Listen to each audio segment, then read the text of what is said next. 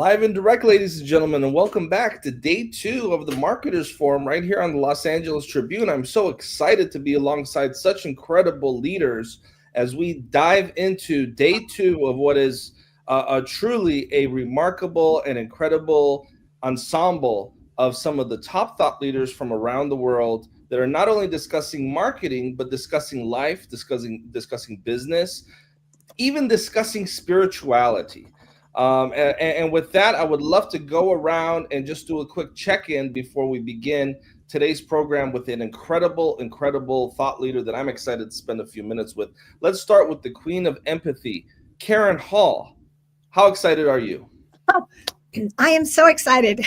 We were just talking. I'm like jumping out of my seat. I'm so excited because I love the concept of tapping into our spirituality with marketing, and to hear Joe Vitale and Dan Kennedy, no BS marketing. I mean, that's what we are all after these days. We don't want the manipulative kind of marketing. We want to have people really see us and really understand us. And so I just think this is going to be the most amazing conversation today. And I can't wait to hear Dr. Joe Vitale talk about the attraction factor, where we don't have to chase people. They'll be attracted to us because we will see them, and we'll have empathy for them. We'll understand them, and we'll be able to have that hypnotic marketing in place. Donna Campbell, how excited are you? You know, yesterday was truly amazing. Today, I believe, is going to be even stellar. That's my new word for today. Because yesterday we set the stage. We had amazing people on sharing their expertise.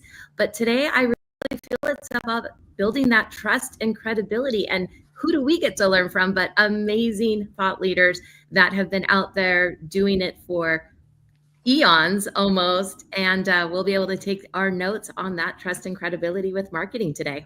Alva Manuel, how excited are you? I am so excited. I can't get the unmute button. How about that? I am so thrilled because I really have learned from the mastery of Dan Kennedy and Dr. Joe Vitale. I've sat on their feet, and I am so thrilled that we get to present them to the world on a global broadcast and be seen by everyone around the world. So I am very thrilled. Thank you for this opportunity, Mo, for the platform that you've created to bring knowledge, to bring wisdom, and all these teachings that are not available in other parts of the world. So thank you. I'm so grateful. Thank you, Alva. Alicia, how excited are you? I'm thrilled, Mo, to everyone tuning in. Please share where you're tuning in from. Ask your questions. I mean, day 1 of the Marketers Forum, it set the tone around conversations around conscious marketing. Marketing is love. Marketing is conscious. These were themes that started in day 1 and are going to continue this morning and throughout the entire day of day 2 of the Marketers Forum. I mean, Dan Kennedy, Dr. Joe Vitale, Joseph McClendon, so many individuals that have contributed so much, not just to the field of marketing, but how people engage with each other, seeing people first, and not just numbers. So I'm so thrilled and excited to be here with you all today. Yeah, marketing is love. The first time I heard that was from Karen Hall. I'm like, wow, that's an interesting concept. The marketing is love. I never heard that one before. Very quickly, Daniel, how excited are you? I'm very excited. I just hearing or watching and being part of day 1 yesterday.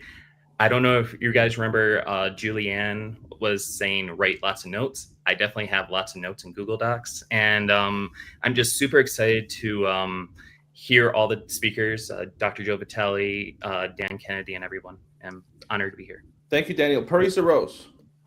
Well, you already know I'm super excited to be here. And yes, I'm going to second what Daniel said about the notes. Reminder, I already have my notes here. If you guys want my notes, I'm willing to give them up and share them, but make sure you sign up. Sign up at the site at the ticker at the bottom. Make sure you sign up. You'll get my notes. I'm super excited because, like Peter Swain said yesterday, that everyone is a great marketer. We've just forgotten how. And I'm excited to hear everyone's input and their shares and their gems to help us remember how. Thanks, Mo. Dr. Emily Letran. Yeah, so I'm so excited to be here. I get to share my mentor on the global stage with everyone. And Mo, thank you for creating the opportunity. We were so excited that Dan agrees to come on because Dan just doesn't do these things. And, He's gonna be sharing some very unique perspective, I believe, because people think marketing is selling, and sometimes it's your story, how you craft your story, and there's so many aspects of your business that you can tap into and use it as marketing. So I'm very, very excited for this. Thank you, Dr. Emily. Rex Sykes. I'm not excited at all. I'm ready. Okay. It's kind of like if you want a car, you can want the car, but once you got the car, you don't need to want it anymore. You can drive it, and that's what we're going to do here today. We're gonna drive home more of these practices and principles with incredible speakers, incredible panelists, incredible guests. So I'm ready. Let's just launch this thing. But the thing is, Karen said, marketing is love, and it's so true. And it's really very simple. It's love your audience, love the people you speak to, be honest, be transparent, be clear, direct, and make an offer. Fantastic. Pretty and cool. with that, we're going to go ahead and kick off the first few minutes. I'm going to bring up Joe Vitale here. Him and I are going to have a powerful conversation for a few minutes. Then we'll bring some co-hosts to join. And with that, Dr. Joe, welcome. Welcome to the Marketers Forum here on the LA Tribune. It's so nice to see you. It's great to see you, Mo, and what an honor to be here. Dan Kennedy has influenced me more than maybe any other living marketer. And he's also the only marketer to come back from the dead since he was in a hospice a few years ago. And here he is walking around and talking and doing things like this. I'm honored beyond belief. This is why I'm here. I am honored, and I want to be able to say I was on this event with Dan Kennedy and Mo Rock. Thank you. How about that? Well, Dr. Joe, a lot of people, of course, in the public eye became familiar with you after The Secret. But before The Secret, you had a very successful career in your own right. In fact, Mr. Fire, a moniker that many people knew you, and still affiliate with you, you were a marketer. You were somebody that was a copywriter. You were somebody that people would hire to help with their marketing at some point in your career by way of consulting. And so you yourself, although a lot of people see you as a spiritual teacher, and you are a spiritual teacher, you were a full-fledged marketer at one point. Is that a fair assessment? Absolutely. Yeah, you're going back in time here. Talk about reincarnation. I'm living multiple lives in this life. But you're absolutely right. Around 1984, my first book was published, and it was a celebration because I was finally published, and it was a disappointment because I learned that publishers don't know anything about marketing. So I had to learn marketing, and I dived deep like I usually do when I learn a new subject. I learned copywriting, I learned advertising, I learned publicity, I learned the ins and outs of making a business work. And then, of course, when the internet came along, I applied what I had already learned and studied to the internet, and I became one of the first internet marketers. I created Hypnotic Writing, Hypnotic Marketing, which are still books that are selling and doing well. And I gained quite a following and a reputation in that domain. And people who have followed my career, I'm in my 70s now, and they've seen that I was in The Secret. They remember back. That's Joe, Mr. Fire, who was doing hypnotic writing for all kind of clients around the world. So yes, I'm impressed that you know that. And of course you know that, but most people don't. Well, that's interesting. And, this is the Marketers Forum. So I'm going to ask you to travel back to the 90s and let's channel Mr. Fire. I don't know how long it's been since Mr. Fire has been channeled, but let's bring back Mr. Fire to here today and talk a little bit about marketing. First of all, are marketing principles universal, or do they have to change by way of the time? You wrote this book about P.T. Barnum, and that book is a book on marketing in many ways. And P.T. Barnum was around before technology, before the internet, before so many things, but a lot of those principles still apply today. What are some of the universal principles of marketing that are timeless that you applied 30 years ago that work just as well today? And what are some principles that maybe are now outdated? Well, first of all, I wouldn't be where I am today if it wasn't for marketing and copywriting. I would not be here. Everything I'm doing has been influenced and is still influenced by what I've learned and what I've adapted and what I'm applying. So I still do it today. I don't talk about it because it's kind of the behind the scenes of what makes my operation work. So I'm still a marketer. I'm still a copywriter. I'm still a publicist. I still do all of these things. And I think anybody in business needs to. Also, because I figured you were going to ask questions like this, I pulled out my own book today. I was rereading it. And I'm thinking, oh my God, what a fun time I had researching and writing this. Because it wasn't just about P.T. Barnum. It was all about the P.T. Barnums of the 1800s and 1900s. And if I update it again, I last updated it in 2006, I'd add even more stories of these people today. Your question about what works and is it timeless? What I put in this book is what I still do today. There are 10 timeless principles of marketing anybody could use at any time. When Barnum was alive in the 1800s, about the only media he had was the newspapers and the print shop. He was making advertising, he was making billboards and all of that. But he still applied all the other 9 principles at that time. Today, we have it easier because we can use these 10 principles and we have technology that we can use to apply the principles to make it easier to get the word out. So you want me to continue here, Mo, or do you want to ask the question? I'm on a roll. I love marketing. I'm ready to take notes, Dr. Joe Vitale. Please. I see that. Well, here's what I tell people, because I get in conversations with people about marketing. And one of the key questions people say is, what's the one thing, what's the one underused, underutilized, underacknowledged tool that anybody could use? And I'm going to tell you, I learned this directly from P.T. Barnum, and I have been using it since the 1980s, and I still use it today. It's publicity. Publicity. Every business, I don't care who it is, sole entrepreneur, it could be a corporation with 100 employees or more, big or small, they can all use publicity. And it's free. It's free. 5 days before P.T. Barnum died, he's on his deathbed, and he says he owes every dollar of his wealth, of his empire, to the newspapers of the world. Because at that time, they were the ones who would distribute his stories. So what am I talking about that everybody today can use and run to the bank with? In many ways, literally. I'm talking about thinking like a reporter and finding or creating a story about your business or yourself or your employees that you can feed to the media.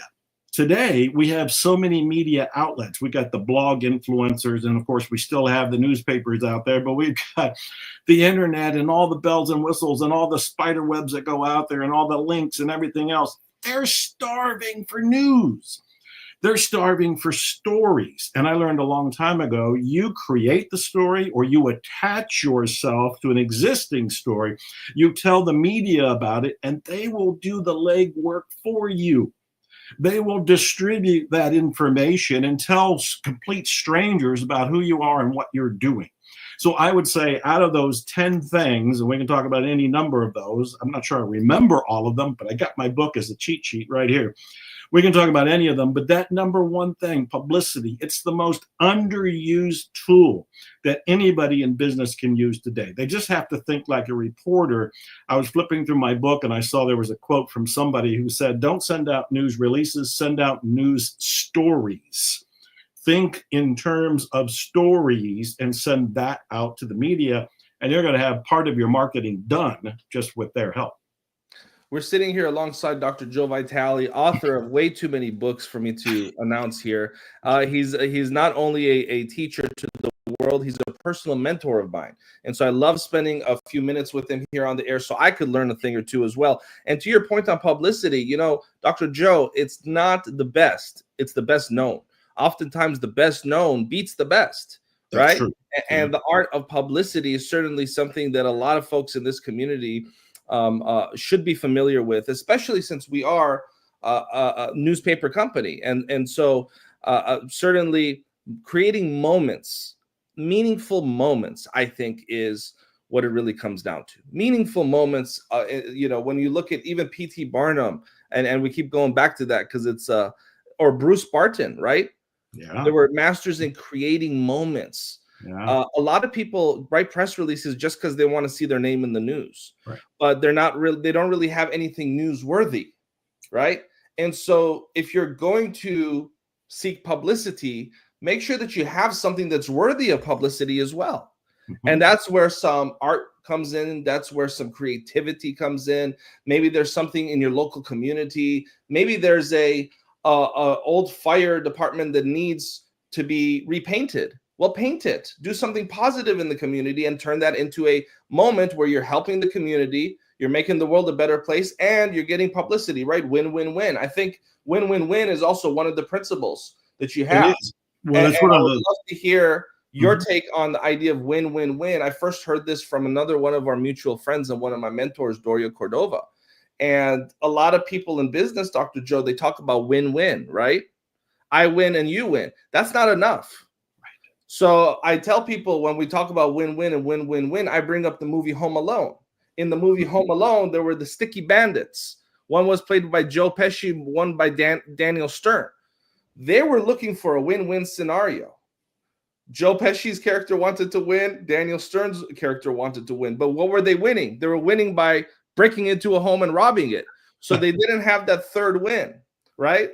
And so when entrepreneurs come to me and they say, Mo, I want to do business with you and I want to create a win-win scenario, I end the conversation right there.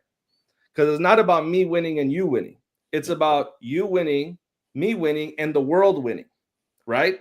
And so I would love for you to take a deep dive into that third W and what win-win-win means to you. Please, Dr. Joe.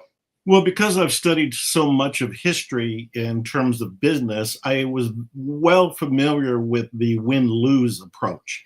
Because of the old school way of doing business was very much about let's get as much money as we can, let's promote whatever we can, let's nail it with the customer. And it wasn't really a win-win. It was more like we win and who cares about anybody else. I saw that from a historical overview. The big change for me is when the internet came along and I started doing business with people that in other situations would be considered to be a competitor of mine. And what we found out is that if we arranged a deal where I won and my competitor, who became my associate, my affiliate, my ally, also won, and we had an eye on fulfilling the needs of our customer, our prospect at that point, they would win. And I loved it because there's very much a spiritual side of me. I think people know it now, but they didn't know it back in the 80s and the 90s because I kind of kept the spiritual Joe in a closet. And I was afraid to come out of the closet. But that mindset about win, win, win, about business being love. I remember in the book you had talked about at one point, The 7 Lost Secrets of Success, about Bruce Barton, that he talked about taking care of the customer. And he talked about loving the customer. And I looked at business at that point, and I said it in the book at that point, that business was the greatest personal development tool of all time. You don't have to go to a weekend seminar. You don't have to sign up for some sort of confrontational event so you can go and find yourself. You will find yourself when you go into business, and you will find your limiting beliefs, and you will find all of your challenges. You will find all of the boundaries you've set up mentally when you are in business.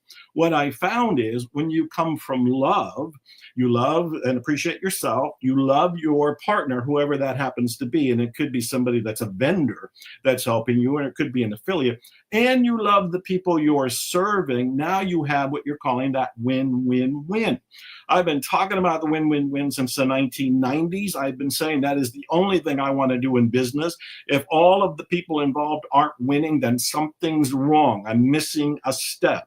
And I know there's a lot of people that don't agree with that, a lot of people that are still out for themselves, and I don't think that's going to cause a spiritual awakening.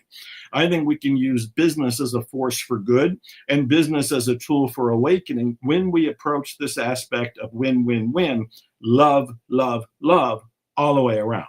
And I can get on a soapbox and talk about that, but I'll pause to catch my breath. No, I love that. And you know, Dr. Joe, that's a beautiful message, and it's a positive message. Now I want to flip. I want to take it away from the spirituality, and I want to go to, although everything is spiritual, you could make a case, but I want to go to something very business, very practical, very marketing, very something that somebody that might not be interested in listening to spiritual ideas will still take home. So let's go back to Mr. Fire. What is something that Mr. Fire did? A tool, a strategy, a technique that was successful that we can share with some of our business owners watching this today? There's a concept called news jacking. You've heard of hijacking, but this is newsjacking. And what you do with newsjacking is you look at what's currently in the news, what's in the headline right now. If you had a front page of a newspaper, what are the headlines all over that page? And you think creatively to find a way to attach yourself, you newsjack, you attach yourself to whatever is currently going on. Ryan Reynolds, the actor who also has his own, I think it's tequila or gin or something, attaches himself to the current news expertly all the time. But you asked about a story. One of my favorite stories, and this goes back to the early days of the internet. This is back in the 1990s and everything. And my website was called MrFire.com. It still is, MrFire.com, my nickname. And I was wondering, how do I get traffic to my website? I'm coming out of nowhere and I have a new website. I might be one of the first on the internet, but nobody knew what the internet was. And we're all throwing spaghetti at the wall, hoping something will stick because we don't know what we're doing. And I looked around and eBay was up there. And I look at eBay going, my God, look at the traffic that's going to eBay. How do I newsjack that and get some of that traffic to go to me? And I'm thinking, well, I can't put my name up there. Nobody knows me. Nobody cares about Joe Vitale or Mr. Fire. That's not going to work on eBay. But I'm looking there and I'm going, my God, celebrities get a lot of attention. Elvis, oh my God, anything related to Elvis, it was all over the place. And then I thought, I wonder how I can attach myself to Elvis.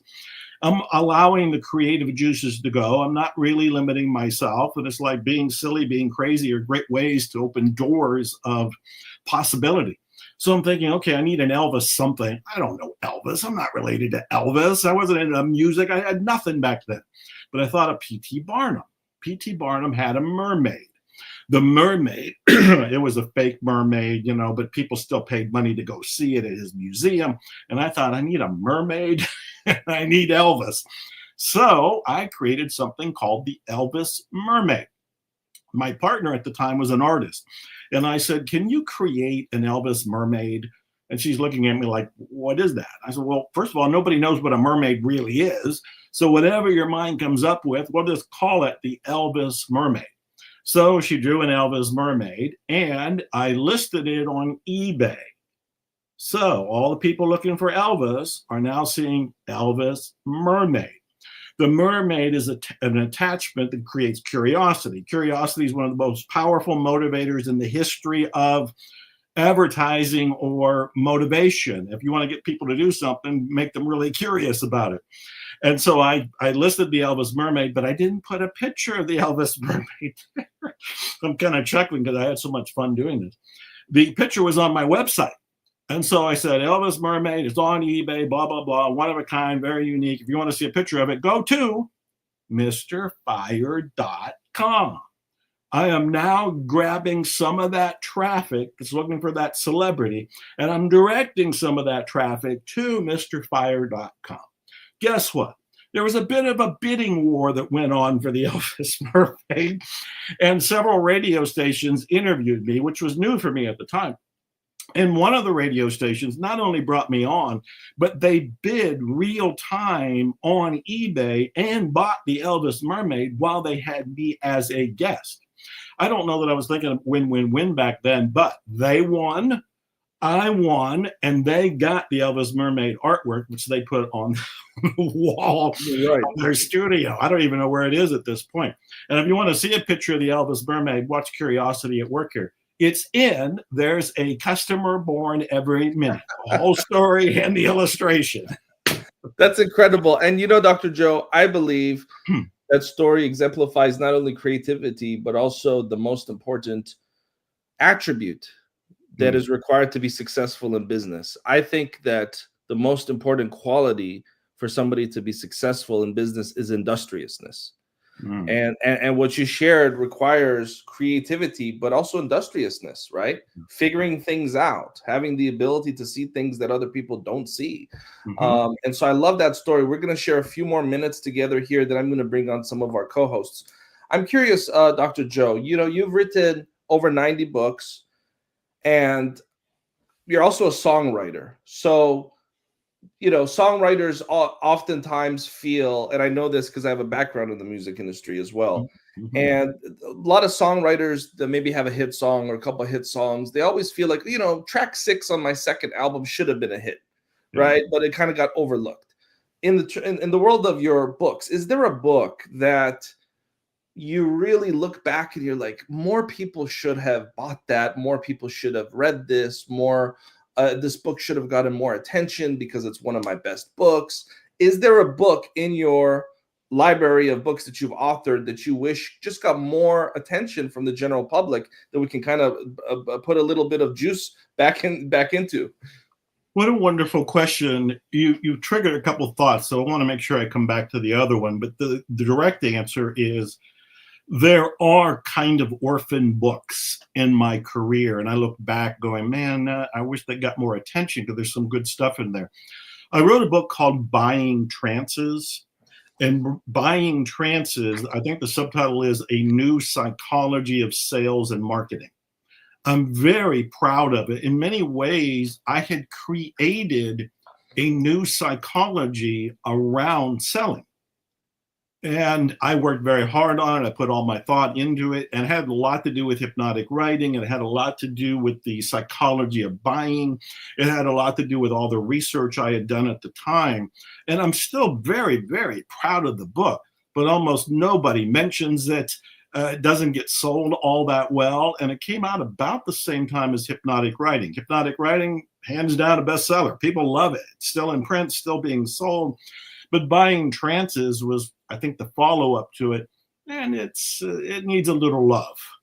It needs a little love. Now, before you say anything, I want to respond to something, because this whole forum is about marketing, and I need to mention this. You brought up me being a musician.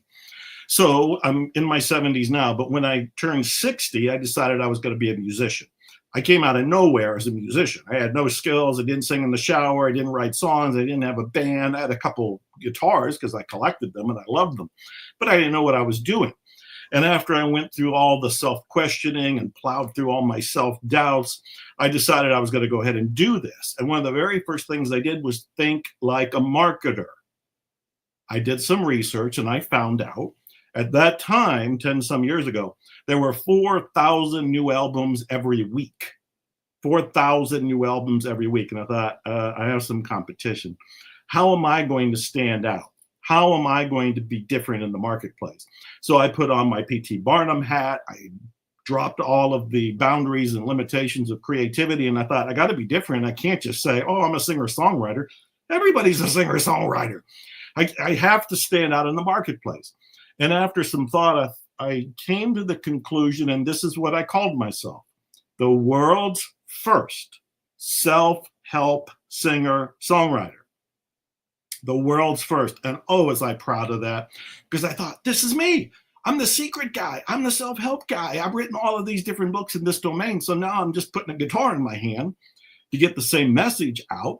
And so the world's first self-help singer-songwriter, and I was in Rolling Stone magazine with that as a tagline.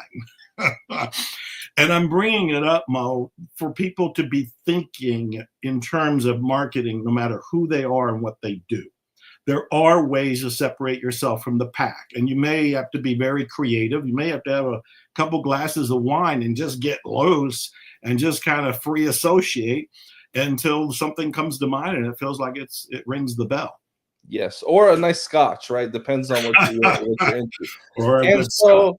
And so I'm going to go ahead and bring my co-hosts up here in just another minute or so here. But Dr. Joe, it's always a joy to spend some time with you. You're a personal mentor of mine. And so it's always a joy to spend a few minutes with you here on the air. I'm curious, is there something that I should have asked you that I forgot to ask you that you could ask yourself here for our audience? Well, I think one of the things that could be asked is, how do you come up with these zany ideas like an Elvis mermaid? Mm-hmm. How do you come up with things that are not usual, like the world's first self-help singer-songwriter? And I think being playful, being silly, being humorous, when I said about the wine, it's to go in that direction. If you have a little bit of scotch, you have a little bit of wine, you're a little bit more relaxed and you can think a little bit more freely. For example, I know you have a French bulldog. I have a French bulldog. And I was talking to some people a while back and I was kidding about it, but I said, you know what? I'm going to create a karate class for French bulldogs. It'll be called Krog McPaw, off the Krog McPaw. the famous martial art, Krav McPaw. And I thought, if I had a dog school or a boarding school, and I've actually met a few of them because I've got our French Bulldog in training right now. I thought I would tell them, look, issue a news release that puppies today get bullied when they go to the park. Right. They need to know some training. They would end up with a news release, and who knows, they might end up with a class with people coming in that would do this. Let me give you one other example, because I so enjoy doing this. Many years ago, I was stuck in traffic in New York City. With a friend of mine, and we were just kind of not going anywhere. And I said, you know what we need? We need an Uber copter. And he said, what's that? And I said, that's a helicopter that you call by pushing on your app. It shows up above you, it drops down a little ladder. You get on the ladder, you get in the copter, and you take off. And we both laughed. And I thought, somebody's going to do it. Mo, just a few weeks ago, it was announced that there is an Uber copter service. I don't know if it's Dubai first, but it's in some country where they're starting it. And this is how you come up with these ideas. At first, they seem like they're ridiculous. They seem silly. They seem funny. And then you go, maybe I can actually make that work. Another thing to that, though, Dr. Joe, and this is something I've seen so many times in my life, is whenever we get an idea like that, when we don't act on it, it creates this void. Yeah. And someone else fills that void, or something else fills that void. As crazy as sometimes these ideas are that we receive, or as big as they appear to us, like, how could I possibly do that? If we get these moments of inspiration, it's for a reason. And if we don't act on it, I really believe on some cosmic level, on some cosmic level, it's like, this is something that the universe needs done. Are you going to do it? Nope. Okay, next. Are you going to do it? Nope. Next. Are you going to do it? Nope. Next. And it's almost like this empty void of what the universe needs done. It just sends out invitations to people. And so if you don't act on it, I really think that it's almost as though you're not fulfilling your full destiny. Yeah, and those ideas come as gifts. That's why when I get an idea, more often than not, I stop the car, I stop whatever I'm doing, and I try to start to manifest it, because I know I didn't pay for that gift. It came as a gift to me. It's an idea that if I don't act on, somebody else is going to act on. So if it's at all possible, I want to go and do it.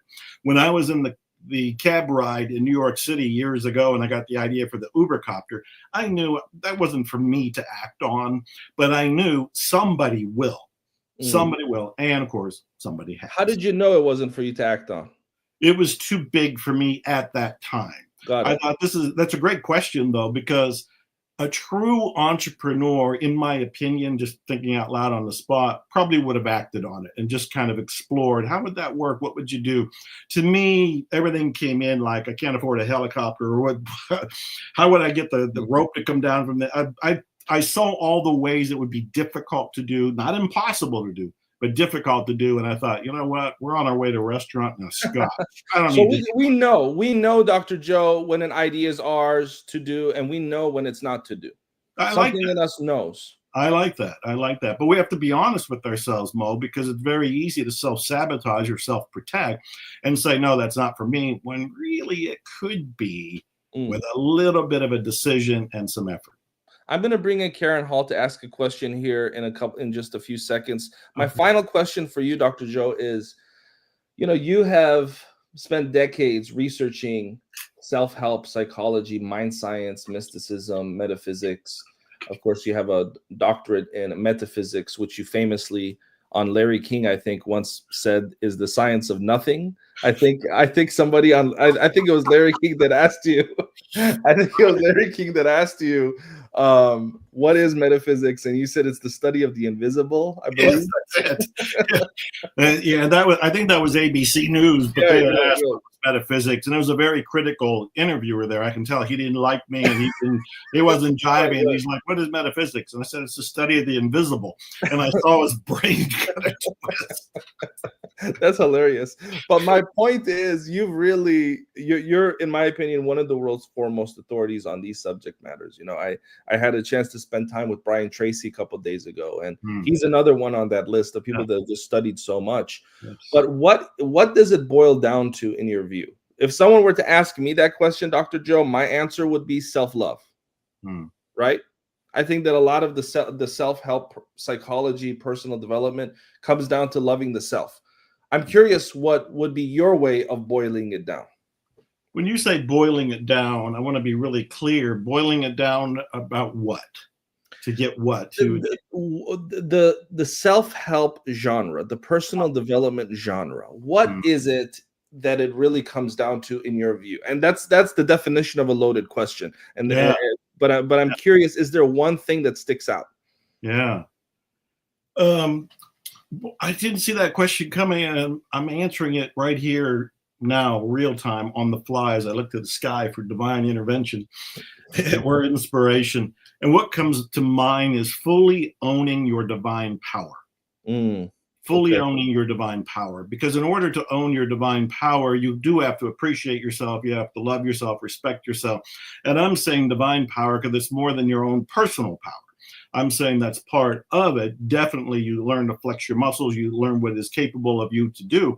But also there's something deeper and bigger, and that's when you align with what we'll call the spiritual force. Some people might call it the God force. I'm saying your divine power. This enables you to create by God miracles. And by God is actually a chosen phrase there, because it's not you just creating the miracles. By God, meaning you got some help to create the miracles. So I would say owning your own divine power.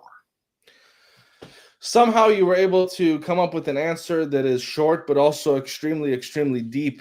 Only Dr. Joe Vitale could do that. I'm going to bring up Karen Hall, who I believe has a question for you, Dr. Joe. Then we'll have Donna, Alicia, and Rex join us. Karen, please, a question for Dr. Joe. Hi, Karen. Hi, Dr. Joe. Oh my goodness. I just love this conversation. And I love what you just said about knowing our divine identity and owning it. And I think that's so crucial. And when you said that you'll find yourself when you go into business, I just think that every time we up level, we have to uncover more limiting beliefs within ourselves. And so I wanted to know about your process of what you learned about yourself when you went into business. What I learned about myself. I learned that I could do the impossible. And again, I'm reflecting on this wonderful question right here, real time, in the moment. You have to remember that I grew up insecure, immature, terrified, but full of big dreams.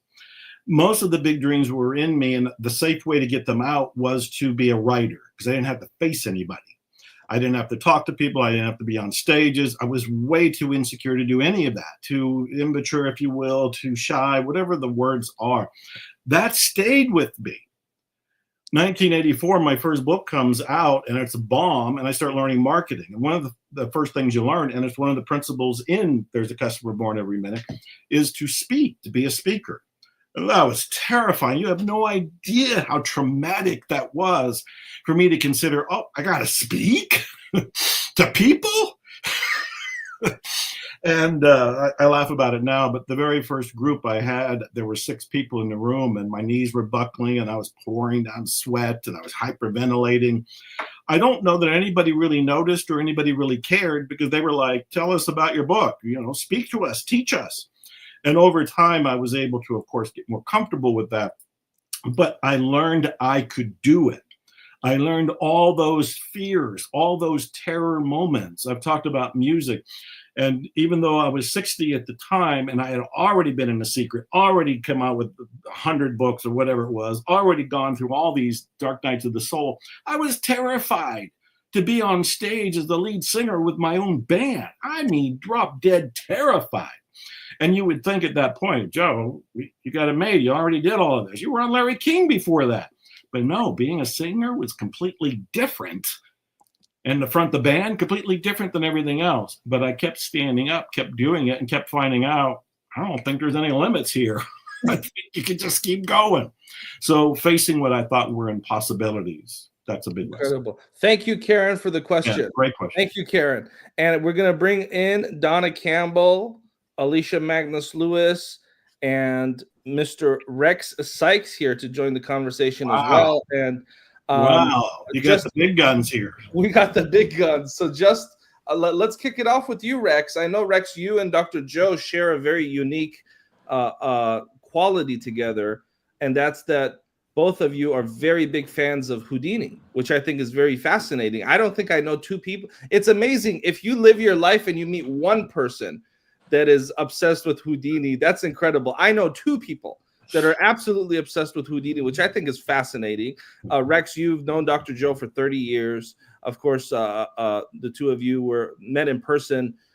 What was that, a year ago now? No, a few months ago. A few months ago in Temecula, which was such a beautiful, beautiful experience for everyone that was there. They know what I'm talking about. Rex, I'd love for you to just chime in and share what your thoughts are here today as we're alongside Dr. Joe Vitale. Rex Sykes. Well, I love Joe Vitale, and the more that I get to know Joe Vitale after more than 35 years, we finally met in person last May, but we've known each other forever. And he's helped me out, and I think I've helped him out, and we've gone back and forth. Joe, I don't know if you remember, but I came to Joe, I think around the turn of the century, and I said, look, I train and I do all these things, that, but I want to do my speaking career, and I'm looking for a hook or a handle to do it. I was doing mind reading. I was giving demonstrations of how we work with thought and body language and things, and I was doing keynotes and traveling around the world doing that. So Joe comes up with, hey, why don't you be the world's first motivational mind reader?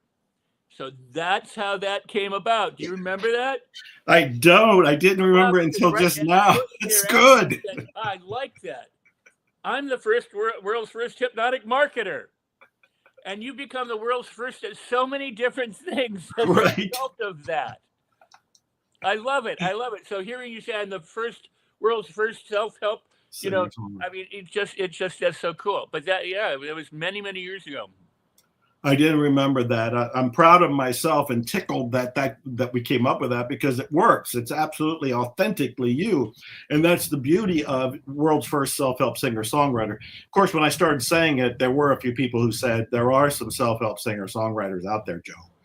But they weren't calling themselves self-help singer-songwriters. And that was the key difference. First, the marketplace is the one who usually captures the audience. So, yes. Well, and that's what I learned from you, because I would never have called myself the world's first motivational mind reader until you said, call yourself the world's first motivational mind reader. I was like, oh, all right, I'll do it. And I love it. And it worked. I love it. And it's followed me ever since. But yeah, beautiful. Thank you, Rex. And it's great to see you. I love you. It's great. You bet, Swami. One of the things that I love about you, Dr. Joe, is that you're so candid and authentic in everything that you share, your speaking, the storytelling, because you're really sharing how it is. And I know in The Secret, when that came out 20 years ago, it was such a catalyst for change for many of us, because that really opened up the doorway, the consciousness to the new phrasing, law of attraction. Yeah. Now, here's my question for you, because I've been backstage listening to the entire conversation. You have all of this marketing experience. And my question for you is, how has the marketing experience for you, the things that you learned, prepared you for things like the movie The Secret, using law of attraction, attracting the clients in, and sharing everything that you've learned? Wonderful question. There's at least a couple layers to this. First of all, because of my deep dive into marketing and copywriting way back in the 80s and early 90s, I was able to stand out in things like the movie The Secret, meaning I speak like a copywriter, I think like a copywriter, I act like a marketer, which makes me stand out a little bit more than the other people who kind of go in and don't know what they're going to say, don't think of what the people want to hear, don't speak in terms of their needs, they just think of themselves. And so I think I was prepared for it because of marketing and copywriting. The second thing is I was prepared for it because I already learned that life is an inside-out approach. And I was working on the inside. In fact, I don't know that I had the terms and the words back then, but I was designing my future by playing with the energy within me as if it was silly putty, or it was plastic, or it was Legos. And I go in and it's like I snap all the pieces together in myself first, so that when the phone rings, it's not too much of a surprise. It's like, well, I kind of made it happen. You know, I at least co-created it. It was my job to answer the phone, and my job to say yes, and my job to get on the plane, and my job to show up in front of the camera. But I kind of pre-paved it. In fact, let me tell you a quick story, if I have a minute here. A lot of people have heard how I got into the movie The Secret. And here are the two ways I got in. One is more important than the other one. The obvious one that I talk to people about when they say, hey, how'd you get into the movie The Secret? And I'll say, well, I wrote a book called The Attractor Factor. Rhonda Byrne, the director, was given the book, read the book, called me up and said, I like your book. I'm making a movie on the law of attraction. I'd like you to be in it. And then, of course, long story short, I said, yes, I'm in the movie. That's what I tell the public. Here's the behind the scenes secret way that I got into The Secret. I was in a mastermind at the time. And we were meeting weekly at a little restaurant. And we went in one day and I said, and this is totally out of the blue, I said, I want to be in a movie. Nobody there had movie experience. Nobody there had any connections. And in fact, they probably thought I was a little off the charts with my dream, but they knew as a good mastermind to hold the vision, hold the intention. So I said, I want to be in a movie, but I said, I don't want it to be an independent flop of a movie nobody ever hears about. It needs to be a hit. And I said, I need to have a featured role. I don't want to be the guy that's sitting in the bar in the back with his back to the camera, and I got to tell everybody, that's me over there. No, I want to be in a visible role in a hit movie. A month later, I got the phone call that put me in a visible role in a hit movie. So it's really about commanding it into existence. I don't know if it was commanding it or receiving it. And I'm saying that purposely because one time, years after The Secret was out, I was sitting with Rhonda Byrne. We were in Hawaii, and it was just her and I, and we're talking. And I said, did you feel like you created the movie The Secret, or did you kind of receive the movie The Secret? And she thought for a very long time, and she said, I called it into being. That was her term. I called it into being. But when I reflect on the things that I've created, the ideas feel like they are inspirations that descended on me. And I could say I called it, but it's more like I opened my arms and received it. And that's just, my take on it. I love that. I absolutely love that. Alicia? That's so wonderful, Dr. Joe, because you talked about you receiving it, right? Yes. For individuals that we've talked today about creativity, playfulness, intentionality, for people that are trying to make changes in their business, trying to connect with people in their communities, what are ways that they can cultivate the faith and the understanding that if they put that intention out there, that they can create space to be able to receive what to do next or just how to be next? Yeah, it's a wonderful question. I think the very first thing is to pay attention to this event in particular. You're looking for all the insights, you're looking for all the tools, but more than that, you're looking for the reminders that this material works. The stories I share, or Dan Kennedy or Rex or any of the other people that are here over yesterday and today, these stories are reminders that this material works, which helps build the faith within you to go out and try it. I'll give another story to answer the question, but also to give people the very thing I'm talking about here.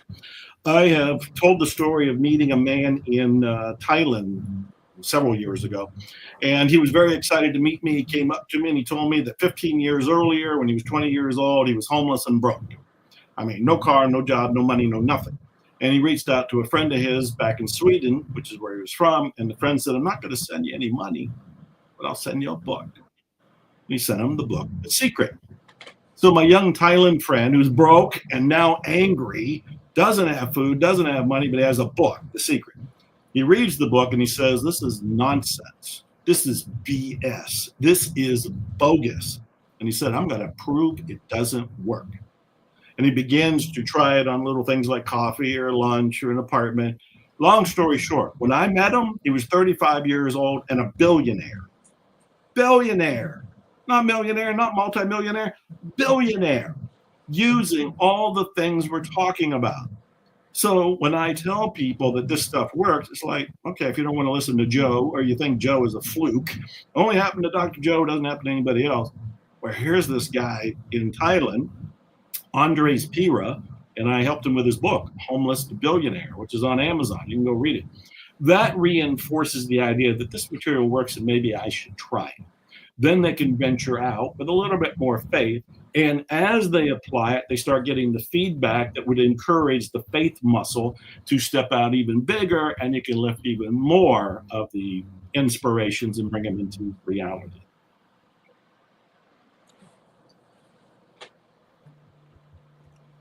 That's so powerful. Wow. You know. Joe, you rock, buddy. You rock. Oh, thank you. Hey, I'm only here because I want to see Dan Kennedy. We are all He's my hero. He's my hero. He's an icon. My God, talk about a living legend. Wow. He really is. Go ahead, Mel. Well, we have a few more minutes before we actually do bring on Dan Kennedy here. And I want to just quickly, as we close out, plug that Dr. Joe Vitale is a part of a very, very big film project called Pillars of Power. Here's a promotional poster about it. What is true power? And this is a film brought to you by the Los Angeles Tribune, co-produced by Dr. Joe Vitale. Donna, I want you to talk a little bit about this film that also features the legendary Brian Tracy, John Asraf, among other people. Donna Campbell, please. Yes, the Pillars of Power is really all about the hidden secret to achieving greatness, because as leaders, we're always looking for success and the things externally, but really what is that secret that we need to follow? And we have identified 5 pillars, and they are relationships, money, spirituality, health, and mental wellness. And so we're just thrilled that we are able to put together and have really what is your own true power with the Pillars of Power, and Dr. Joe Vitale alongside of us with us as executive producer. So it'll be coming out fall of 2025. And I hadn't even seen the cover there, the image there until now. It looks fantastic. What is true power? Wow. Yes. One of our promotional posters here. So we're really excited, and we are very, very pleased and blessed to have you with us, Dr. Joe. It's my honor. Thank you. Can't wait. Yeah. And it's so interesting, the Pillars of Power. It's really at the intersection of science and spirituality and what that means in terms of how you show up as a leader, but in your own life. And what's really remarkable and beautiful about the Marketers Forum and the conversations that we're having over the next few days that started yesterday is really that connection is spiritual. Right? Connection is conscious, and that's how you can really grow community. That's how you can connect people with the products and servicing, because you're serving the world. And Dr. Joe, I mean, the books that you've written, but how you move throughout the world is really a masterclass in how to build community and how to connect, through spiritual marketing, through karmic marketing. So Dr. Joe, thank you for all of your contributions. And thank you for leading this conversation today, because this is a different kind of conversation. You've been leading the charge with this, but these conversations continue. And as more people walk into their own consciousness, that's how you win for yourself, win for another person, and truly win for the world, like you and Mo shared earlier today. I'm speechless. Thank you. I'm honored and giddy to be here. Dr. Joe Vitale, ladies and gentlemen. And with that being said, I think we're going to take a break, and then we'll be here with Dan Kennedy in a few minutes. Right, Alicia? Yes, we're about to go to a commercial break. And then right after our commercial break, we are going to be live right here with Dan Kennedy. Stay tuned, everyone. Welcome to the Los Angeles Tribune page. Here you will find original news programming, exclusive digital events, and shows that are directly from the community. At the Los Angeles Tribune, we believe in giving a voice to the voiceless. We are proud to be the only national brand to empower everyday people to make a difference. Since 1886, our reputation has been built on truth and responsibility. Thank you for watching and making a difference. For general inquiries, contact today. Thank you on behalf of the Los Angeles Tribune team.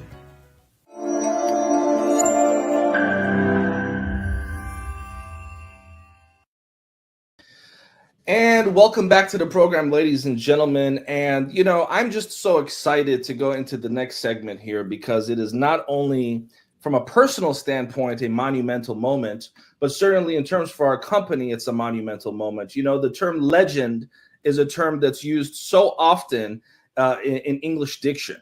Legend this, legend that. This person's a living legend. And it's so overused that it's actually diminished the power of that word. But today, ladies and gentlemen, as you can see, we are alongside a true living legend, the one, the only Dan Kennedy. And I want to let folks know this is not BS. That is not AI. That is really Dan Kennedy here with us. And it is truly a pleasure and privilege to have him here. Now, before we start this interview and segment, I want to go ahead and ask my co-hosts very briefly, how excited are they? Starting with someone that, like myself, is a student of Dan Kennedy's, although in my case, it's been from afar. In her case, it's been more directly. Dr. Emily Letran, how excited are you to spend some time today with Dan Kennedy here on the Los Angeles Tribune? Well, thank you so much, Mo, for creating this event. And I am always honored to be with Dan Kennedy. As a refugee coming from Vietnam back in 1981, I've been studying from Dan since, I think, 2010, and learning from all of his students, really, who are leaders in their industries, and then finally making my way to actually working with him as a private client. I drag everybody to Dan's event, even my daughter, who just graduated from dental school.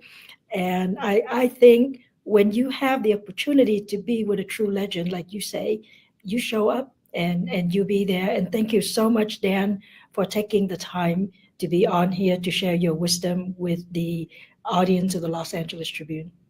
Thank you. And Michael Silvers, how excited are you? You know, it's such a pleasure, Dan, to have you here because our audience is not only worldwide, but they're watching from villages even. They're watching from positions of how can I get more information and how can I meet somebody like this? And you're bringing this to them. You're allowing them to take this information and knowledge and move it forward. And I'm really excited because it's been a long time. I've been around this industry for 25 years. And Dan, I've heard your name for 25 years. So, you know, and a lot of the people I've worked with who have been successful have done it on the back of or the learning from you. And I want to thank you so much for bringing that, because that also gave a lot of us the ability then to turn around and be of service and to give our gifts to other people around the world. And it's a blessing to have you on today in the Los Angeles Tribune. We're just so honored to be here. If I could get you guys to follow around and do my introductions. Well, you know, Dan, if there's anyone I would do that for, it would be you. Now, I'm going to selfishly, and I'm going to apologize in advance for my selfishness here. I usually do a good job of taming that part of my nature, but I can't resist in today's case. I'm going to kick off with the first set of questions here and guide the conversation. So perhaps the most influential program in my personal life, certainly up there with the top 2 or 3 that have impacted me positively, is the Wealth Attraction that you created about 20 years ago, in 2004, 20 years ago. And what I love most about that is that it was not just about marketing, it was also about mindset, right? You laid out some very practical tools that a person can use that I've practiced, and the stuff actually works, folks. And one of the things that doesn't get talked about too often that Dan Kennedy teaches is actually to give money away. And so it might be a kind of an odd starting point here, but I just can't help myself. The concept of giving money away, Dan, the concept of sharing wealth, the concept of tithing, how has that impacted your life, and how important is it for entrepreneurs to start implementing more of that? Please, Dan Kennedy. So the wealth account and giving account system which is described in the Nobius Wealth Attraction book. It actually came from somebody that worked for me as a speaker many years ago. His name was Foster Hibbard. And it's based on a key principle enunciated by Dr. Edward Kramer as the size of the hole you give through is the size of the hole you can receive through.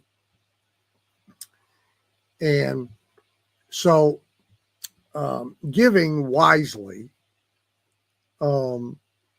is, if you set aside the moral reasons to do it, about which we might disagree one way or the other, you can justify it purely from its practical effects. And nobody can really tell you in totality why this happens.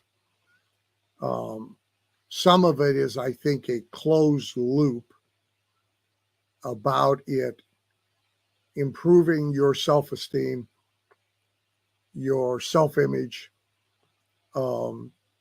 your positive relationship with money,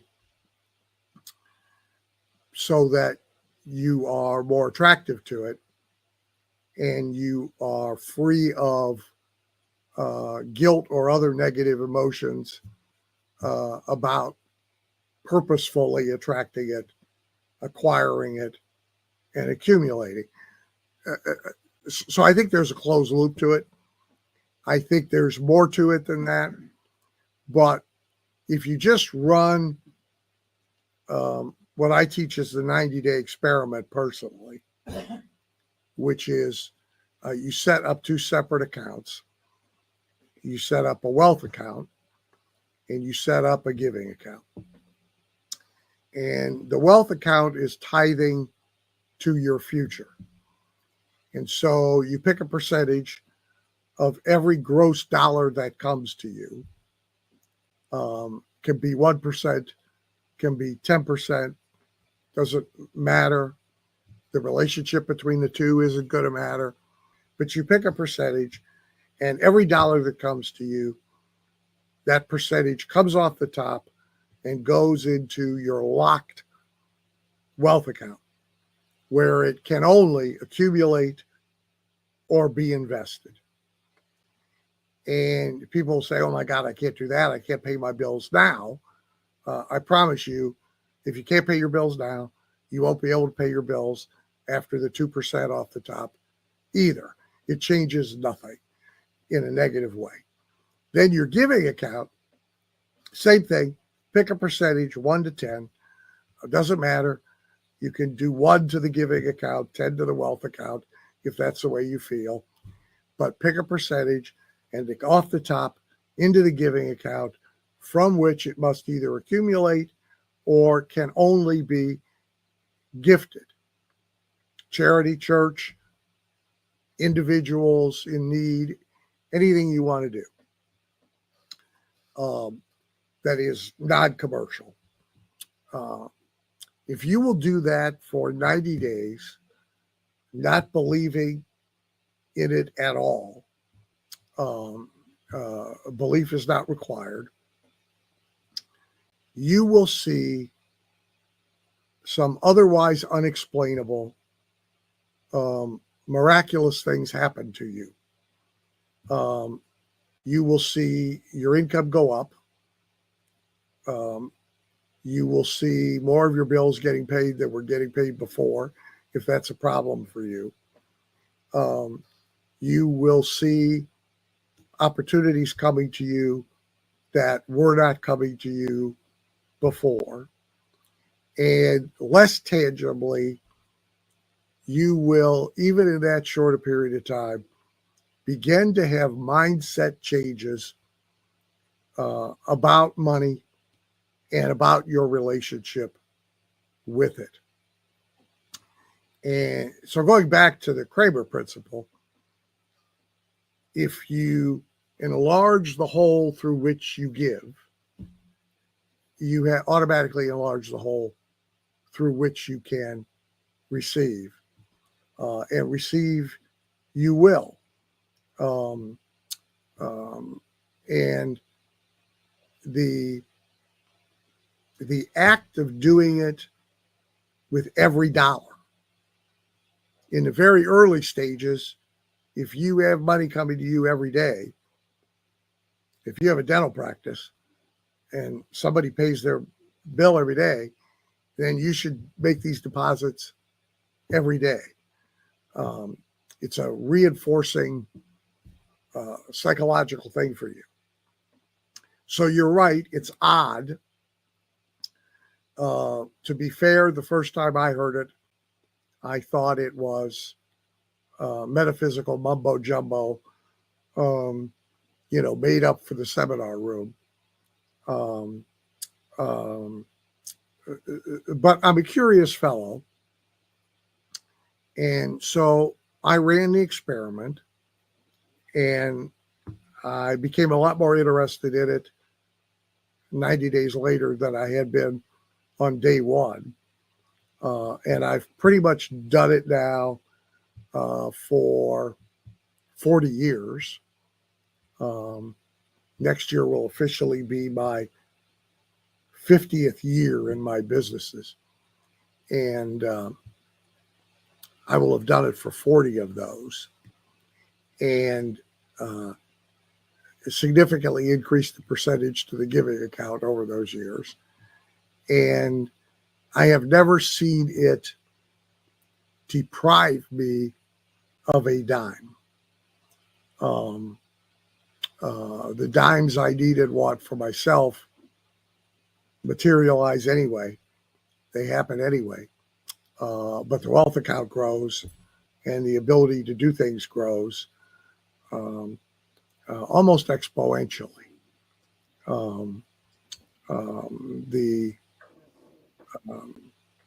We've gone from being small donors to barely 6 figures in a year donors to almost 7 figures in a year donors. And you would think that would leave you with less money of your income, but it does not work that way. It works quite the opposite. It's interesting that you picked it. Yeah, well, thank you, Dan. And the reason why is because I think it's a overlooked principle that you've taught. I think that a lot of the other principles get attention, but I don't want that to get glossed over. I think it's important for us to also promote that principle in terms of just social responsibility amongst entrepreneurs. I think it's important for us to start practicing the act of giving. And in your words, in the Wealth Attraction 6-hour program, of which I have pretty much memorized, you said it's the damnedest thing that works, right? But it certainly does. Now, I don't want to monopolize the time. I'm going to kick it to some of my colleagues here, Dr. Emily or Michael Silvers, if any of you have a question. We are here, folks, with the living legend, Dan Kennedy. Michael, please. Yeah, I did. So Dan, because I'm just, this is a conversation, right? And this is fascinating because I knew this 25 years ago and started to use it myself. And I also found that when in rooms, we took your concepts and what you taught and we taught it to children, they much easier took the concept than if you told an adult. How in your rooms did you break down some of those barriers to get people to actually do this?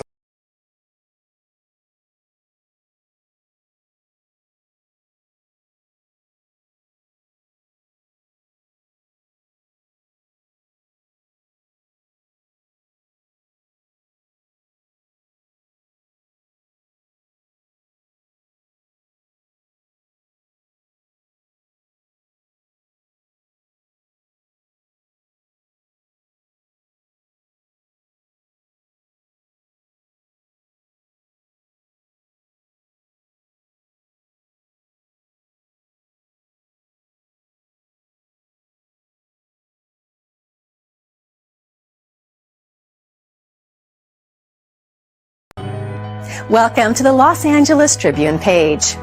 Here you will find original news programming, exclusive digital events, and shows that are directly from the community.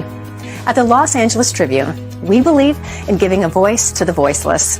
We are proud to be the only national brand to empower everyday people to make a difference. Since 1886, our reputation has been built on truth and responsibility. Thank you for watching and making a difference. For general inquiries, contact today. Thank you on behalf of the Los Angeles Tribune team. Enlarge the hole through which you give. You have automatically enlarge the hole through which you can receive. And receive you will. And the act of doing it with every dollar. In the very early stages, if you have money coming to you every day, if you have a dental practice and somebody pays their bill every day, then you should make these deposits every day. It's a reinforcing psychological thing for you. So you're right, it's odd. To be fair, the first time I heard it, I thought it was metaphysical mumbo jumbo, made up for the seminar room. But I'm a curious fellow. And so I ran the experiment and I became a lot more interested in it 90 days later than I had been on day one. And I've pretty much done it now for 40 years. Next year will officially be my 50th year in my businesses. And I will have done it for 40 of those.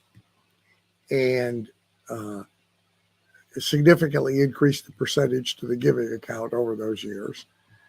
And I have never seen it deprive me of a dime. The dimes I need and want for myself materialize anyway. They happen anyway. But the wealth account grows and the ability to do things grows almost exponentially.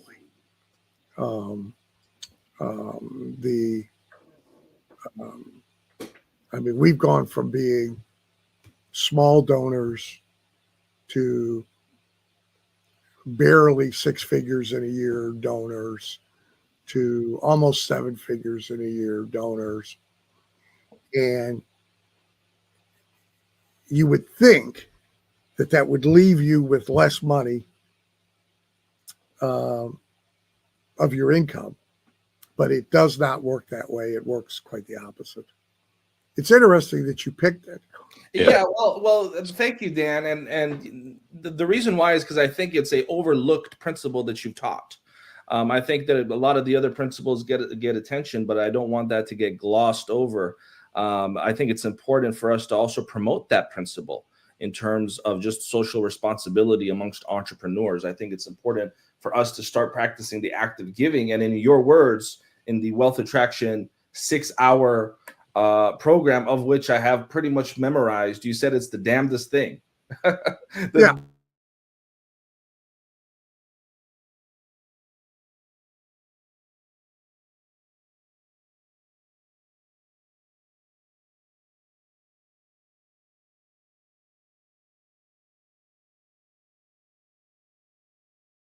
Right. And this is fascinating because I knew this 25 years ago and started to use it myself. And I also found that when in rooms, we took your concepts and what you taught and we taught it to children, they much easier took the concept than if you told an adult. How in your rooms did you break down some of those barriers to get people to actually do this? And I want everybody to listen to this because it pretty much the presentation of any new or different or unorthodox principle, strategy, or tactic to adults is tougher than to kids. Now, it's easier to high-performing adults. For them, all of their accumulated experience helps them process something new. And they tend to be very opportunistic.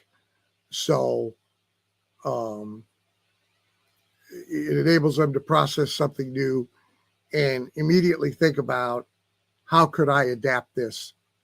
How could I use this, right, for myself, for my business, for my family? And so all sorts of innovations.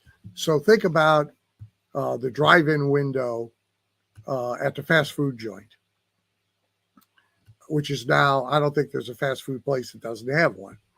Okay. But there was a day when none of them had it. And it came from banking.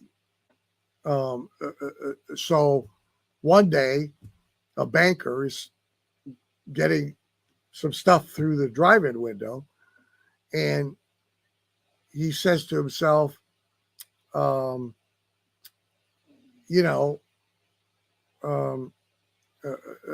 restaurant owner is at the bank, excuse me, and he is making a deposit out at the drive-in window, and he says to himself, I don't think we could put the milkshakes in tubes, but otherwise, this could really work for us. Now, what's remarkable about that is how many other restaurant owners that year went through the drive-in window at the bank and made a deposit or cashed a check and never had that thought. So it's the capacity to have that thought that you don't immediately rule out anything. You're really curious. You're really opportunistic.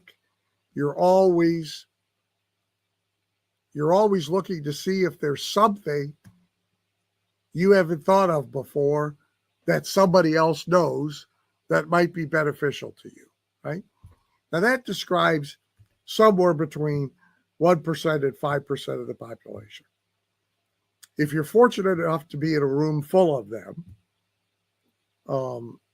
in many cases I have been as a consultant or as a speaker,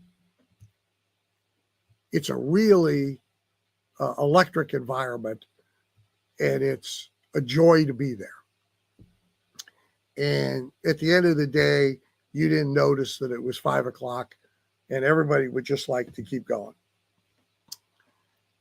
The other adults, the majority of other adults have used their accumulated experience to build walls and to immediately reject ideas that don't perfectly fit what they already know and do. So like the worst answer ever from a business owner is, that's not the business we're in. Maybe, but does that preclude the idea? So if you look at Disney over the years, right? Disney was a cartoon studio. Then it was an amusement park. Then hotels. Then, if they'll stay in the park for 2 days and they'll stay in our hotel for 3 days, will they get on a boat for 7? Yep. Now we're in the cruise ship business. Then we cruised somewhere and we let them off and they run around in that town and they buy a bunch of stuff. Would they be happy never going anywhere but our island? And we cruise out there and let them off and they run around and buy a bunch of our stuff and they get back on our boat. Will they do that? Yep. gee, if they'll stay at a hotel for 3 days, will they buy the room as a timeshare and come 9 days a year? Yep, they'll do that. But at any point, everybody could have said, well, that's not the business we're in. We're not in a cruise ship business. We don't know anything about the cruise ship business. We don't want to talk about the cruise ship business. So the overwhelming majority of adults, that's their reaction. Mike Vance, you would all like Mike if you've never listened to Mike. He's deceased, but his programs are available, Adventures in Creative Thinking. Mike worked with Walt personally, and he developed the first Disney University program for staff. And Mike said that if 95% of the people were in charge of things, we'd be lighting our rooms with bigger candles, and we'd be going to work on faster horses. So that's the majority of adults. Now, kids actually operate very much like the high-performing adult. For a different reason, they don't have much experience. So there's no accumulated experience to get in their way. So their curiosity is very high. Their open-mindedness is very high. And they're very opportunistic. Right? So they're looking, can I adapt this some way to get more candy when I go trick or treat? Right? Can I adapt this to get my parents to let me have a pony? Can I? So the kids and the high performing adults, for different reasons, behave exactly the same way. The rest of them, you're right, they're very tough. And you can't just lay an idea out there. You can't even just lay a fact out there. You have to sell it. And often you have to spend some time selling it. And you'll still only penetrate a relatively small percentage of them. But hence 6 hours talking about a subject rather than just, here's a book. Better the book than nothing. But the reality is that set of principles and strategies needs about 60 hours. It needs to be sold. And as an aside, we do people a disservice by not selling them on selling.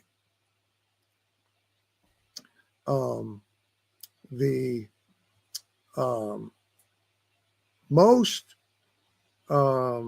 formal educations and certifications and talents and skills and businesses are of little value unless they are matched with selling. Dr. Emily's daughter just graduated from dental school and right into private practice. And most don't do that. Most get a job.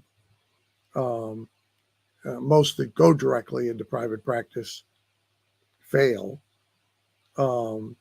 because they think it's about the dentistry. But the clinical is of very little value if somebody can't sell a patient on getting it. Her daughter is closing $20,000 cases. And I don't know how many months out of dental school, but not very long. And now that makes her education more valuable to herself and to patients. Her clinical skills more valuable to herself and to patients. All of it more valuable to herself and to society. And I grew up, I was born in 54 and I graduated high school in 1973. Sort of the post-World War II boom era in America. And selling was a big part of American society. Anybody that wasn't doing it for a living was often doing it as what we now call a side hustle. The direct selling companies like Tupperware and all the other party playing Stanley, there was like a party, a home selling party in most neighborhoods once a week. And kind of everybody was selling something. And in more agricultural areas, which I spent time there, the product went from the greenhouses, but it didn't all go to the grocery stores. It went to the kids who set up stands out by the street and sold. Everybody was kind of positive about it. And there was an army of salespeople out loose in America, walking in every business, doing in-home appointments and so forth. And over time, for a variety of reasons, we've sort of diminished that in society.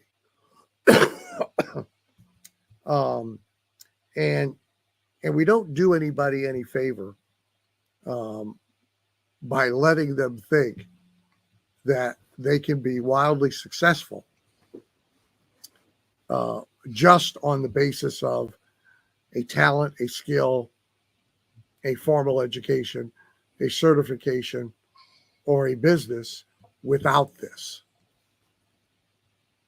You know, before I kick it off to Dr. Emily, there are a lot of sales trainers watching this. There are a lot of business owners watching this who have spent so much time and energy to encourage members of their team to learn the action of closing deals. And it's a frustration that many people can empathize with, having team members or having individuals or even entrepreneurs that will do absolutely everything under the sun, except for the transaction point, right? The most beautiful, gorgeous graphics, the most beautiful, gorgeous videos, the best presentations, the conversations, the asking about the family, everything you can imagine, except for closing the deal. Dan, what is the deal with that? Why do some people just not have the ability to close a deal? Well, they all have the ability, but most won't do it. And see, anytime that you teach tactics and give tools to people who are not committed to the principles that produce the strategies that make the tactics work, you are you're spinning your wheels. And so this is largely about a person's attitudinal and emotional relationship with what they're actually doing. I had clients for a number of years in the home fire alarm business. And at a time when it was a $8,000, $9,000 sale made in the home at the kitchen table. And the biggest difference between, to your point, everybody got taught the same presentation. Everybody had the same product. Appointments were set for them. By and large, the prospects were the prospects. Everybody had the same media tools to use to sell with. But the success in actually selling a wide range from great to starving, largely having to do with wimping out when it came time to ask for the order. But that had to do with what they believed about what they were doing.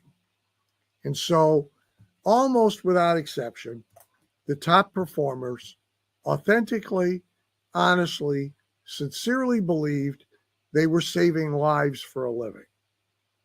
It wasn't just a corporate slogan. They bought that. Okay? That they weren't so much as, selling tin cans with alarm devices in them. They were saving lives for a living. And because of that, they were extremely reluctant to give up on a sale, because that night could be the night that house goes up in flames and that 6-year-old kid burns to death. The ones who were not very successful because they were weak about closing the deal, when quizzed and pressed and talked to about this, had not bought the underlying concept about what they were doing. They saw themselves as salespeople trying to close sales purely for their own a commercial purpose. Not that there's anything wrong with the commercial purpose. There is not. But that alone does not breed conviction and courage. So organizations try and fix this with one new sales training program after another, after another, after another, as you described. And it is like if you give somebody a gun for self-defense purposes, there's the tool. And you teach them how to use that gun. And you drag them to the range, and you even get them skilled and adept at using that gun. But if push comes to shove, and there's a potential evildoer coming through the window on their back porch, and they won't pull the trigger, all the rest of it is of no use whatsoever. So if we haven't addressed what's your philosophy about life and death and right of self-defense and right of property defense and how you feel about all that, but we do all the rest of it, we're unlikely to get a good result. And in that case, we might even get a bad result. And the same thing is true about the end of a sales process. Now, the other thing I'll quickly say is the better the marketing is, the less you have to, quote, quote, close the sale. The sale becomes a seamless, natural, organic part of a process. So if the person to be sold to has been properly selected and they have been properly prepared by marketing, the sales professional's job gets a lot easier.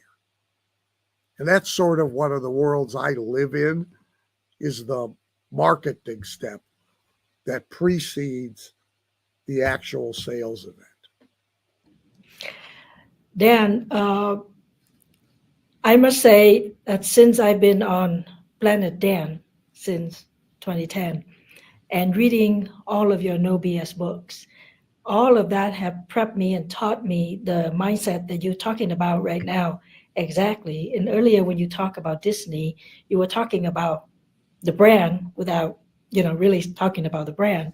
So for a lot of us, the entrepreneurs, the business professionals, the doctors, the dentists, the doctor of optometry, all of us, a lot of time when I'm working with clients, they understand the tactics, like you say, they are armed with the knowledge and everything, but that mindset is not quite there. And a lot of time when I'm learning from you and when I'm teaching them is the understanding of positioning yourself as an expert, which of course you beautifully do that for many decades. When people want to position themselves as an expert, it also helps to leverage other brands that are known. So for example, the Los Angeles Tribune, or I've been featured on the Profitable Dentist, or the Dental Town, some of the industry magazines that are known. How do you want to encourage people or teach people or push people into becoming an expert in their field, in their town, in their community, so they can easily close the sale, like you say, given the fact that they've done some of the marketing or all of the marketing? What is the best way in your mind to get somebody to think, I'm the expert, and it's my job, it's my duty to go out there and save lives? So there's two aspects to this. So one is legitimacy. You don't really want to be the mouse that roared. It's better to be the lion that doesn't have to, but you don't want to be the mouse that roared. So in order to position yourself as a trusted advisor, an authority, an expert, it's really helpful to pick something and narrow it enough that you can legitimately be expert in it, that you can know a lot, and that you are very familiar with what it is that that you are going to position yourself as an authority of. I have, because my total topic range is broad, I have gotten clients from time to time over years who wish to ask me questions about marriage and male-female relationships. And I steadfastly refuse to answer them. I'm long married. My third wife is my second wife.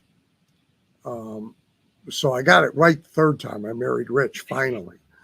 But I tell people, I don't know why she left. I don't know why she came back. I don't know why she's here. I'm clueless.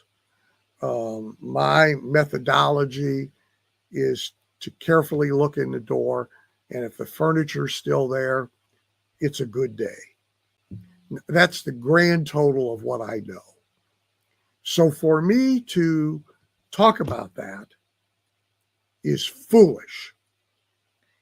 And there are people who do, in my field, my broad field, success education, there are speakers, authors, etc., who do themselves and people a great disservice by either hopping from one trendy fad topic to another, or by presenting themselves as masters of everything and opining and trying to be an expert about everything.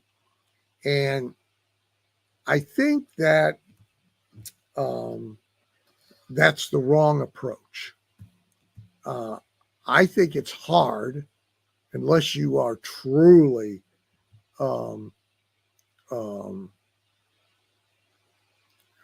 psychologically weird. I think it is very hard to sustain a position that lacks authenticity and integrity. So the foundation for this is actually make yourself one. Now, that does not mean you need to know everything there is to know, but you got to know enough that it feels legitimate to you, not faked. And then all of the strategies and tactics for creating expert positioning and trusted advisor positioning, they all work pretty well. One of them, which you described, one of the tactics, is based on the principle of association, which is if you are associated with known and trusted entities or other experts in your broad field, a certain kind of halo effect occurs, and you are automatically viewed as more important and more authoritative because of those associations. And so that's why appearing with the Los Angeles Tribune, it makes practical sense, right? Somebody says to themselves, you know, I've heard about this Kennedy guy before, and I've never really done anything about it. And maybe I thought he was full of baloney, but geez, it's the LA Tribune, and it's the Profitable Dentist, and it's here, and it's here, and maybe I'm a dummy if I don't investigate. And in my case, usually that means we sell a book.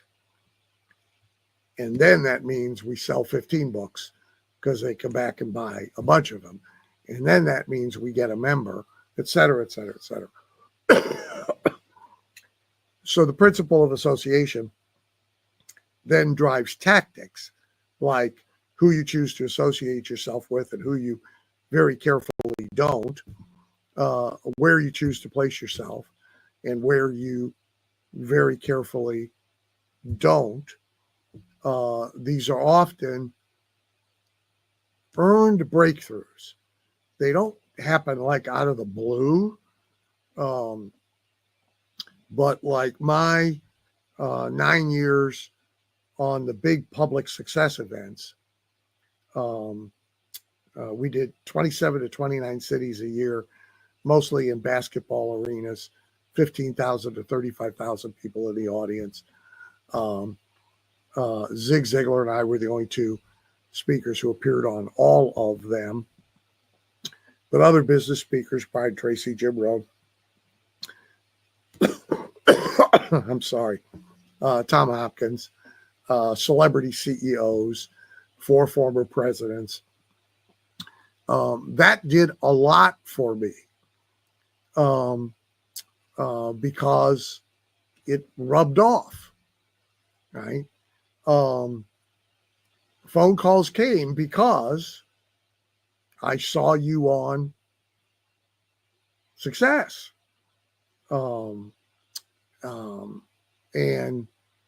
And opportunities came and relationships happened and all of that. But it's not like that happened out of the blue. I won't bore you with it, but you know, it happened as a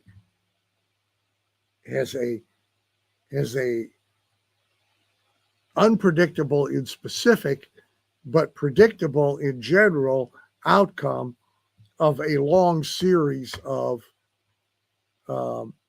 seed planting and cultivation activity leading up to that invitation. So all the stuff, writing a book or books, otherwise publishing as an authority. I'm a big fan of the newsletter business for that purpose. Association, used carefully. Media, obviously. And the good news is there's more media than ever. The bad news is there's more media than ever. But all of those things work in concert with a level of authenticity about it.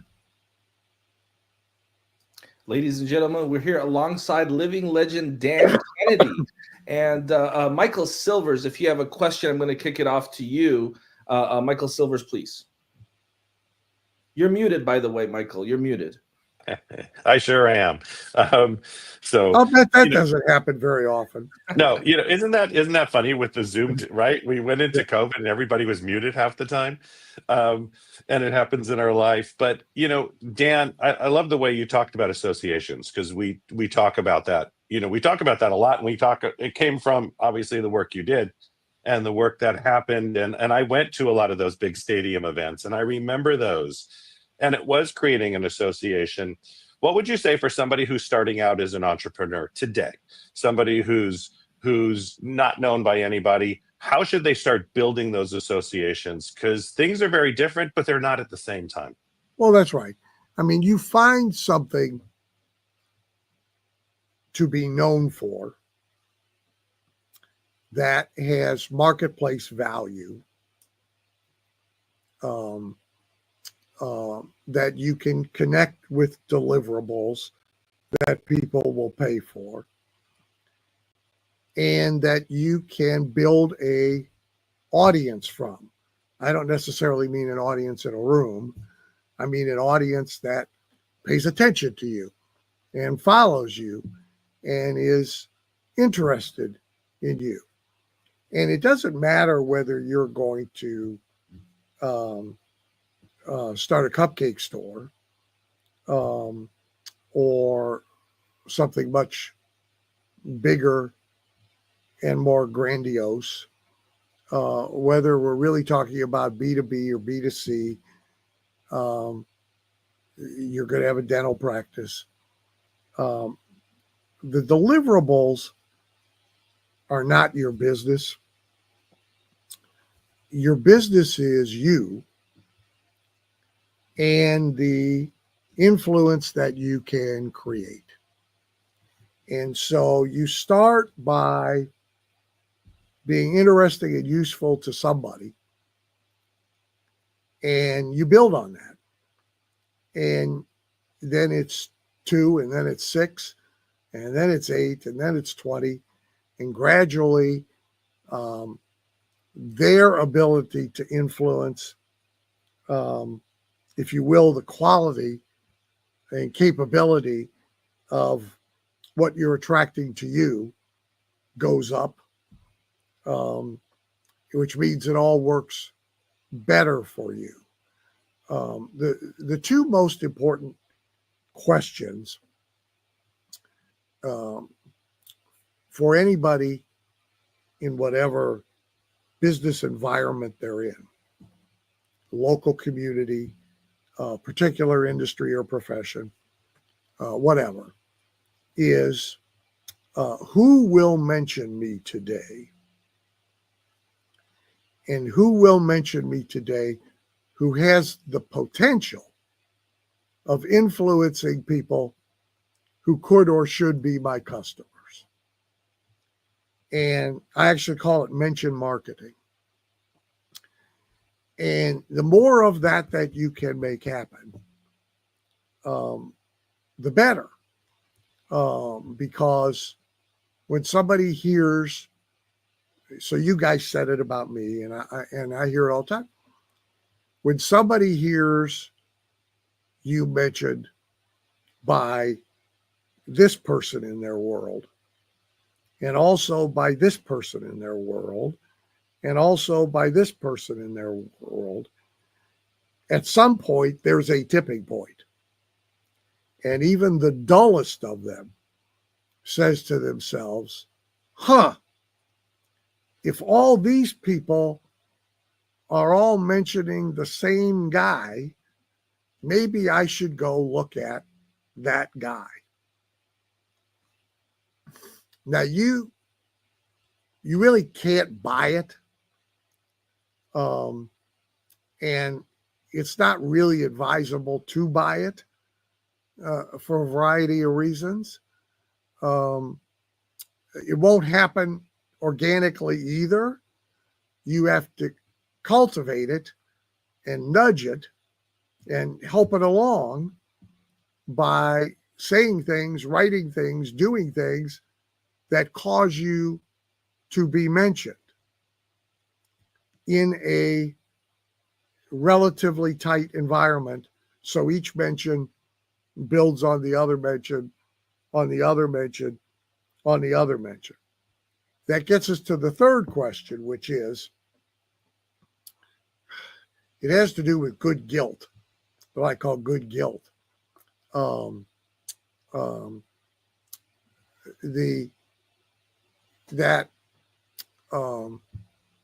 third question is, who can I put in debt to me? Not financially, not really even formally, but in their mind. That the equation is this person keeps doing things that are useful and beneficial to me. They send me a newsletter that I really like and has useful stuff in it. They refer somebody to me. They mention me, and it gets back to me that they've mentioned me. If you're a decent human being, at some point, you begin to feel obligation. The scale's out of balance. And subconsciously, if not consciously, you want to discharge that obligation. How do you do that? By a reverse of the same process, right? So that's the third question. And it even loops all the way back to your first question. This doesn't really count in the giving account, but it is a form of seed planting through generosity. It is, I don't know if I'm ever going to get reciprocity from you or not. But I do know that it's possible based on who you are and who you know. So why not, if I have an opportunity to do something that helps you, and it's like no skin off my nose to do it, why not do it? Yeah. Dr. Robert Cialdini, who's a friend of mine who's been on our network before, also talks He's much more polite about it. Yeah. He's a little more polite about it, but I prefer the Dan Kennedy style personally, but to each their own, right? He talks a little bit about this principle, law of reciprocity as well. And there's so much that we could talk about, Dan. One of the things that I would be remiss not to talk about is obviously a lot of people watching this are entrepreneurs, marketers, or entrepreneurs that are seeking marketing help. And I've noticed, Dan, that there are a lot of people that call themselves marketers and have marketing agencies and sell marketing services. And when you kind of go through the layers a little bit, they're really actually glorified brand advisors. They can help you take some nice headshots, have a beautiful logo, work on your About Me page, maybe help you with the inbound marketing a little bit, but they're not really helping anyone make money or grow their business. And I've noticed that there's a lot of that, and it actually bothers me. If you're a brand advisor, call yourself a brand advisor. Don't mislead individuals in terms of the actual value that you're adding to a company. What are the distinctions for maybe some beginning entrepreneurs or newbies watching this that they should be aware of in terms of inbound and outbound so they know what they're investing in? Please, Dan Kennedy. Well, so often that dysfunction happens because neither of these parties really understands marketing. The entrepreneur buying it doesn't really know what he's doing. And it's the blind leading the blind, right? And this agency person selling it doesn't really even know what it is. The pure brand building thing, by the way, you better have very deep pockets and a lot of time or extraordinary strokes of luck. So I always teach brand building as a byproduct of direct response. So you don't buy it, you don't pay for it, you get it as a byproduct of direct response.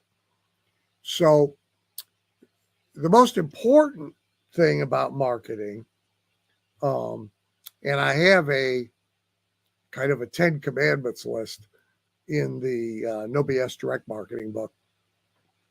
One of them is there will always be measurement. If you can't score it, don't do it. And so I started way back when in short pants in the ad agency world.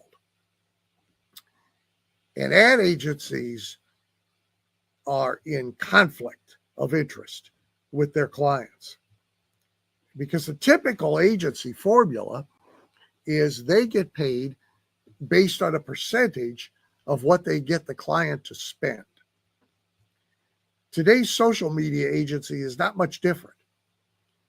So there's a conflict of interest inherent in what's being done. And so if I'm on the agency side, the last thing I want is measurement. I don't want that. I want you to be really happy with brand building. I want you to be really happy with measurements that don't matter. Viral views, likes, posts. It's all nice. Some of it can be indicative, but none of it's predictive of money in the bank. You will see this every once in a while if you watch Shark Tank. Some poor soul will come on there, and his claim to fame is he made a video about his cat litter box that plays opera, and when the cat uses it, and it got 300,000 viral views on TikTok.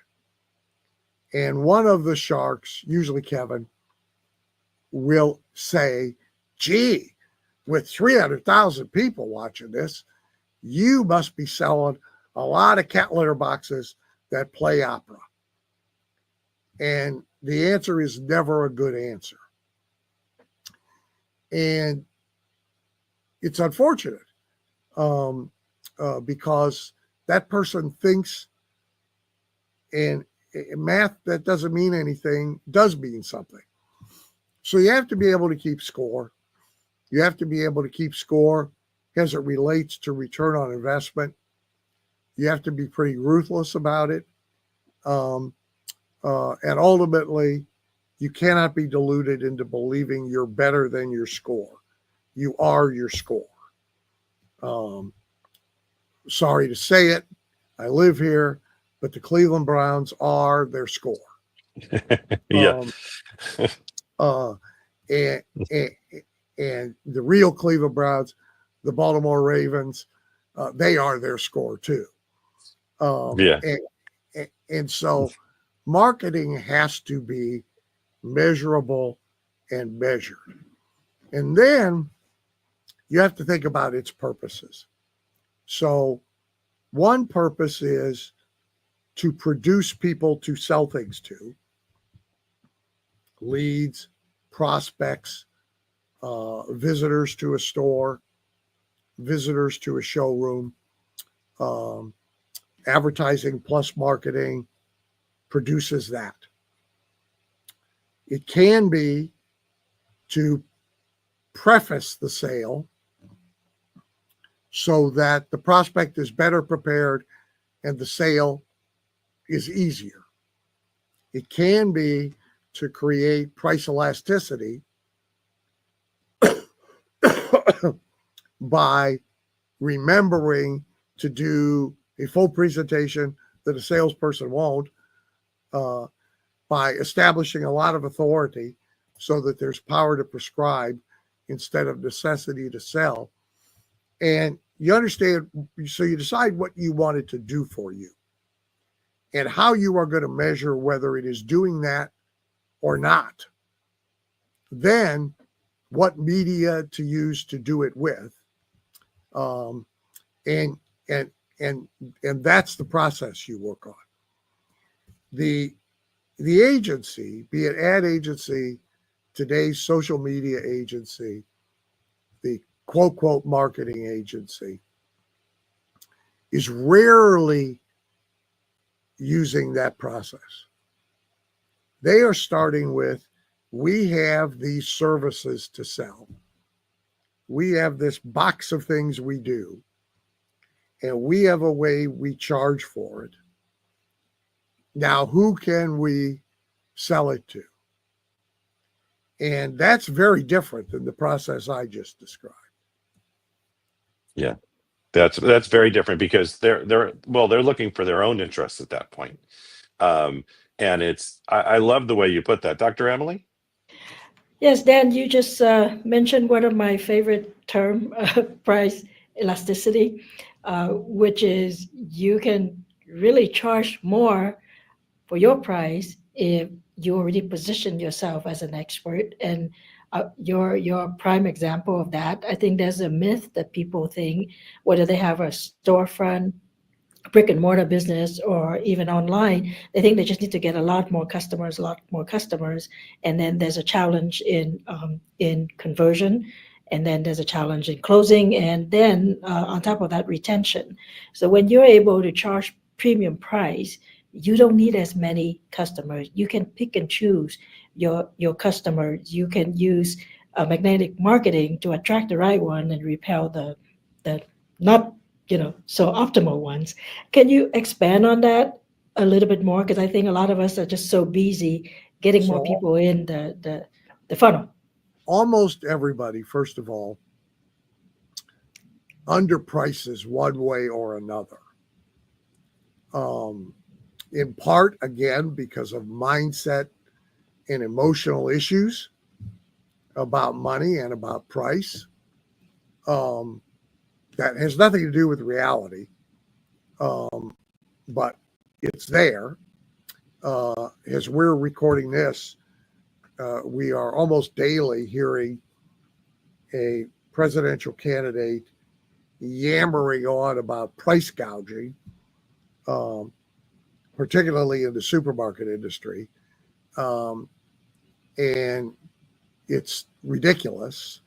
It's not factual. 27 states have laws against it, and there hasn't been an anti-price gouging case filed in 5 or 6 years anywhere about anything. So if this was some sort of epidemic driving grocery inflation, we'd know about it beyond her claiming it for political purposes. But if somebody hears that enough, they start to wonder, am I price gouging? They start to have certain feelings about price that are counterproductive. Second reason it happens is because people have price linked to product linked to price, but that's not how the consumer calculates value, unless they're a very poor person who has no choice but the cheapest price, period. The more affluent we are, the more complicated our arrival at value is. So, for example, we may value differential expertise. We may value differential celebrity. Okay. My personal physician, Dr. Michael Roizen at the Cleveland Clinic, has been a business partner of Dr. Oz's. He has PBS specials, and he is the author of best-selling books. I like to tell people that when I tell people about who I am as a doctor. Why? Because it puffs up my ego, because it's not easy to get this guy as a doctor. I had to create a strategy to do it. So there can be bragging rights, cocktail party conversation rights. There's all sorts of values and factors that contribute to value that are delinked from the core deliverable. Okay? A cup is a cup is a cup. But I paid, I don't know, 5 times what I could go over to Target and buy a cup for, because it's a Sherlock Holmes cup, and I bought it at the Sherlock Holmes Museum, which is ridiculous in and of itself, but I bought it at the Sherlock Holmes Museum in London, and I'm a big Sherlock Holmes fan, and so it has meaning to me. I like it, and I like seeing it every day when I have my coffee in it. Well, that's value that creates price elasticity. If I just wanted a plain white cup, the cheapest cup you could possibly buy to drink my coffee in, they exist, and I could have bought them. So most marketers do not understand actually the value equation that customers broadly and that their clientele specifically is using in their minds to arrive at, is this a fair price or not? Place strategy now matters a lot in price elasticity, right? So I tell this story a lot. I'll tell it briefly, or I'll try to. I own a bunch of racehorses, and I go to racehorse auctions from time to time, as does every racehorse owner. And as we're all leaving in the morning, our spouses say, "You're not going to buy another horse, are you?" Which is not meant as a question. And we all say, "Of course not. I'm just going to keep Bob company." Bob says, "I'm just going to keep Dan company." And we all arrive at the auction. And there, we all buy horses. So we are now coming home with this 1,000-pound behemoth in a trailer on a big leash, after saying we weren't going to do this. So at the racehorse auctions, and nobody has copied him, I'm sure everybody thinks he's crazy, there's a guy who has a pop-up jewelry store. Now, all the other exhibits, all the other people selling things there are selling racehorse stuff. They're selling harnesses. They're selling protective boots. They're selling liniment, blankets, the helmets we wear when we drive. He's the only exception. He's got a pop-up jewelry store. It isn't even horse-related jewelry. It's just jewelry. He owns 3 jewelry stores in malls. But here, there's no special offers. There's no discounts. There's no buy the pendant, get the earrings free. There's no 60 months financing. There's cash, and there's full price, because he's the only one at this place from whom we can get jewelry. We are captive. And it is easier to go home with the horse in one hand and the diamond tennis bracelet in the other and say, look over here at the diamond tennis bracelet. Don't notice the horse. Okay. So he does about 3 to 4 times per square foot what he does at his mall stores. He does very well. Now that's a place strategy, and it makes the price elastic. The buyer doesn't mind, by the way. I don't mind. I don't care. I'm just not going home with just a horse. Okay? And I lost half of everything I own once. I'm going to try not to do it again. You know. So that's a factor that creates value. Now, it's delinked from the product, but it's still value that therefore affects price or fee. Okay? So all our thinking about this matters, right? So everybody knows they pay more at Disney for everything than they would pay anywhere. Anywhere. It's impossible to pay more than you pay for everything you get at Disney. Not only does everybody know it, nobody minds. Right? They joke about it, but they don't mind. Okay? I was entering the park not long ago, and there was a family in front of me, and he said to his wife, "How much do you think we're going to go over our budget?"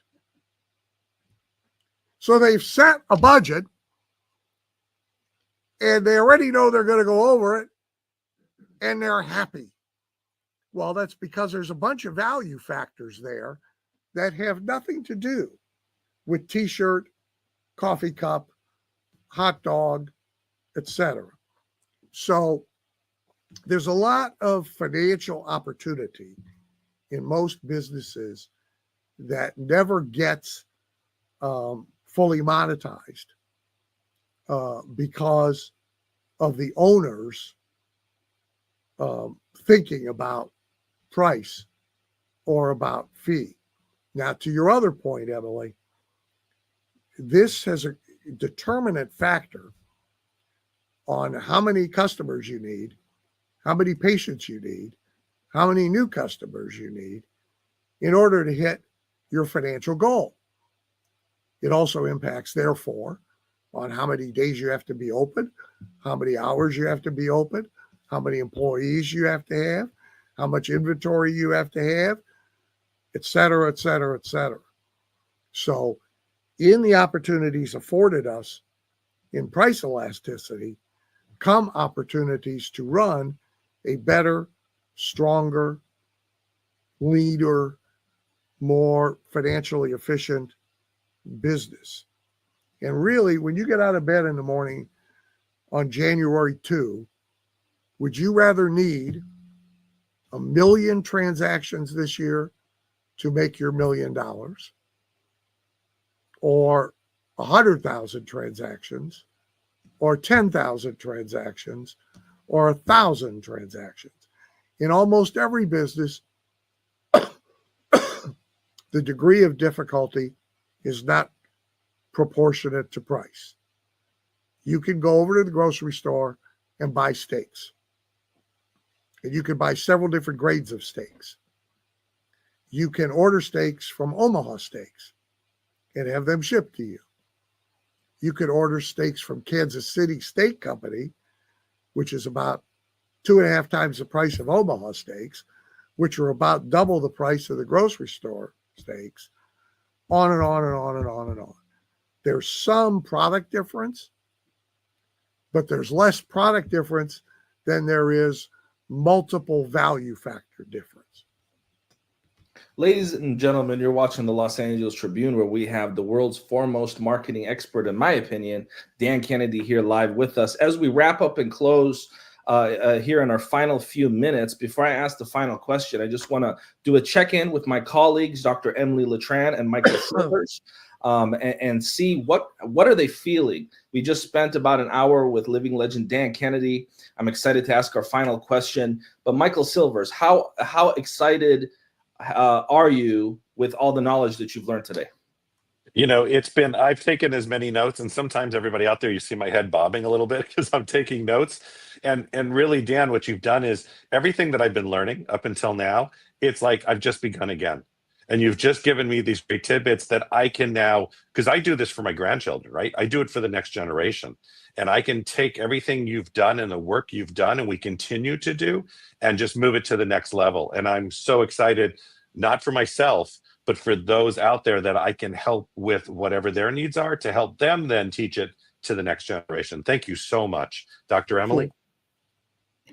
Yes, well, it's such an honor to be on here. And Dan, I know you know, but the reason that I'm on here with the Los Angeles Tribune is because of you, because of what I've learned from you, the power of association, positioning as an expert. And of course, I would say anybody who have a chance to read one of Dan's books, and there are 16 of them that start with no BS, so you can't miss them. That's how I first know you, is picking up one of those books. And of course, whenever you have the opportunity to listen to Dan or go to his event, the Professor of Harsh Reality, I would encourage everybody to be there and everybody to follow you. And thank you, Mo and Michael, for creating this opportunity for all of us. Well, thank you, Dr. Emily and Michael. I mean, listen, you guys are going to hear me talk about this moment for months and years. It's I got to pinch myself that I have an opportunity to talk to somebody that I have literally just studied. I don't read Dan Kennedy's books. Reading, I might read Catcher in the Rye. I might read Harry Potter. I study Dan Kennedy's books. There's a distinction there, folks. And I want to, again, thank Dr. Emily Letran for helping make this possible. And I want to thank Michael. I'm going to go ahead and ask the final question here to Mr. Dan Kennedy. And again, it's been an honor for me.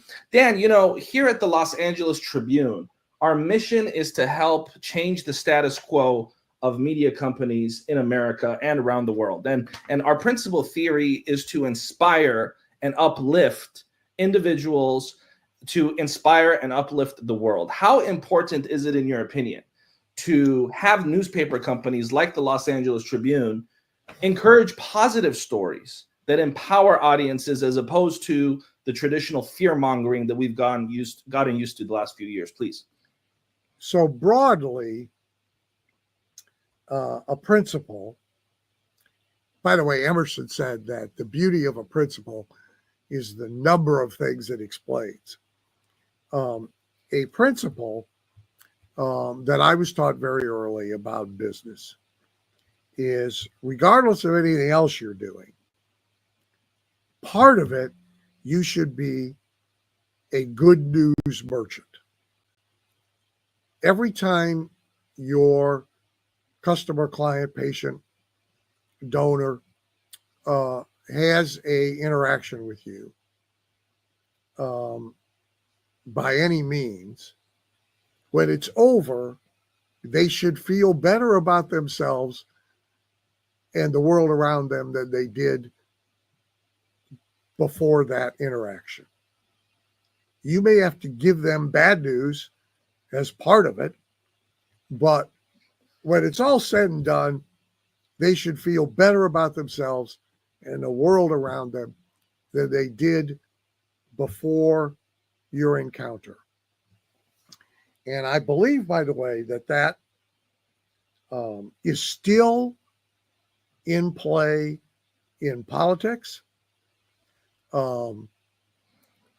Despite the overwhelming negativity of politics, I believe the winner is winning on the Reagan formula of, when you're done hearing Reagan, you feel better about yourself and the world around you.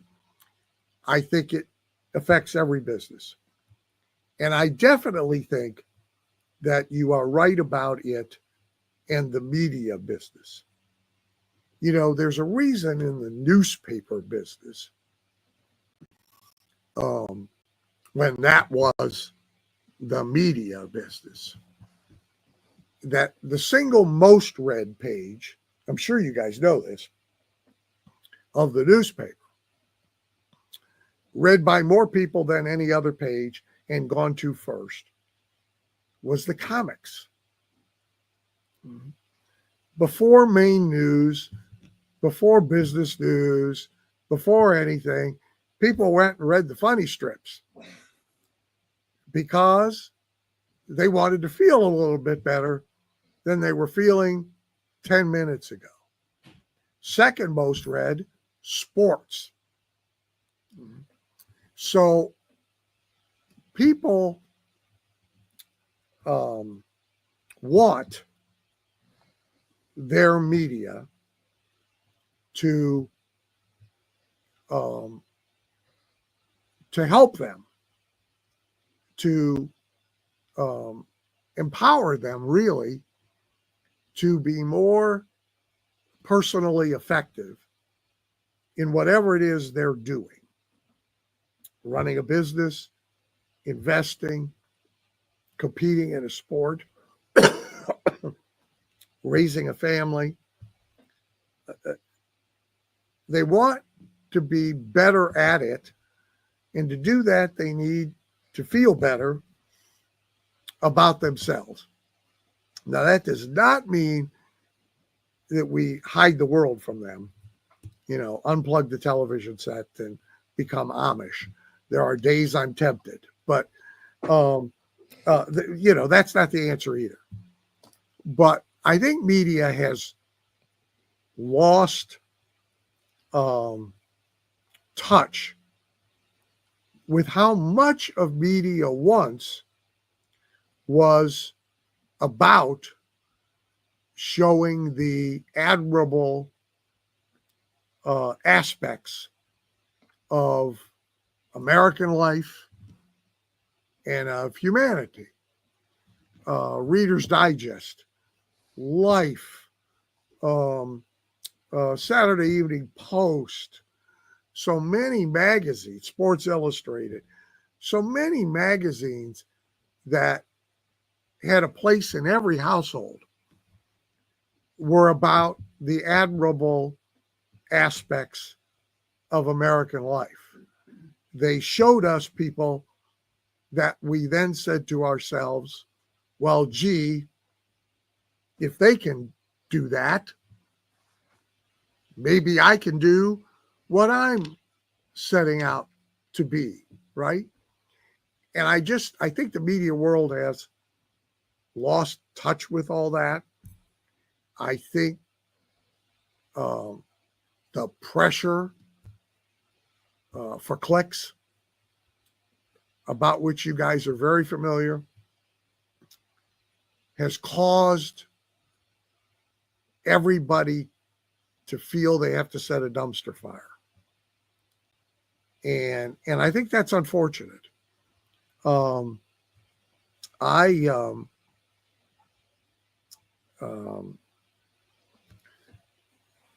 I worked 9 years with, I would say, the most popular and beloved professional speaker, certainly of his era, but actually probably of 4 generations, Zig Ziglar.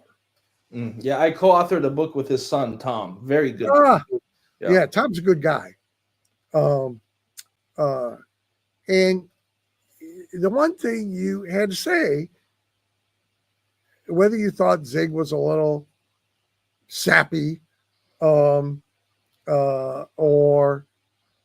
you didn't necessarily agree with the religious position in his material, it was hard to walk away from a 10-minute conversation or 2 hours in an event room with Zig and not feel better. It was just hard to do it. It was hard to do it with Jim Rohn.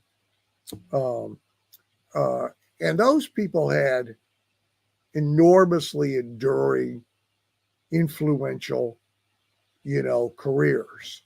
And I have tried to emulate that, and to always keep that in mind.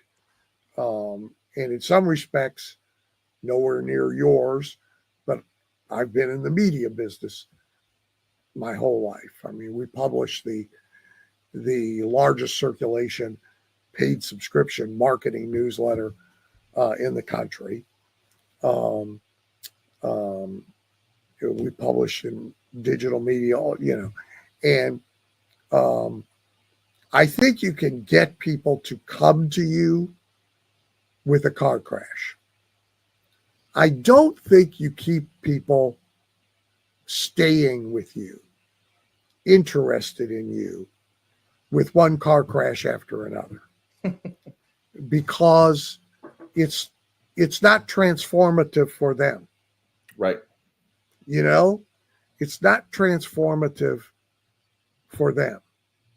And to the extent that you are playing a transformative role, my hat's off to you. My congratulations are to you. And certainly if there's any way I can be of assistance, you know where I'm at. Well, Dan, I certainly look forward to finally using my fax machine. I've been saving it for a good reason, it seems. I'm just so grateful to have had a chance to spend some time with you. And in closing, I just want to let you know that on behalf of myself and everyone at the LA Tribune, we wish you sincerely great health. And we're really looking forward to seeing you continue to make an impact for many, many, many years to come. And it's my hope that this is the first of many conversations that we can share. Thank you very much. Ladies and gentlemen, this has been an exclusive with Dan Kennedy here on the Los Angeles Tribune. I want to thank our Vice President, Michael Silvers, and of course, one of our great partners, Dr. Emily Letran, for helping make it possible. We're going to be back with another segment. Hello and welcome to the Los Angeles Tribune. Since 1886, our name has been a part of the world of journalism.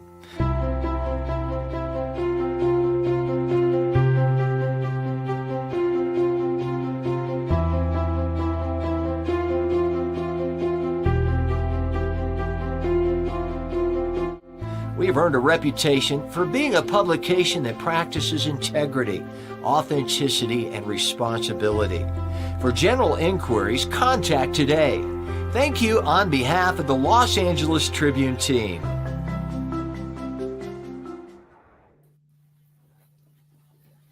Dr. Emily, what an empowering and holistic understanding of what it means to contribute in life, to be of service, and to connect with your community. What was that like for you, being able to connect with Dan Kennedy in this way here on the Marketers Forum? Oh my God. It took me about 3 years to have the courage to ask Dan to become his private client. And of course, I have already studied with him for 10 years. And when Mo mentioned, we have this Marketers Forum, and I go, let me go ask Dan Kennedy. And I said, he probably would say no, but because I had asked him on a different occasion for something else. And this is not something that he does a lot. He usually does it for his tribe, right? He does it because he wants everybody to, he likes to talk to a targeted audience because that's what he teaches. It's direct response. And you carefully select your own audience. You attract the one that you want. You repel the one that you don't want. And so for a general forum like this, I think it might be a little challenging for him. And I think he did very well, trying to be general for all of us. And, for me anytime to have a conversation with Dan. Now, even if he was sharing the same story, but you know how they say when the student is ready, the teacher will appear. You may hear that same story, but in whatever situation you're in at that particular time, you just hear something else. It's like you're watching a movie and you pick up on things, right? But usually when you're listening to a teacher as you grow, when they say something that you've heard it before, but now you're right in that particular situation, you just feel different. And so for me, this morning was just it's as transformative as every time that I listen to Dan. And I'm so glad that I was able to bring him to the Los Angeles Tribune audience. I'm so glad because Mo was just ecstatic to have Dan on. And any time you can do things to make people happy, just to put it that simple, as you enjoy a journey, you can call it success or growth. I think that's the blessing, right? And I've learned this from my my business mom, Sharon Lechter, a long time ago. When the mentee actually become the mentor to other people, then you just feel so proud. So if I can connect people to Dan and open the doors for people and help them achieve what they want based on what Dan is teaching, that's just such a blessing to me.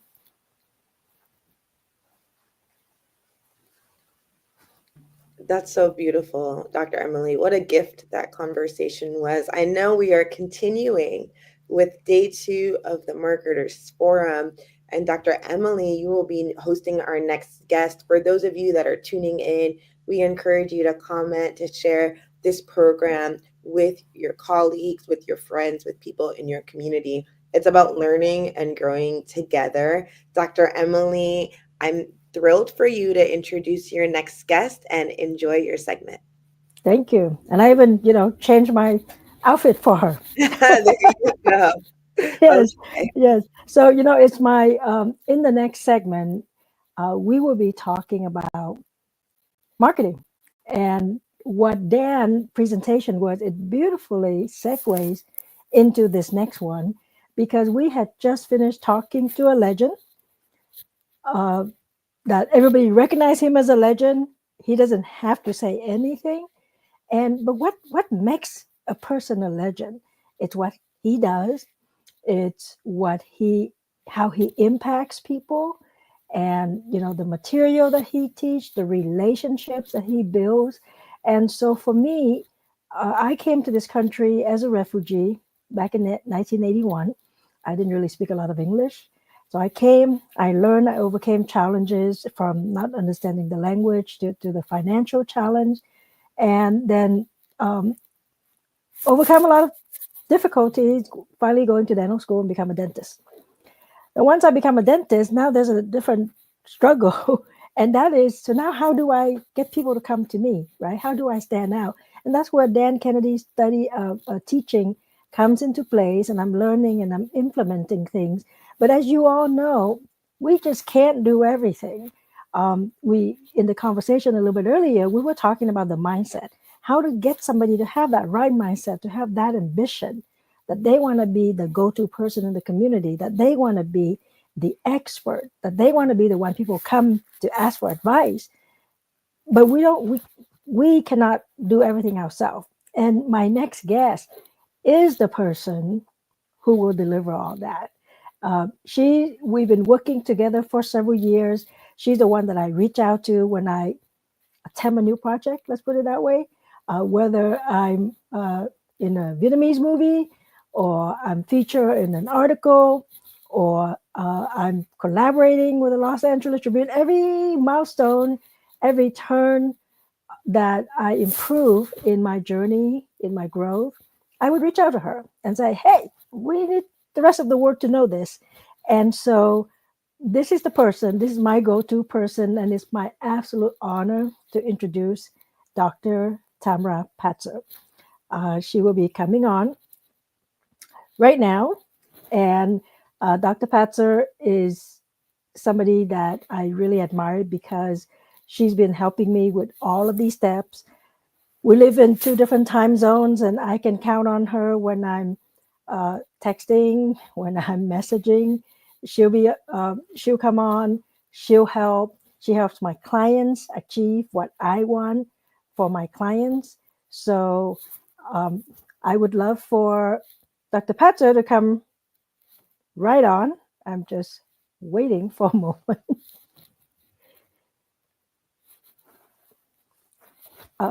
Alicia, can you bring her on, please?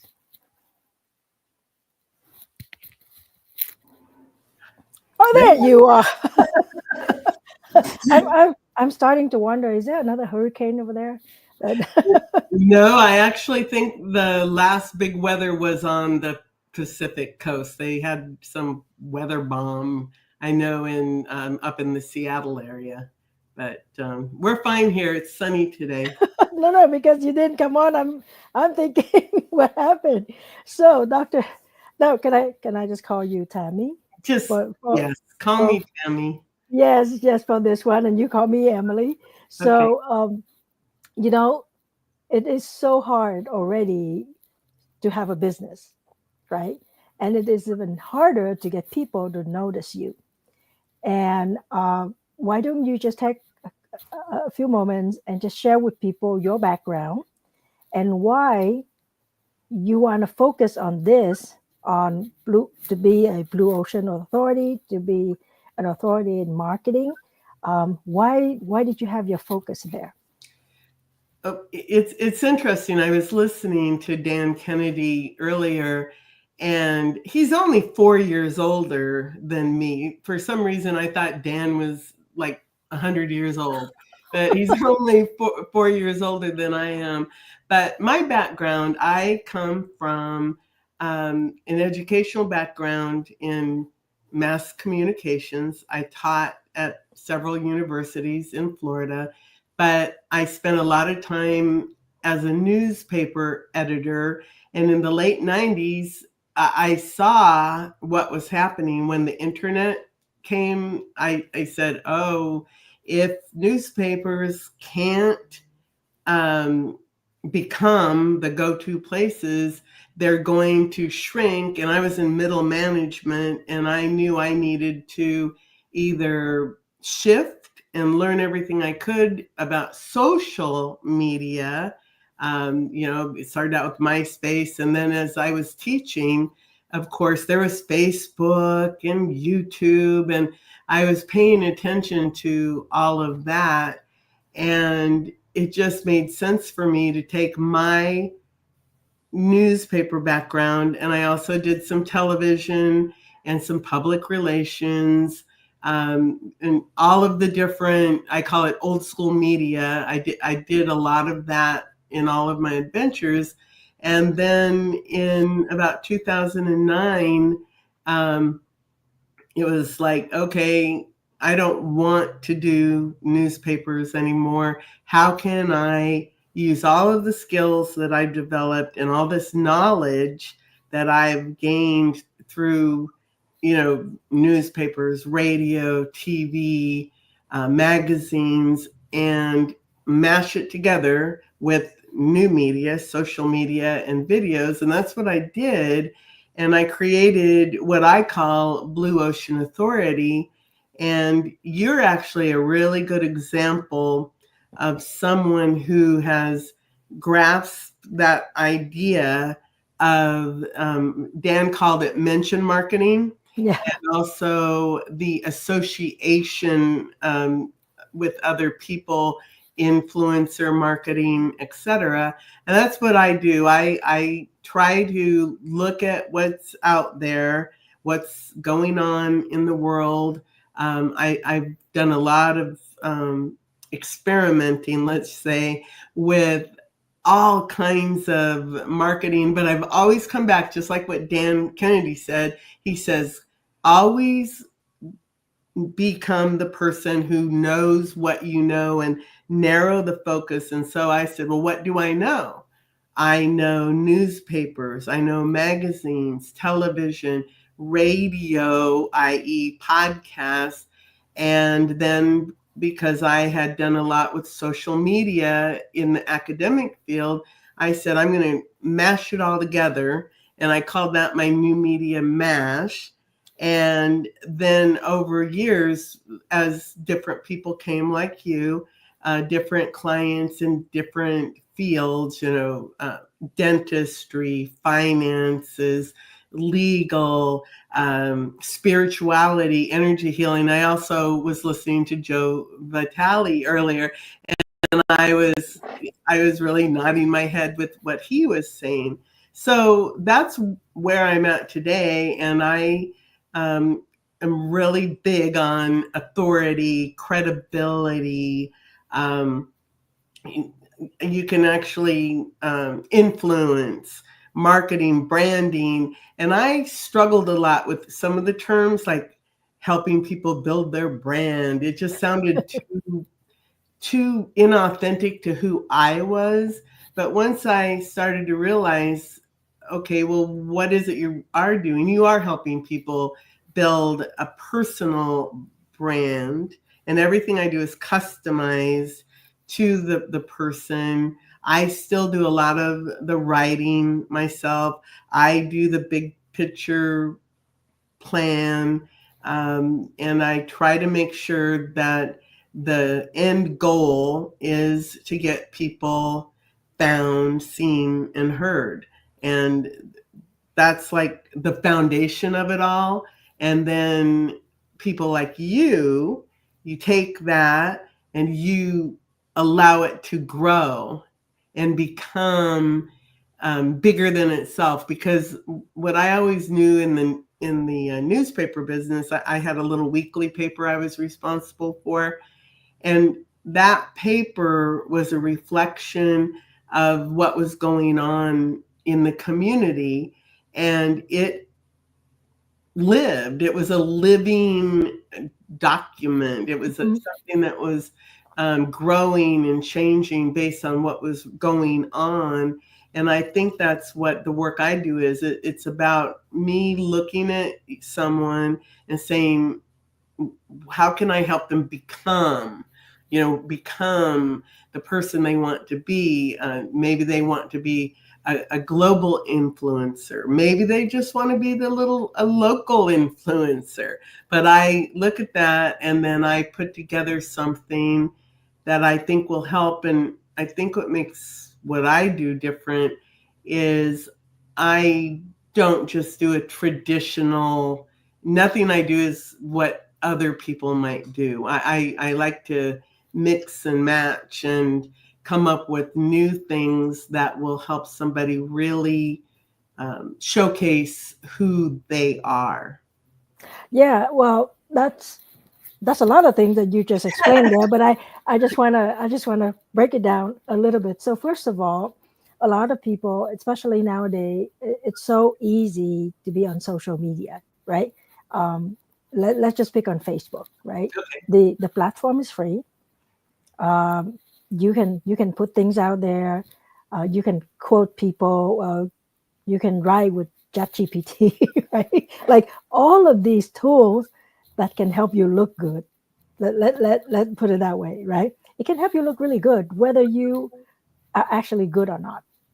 So for me, and I've been taught a long time ago, and obviously by Dan, is the third party validation, is the real media, that the recognized media.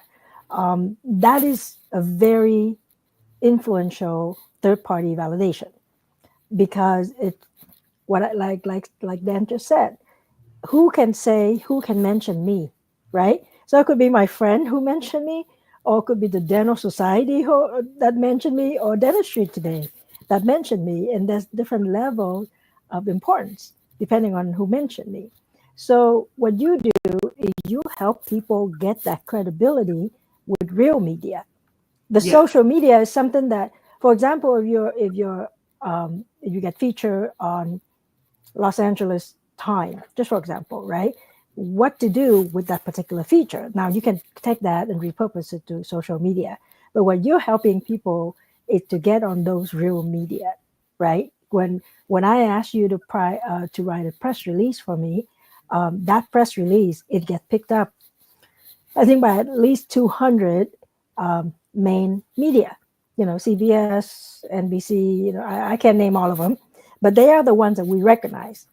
It's not WCBA from whatever town, right? Like from small town USA. These are the names that we recognize. And that's your genius is, yes, it's a press release, but you're going to get it being seen by the people who matter, right? So I want to start by saying, let's start small, okay? So somebody wanted to position themselves as an authority, and they're going to show off their expertise in the book. Could be a handbook, could be, I don't know, a memoir, whatever it is. They want to write with a book. You hear people say, oh, I'm going for Amazon bestseller, right? Or in your case, you can get them to many, many levels if that's what they want. So can you just kind of walk me and the audience through a little bit? Let's say we just start with one book. Let's just say the first thing that we do. Where do we go from there with this Blue Ocean Authority?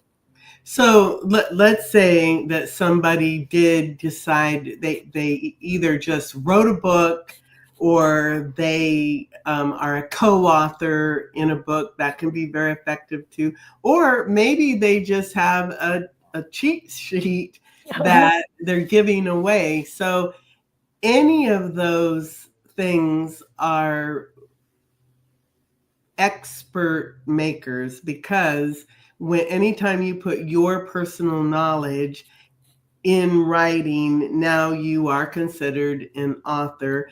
If it is something that has been published on Amazon and it is a bestseller or a hot new release, that gives you a little bit of fodder to talk about. It's because now you build excitement and you use that as foundation. So, for example, with a book, you could have a press release written about it. The fact that you wrote a book, it doesn't even have to be published yet. It's your forthcoming book, and you could start even months before you actually wrote a book. You have a forthcoming book coming out. That immediately can position you as an authority in whatever the topic is of your book. And this could work for anyone from a local, for example, I have a local real estate client, and she has a book that she did with a group in her real estate association. And all of those people were able to leverage that with a press release, but it's not about just one press release. It should be about consistency. And I try to encourage my clients to allow me to write about them in, more than once about different topics about what they're doing. But what that gets them immediately is, with the distribution services that I use, even at the lowest level, it does get picked up by ABC, NBC, CBS, Fox, CW. So then you can say, hey, my press was seen in these places. I do have, with TV, if I get you booked on TV, then I say as seen on, because then you literally were on ABC, NBC, or CBS, and you have the evidence, which would be the segment of that actual TV show that you were on that particular station. So that's something that I do look at. But there's just so much that you can go beyond a press release, but that literally is a simple, inexpensive first step that anyone can take, no matter who they are on their way to elevate their thought leadership. Yeah, and I can see comment on the screen here that somebody say they didn't know they could promote their book even before they write it. You know what? As a coach, I will also tell you that the moment you put it out there in public, you will write that book. If you say coming out in summer of 2025, you will start now. Dan Kennedy said about legitimacy. And again, just like you said, if you start talking about your forthcoming book, it might not come out exactly when you think it is, but now you have started, the universe working in your behalf to get that book out there. And that's important. And just like SEO, search engine optimization, a lot of people don't realize that today's press releases are not the press releases of let's say, the 80s or the 90s before the internet, when you'd write a press release, you'd send it to the local newspapers, radio, and TV, and hope that a reporter called you up and you got a story. Today's press releases, yes, they could attract a journalist to contact you and write a bigger bylined article about you. But because of the power of the internet, you can put links into these press releases that will go back to your social media, back to your website, and it'll actually grow your what they call link backs and grow that presence on Google or Bing or whatever, the Yahoo. And a lot of people miss that part of why I should do press releases. And back to that forthcoming book, now that you talk about this book and maybe you've done one press release a month, that's 6 press releases that you've done. And now the book comes out, you could have actually put that book out as a pre-sale. Maybe you've even got some sales for that book. And also in that 6 months prior, maybe you went on some TV shows talking about your book and about what the topic is.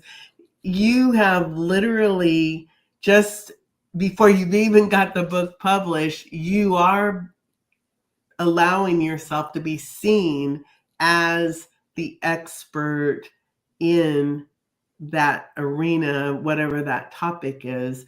And I think it matches with what Joe Vitale was saying, and of course what Dan was saying, is that you can create your image as you go. And again, if you're authentic and real about your knowledge, you can start now. You don't have to write the book to get started on growing your thought leadership. I think that's really important, that thought leadership and authority, because you can help create that energy that you need to move it forward. Yes, and you know, the it sometimes it's just mind-boggling to me, right?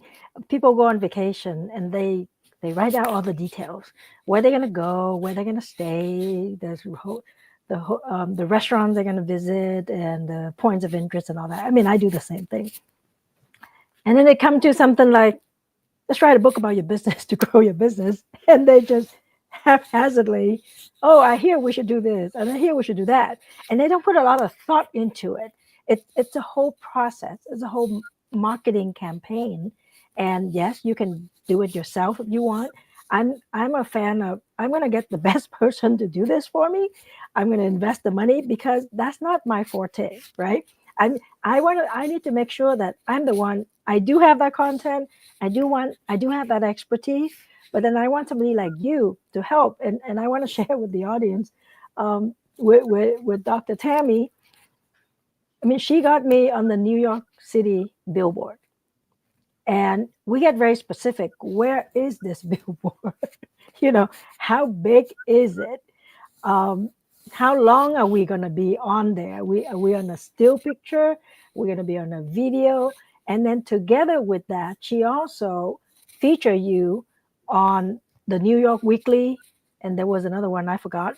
But anyway. Weekly, and I think that particular one was either New York Weekly, CEO Weekly, and Influencer Daily. Yeah, but what I'm saying is, sometimes what people say is, oh yeah, so I'm on the billboard, and that's good. But if you're on a billboard and you talk about it, that's cool. If you're on the billboard and somebody else talk about it, and it's a news source, and you're the connection to the news source, right? Now that instantly builds credibility. It's the same thing as you put out a press release.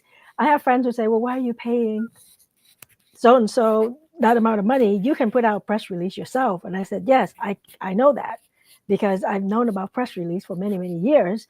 And yes, you can put one out yourself and nobody picked it up, right? Or again, some small city channel pick it up. I want it to be picked up by the right channel, right? Because when somebody Google you, and this go with your SEO and everything, I want somebody to go Google my name and there are 10 pages that show up. And that's what's showing up right now. And a lot of it are credibility pieces, right?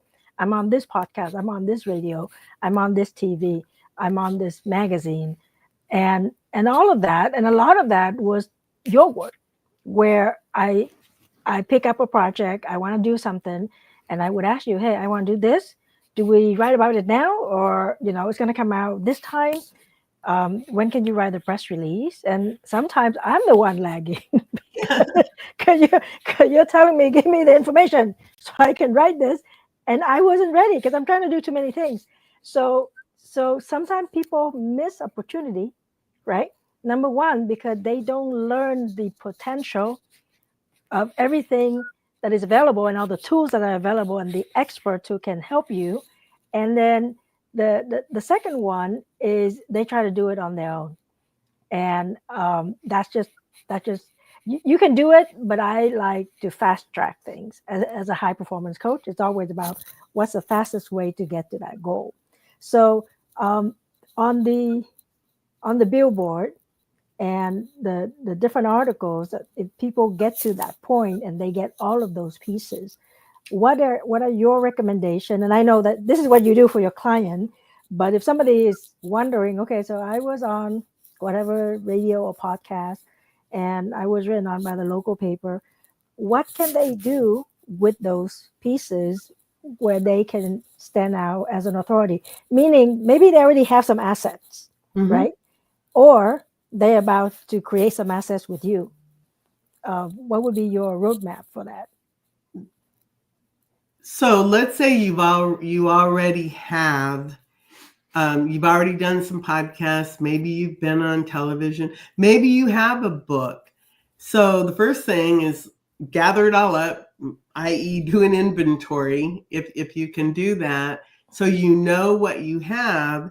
And then what I would do is I would look at it and say, okay, I want to, don't say, oh my goodness, I did that 4 years ago. If the topic is still relevant, it's still usable.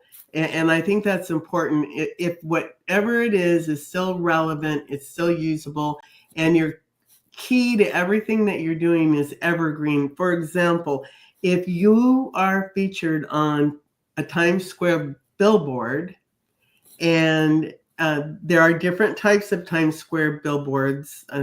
There are personal ones, and business.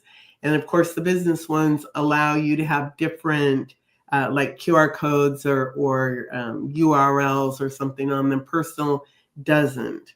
But if you are using a business Times Square billboard, and then a press release or an article is written about the fact that you were featured on a Times Square billboard, then you can leverage that article. It gets distributed out. And again, my minimum distribution is about 200, and then it goes up from there. And it goes from the United States out globally. So depending on what your business is and what your goals are, we choose how to distribute that.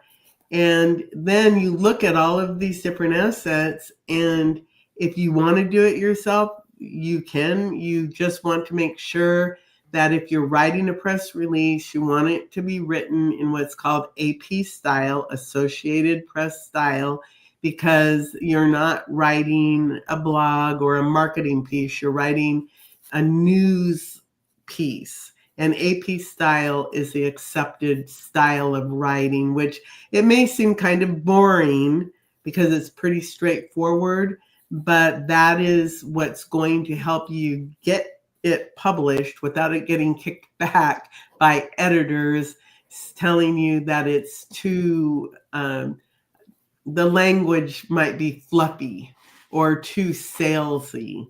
But they just kick it back and they don't tell you what's wrong.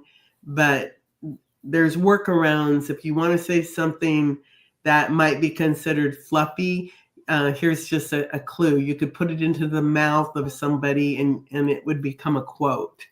Then it might get by an editor, and I'm using might.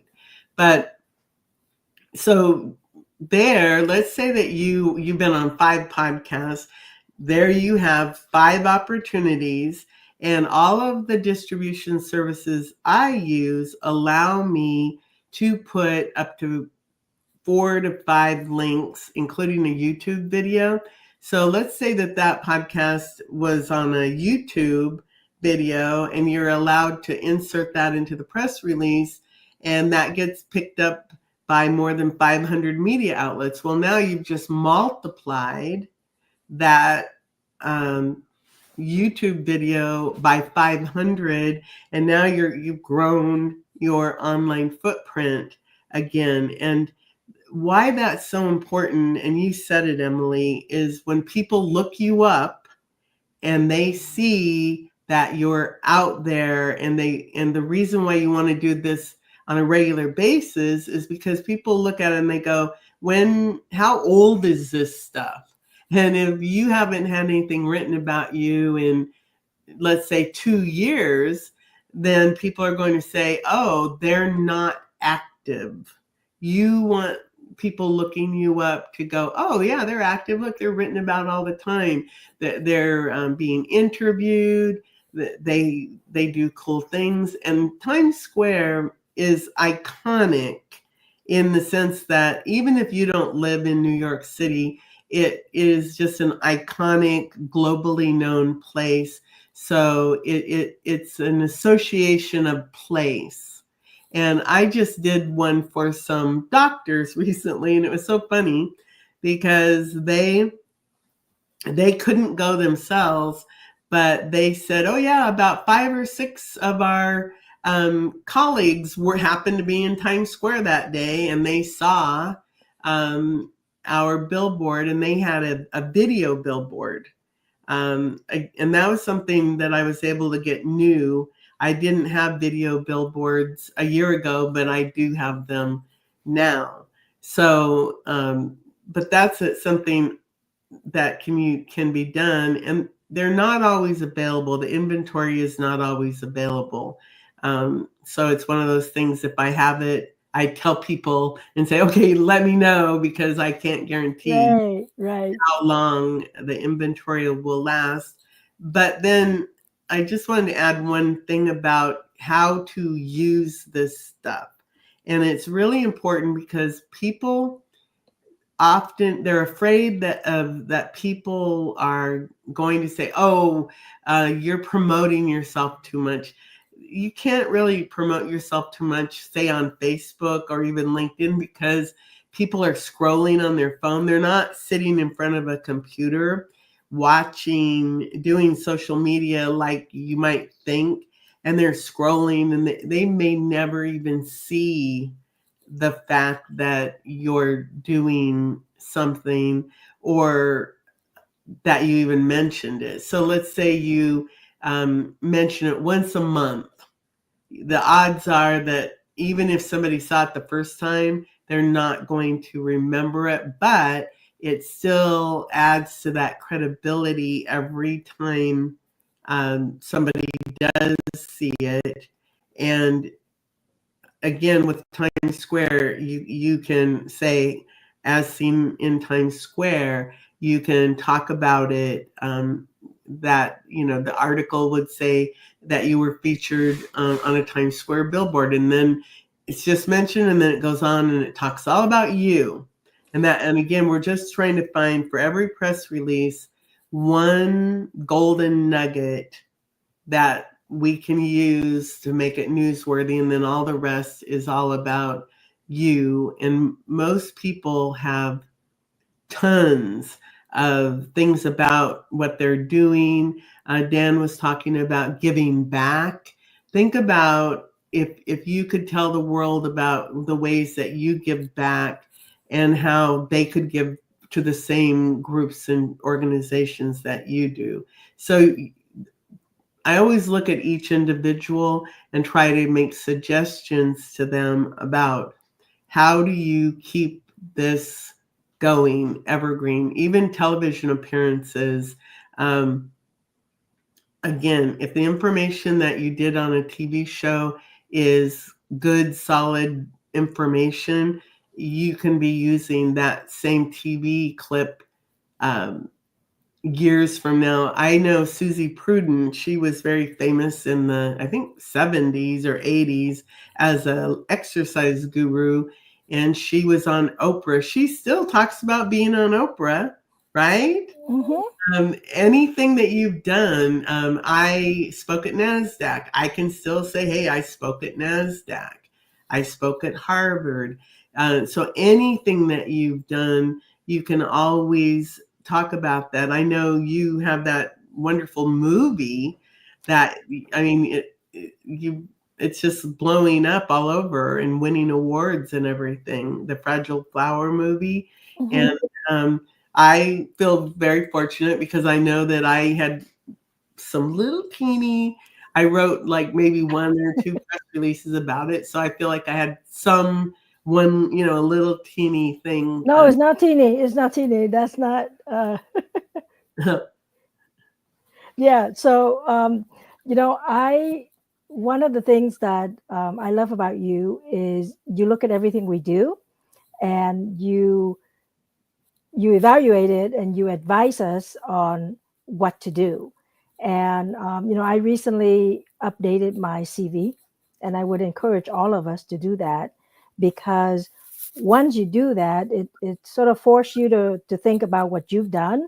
And I was a little bit surprised of a lot of things that I have done that I haven't leveraged, I haven't mentioned.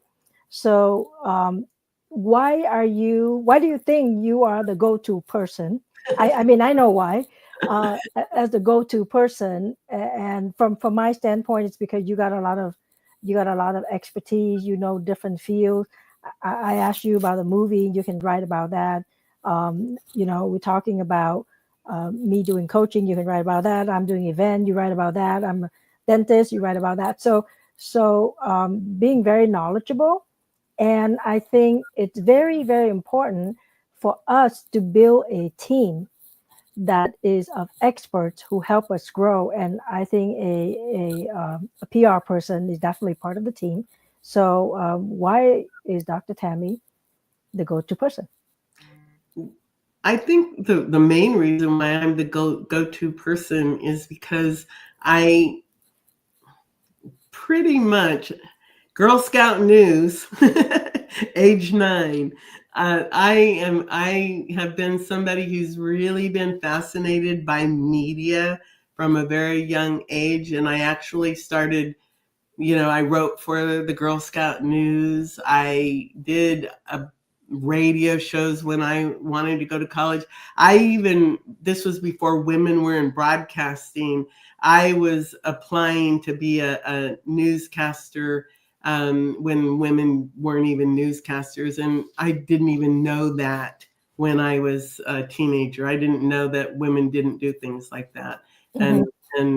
But I think the main reason is because I do have a solid foundation anchored in education about media, and then the real life experience in, again, the old school media, the radio, the newspapers, magazines, television, graduating up into the social media, and then blending it all together. I think that makes me really different than a lot of people. And then I think just the way I think, I can't really explain other than when I have a client, I listen to them. And I try to understand like what is like the end goal, like who are you trying to become? Like you are as a global thought leader. I have other clients who, that they want to become a global thought leader in a specific industry and then exit in 8 years. Okay, so the whole, I have to figure out, well, how are we going to make that happen? And then I put together a big picture plan. And then I have done a lot of research on how to make all these things happen. And then I think I have a unique picture or vision of media and how to put it together, starting with very small little incremental packages and then taking it all the way up to bigger packages so that people can grow with me. They don't ever have to go, oh, well, Tammy's my starter PR person. I can be the starter PR person, and also the person that is helping you when you've made it big. Yeah, I don't think you're a PR. I don't think you're a funny person. I think you're very nurturing. Yes. You're a teacher, right? And I think, I mean, my opinion, sometimes you're too humble. You're just, you can just do this. It's okay. And I'm thinking, no. Well, see, because I know sometimes I refer a client to you and you say, well, she only want to do this. And I said, no, but I told her she need to do these 3 things with you, right? But that's what makes you unique also, because I think a lot of people in PR, they tend to push, right? They tend to tell the client, no, you really need to be here and you need to pay X dollar to do whatever. You work with people and you keep them comfortable. You know, your press release has, like you said, 4 or 5 backlinks. Most press release, you'll be lucky if they let you put in 1. Because I've worked with different companies before you, right? And no, there's only 1 link. And I go, well, but I have an event and I have my link and I have this. But with you, I can ask you, can I have this link and that link and that link, right? And I don't even think you limit the length too much either. So no, because the reason why is I've done a lot of research and a lot of experimenting with all of these different distribution services. You know, I mean, I've looked at all of probably everyone that is out there, the high end ones, the low end ones, the free ones.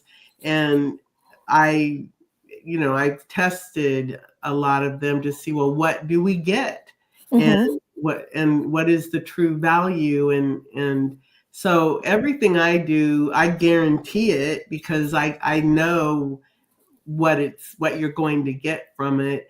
And again, I see how different people make money. They'll go, oh, well, you can have this we'll give you 400 words and 1 link. And then if you want 500 words, it'll be like an X. And I'm just like, no, it's this much. And because the effort, it's just like, I think Dan was talking about, the effort that you put in. Do you want to have 1 million customers or 100 customers to make the same $1 million? Well, the same thing goes with when you're doing this type of work. Is if I use the right distribution, it doesn't make me work harder. It actually makes it easier for me to do a better job. And then because my clients have an expectation, and I try to always meet whatever it is that the expectation is, and hopefully I'm able to do that. But another thing, I am somebody that if you need to contact me, you're going to talk to me. And I had a client call me the other night. It was 11 o'clock and I was already sound asleep, and I happened to get up and I saw the message. Hi, are you awake? Well, no, but can you talk? So I went ahead. You sure it wasn't me? Because I do tend to do that. I'm not realizing that I'm 3 hours behind. Yeah, but I want to make sure, like you said, the comfort level, and I'm not going to tell somebody, like I have a doctor and they're just restarting their practice after having an illness. And he says, well, this other company wants me to spend $1,500 a month. And I said, well, from what you're telling me, you don't feel comfortable with that much. I said, we can start much smaller and get some patients in the door. And then once you have the patients coming in, then we can grow to a larger expense, expecting a better return. And that I was on a Zoom call and I saw his shift, his worries, all that weight. And he just shifted and he was like, oh, okay. And I just, that relief that you don't have to do it one way. And that is another thing. Everyone's media, that their authority program, it's all unique to them. Yeah. And that's what I want to help with. Yes. So if somebody want to reach out to you and connect with you, or maybe you have a free gift because you're part of our expert panel here, of the power panel, really, of the Los Angeles Tribune. How do they get a hold of you? How do they find Tammy? Easiest way, just send me a text message. That way you're direct to me. And my phone number is on the screen. It's 941-421-6563. And just tell me you heard me on the marketing forum, and then we can connect from there. And yes, I would love to, I could offer, a free gift. And, I have all kinds of books on the power of TV.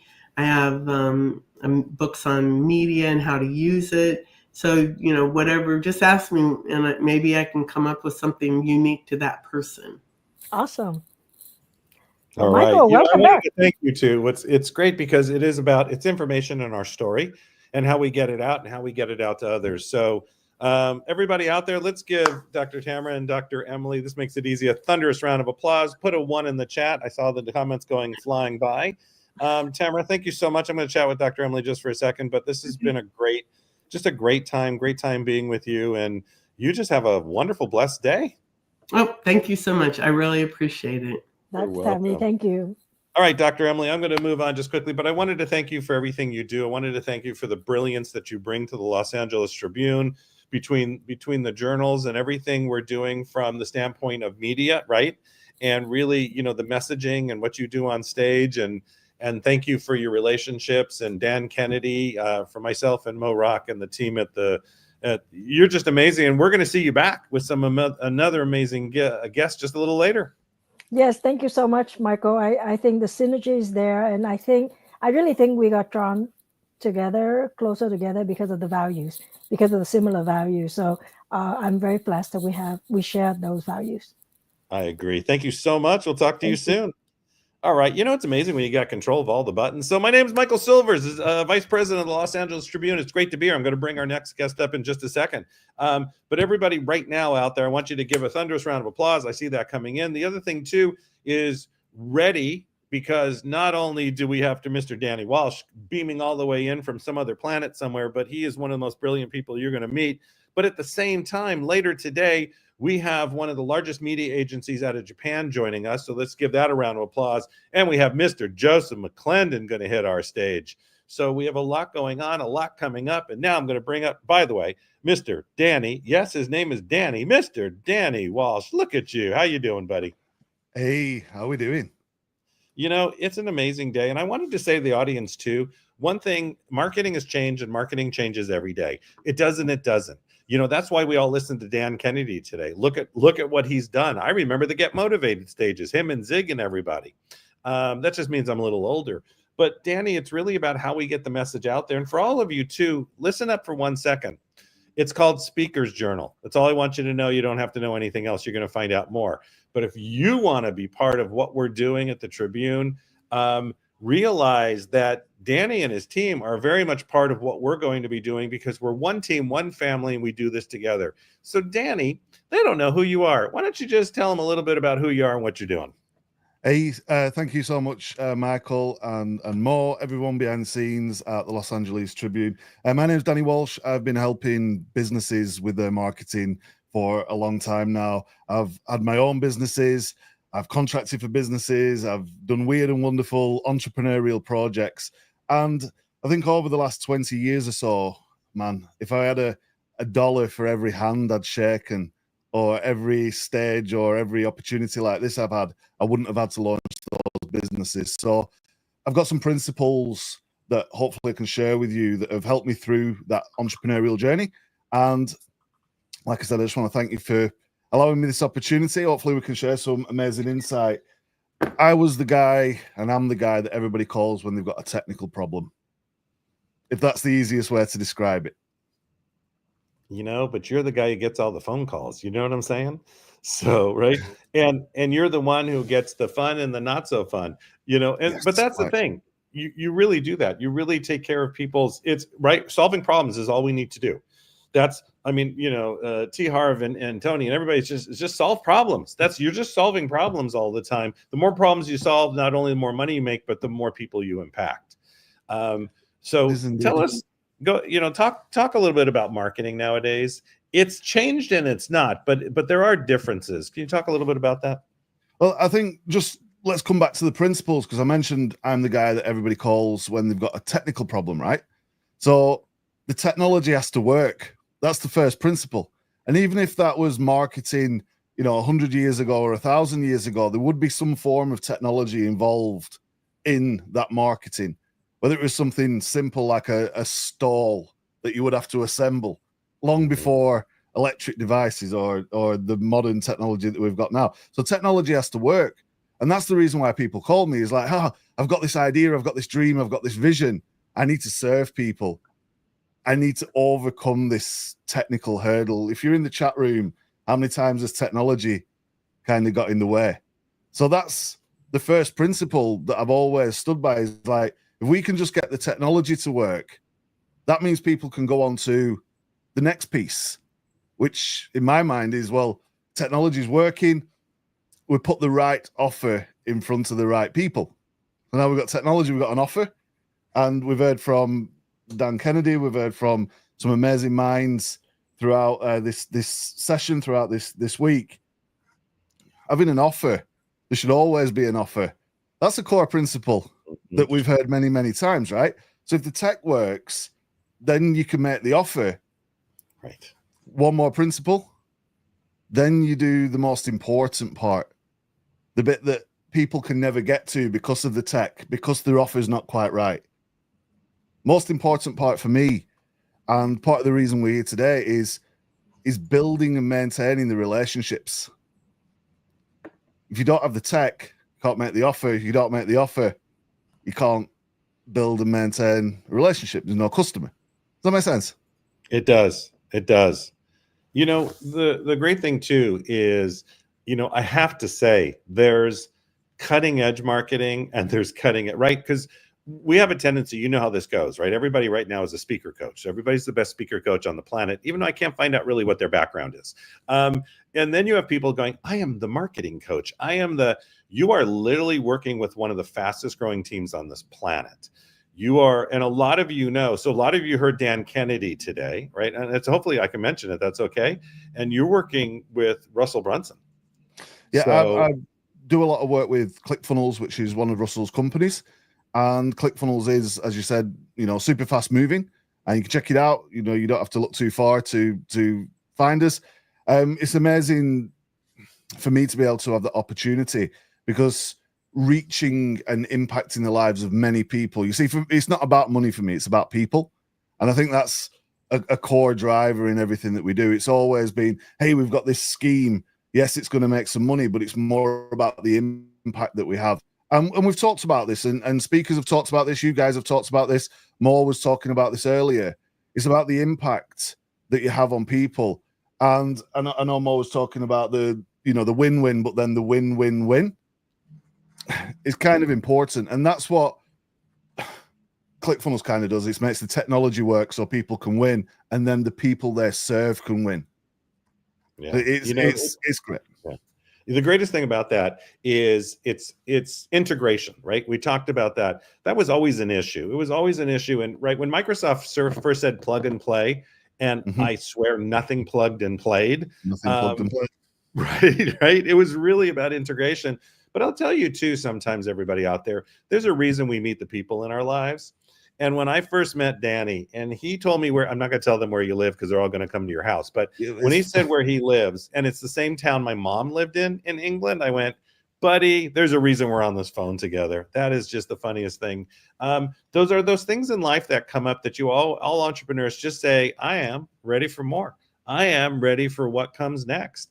And the great thing about working with people like Danny and the team and ClickFunnels and everything they're doing is they're constantly looking at what's going on now. Not that we have to change every minute, right? You don't want that either. but it's always about tweaking a little bit. Can you talk about that on your journey? It's not always been straight, I'm sure. It's a little bit of tweaking, but you know where the end result.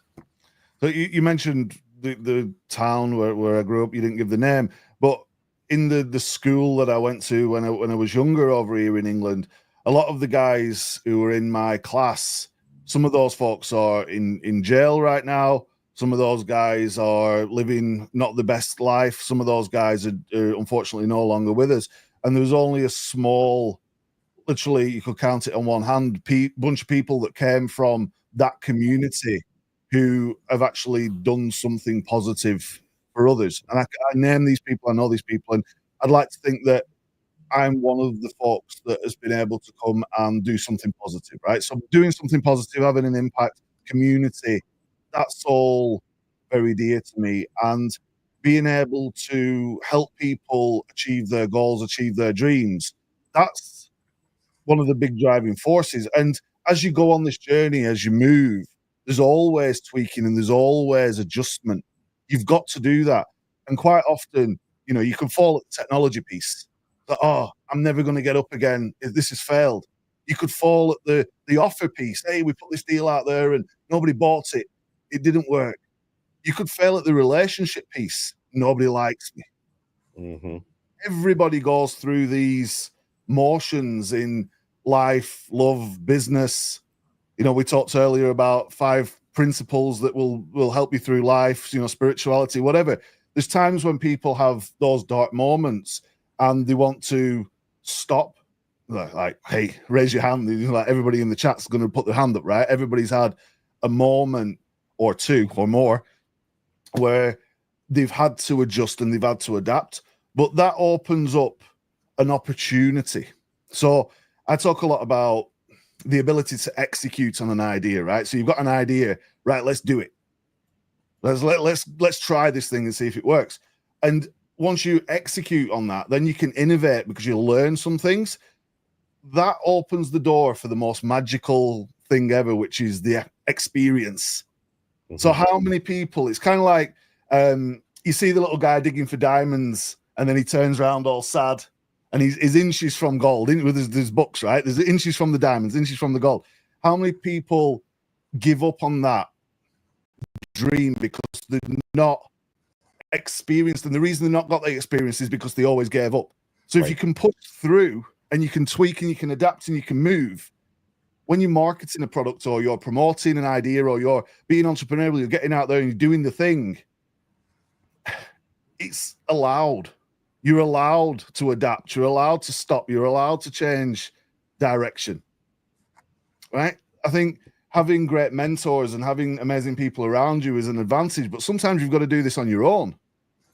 Folks who are out there on their own right now, looking for the diamonds, looking for the light, wanting to share this message, it's okay to adapt and change and move. And that's been something I've had to learn the hard way. Hopefully we can share that today and people don't have to take that hard way, right?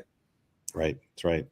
That's right. You know, the greatest thing is, and I'll tell everybody out there, to our audience, you're going to see a lot more of Danny Walsh because there's things that people have to teach. He's done so much, and he's somebody you want to listen to. I mean, there's times out there that you got to stop for a second. And because I used to always teach 3 coaches, 2 mentors, and a mastermind. I'm going to teach that on another session. But it's having that mentor is critically important. At the same time, you're right. Sometimes you're on your own, and now you have to be careful because we get the shiny bauble syndrome. Oh, this looks really good, right? How many times does that happen? Do you have any advice how to avoid that?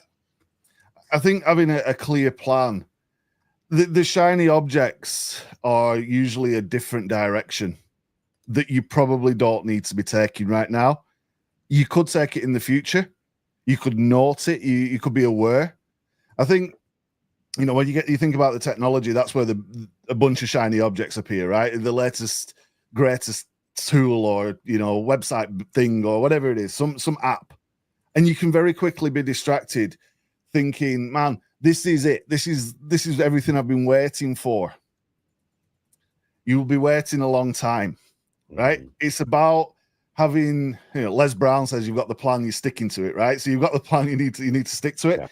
And fortunate enough to, meet Les Brown, and I spoke on same stages. And my good friend Rex Sykes is in the chat, who I know is also involved in the Tribune and all of the things that you guys are doing. Amazing.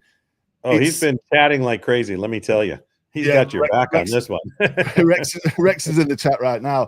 But having that plan and sticking to it is so important.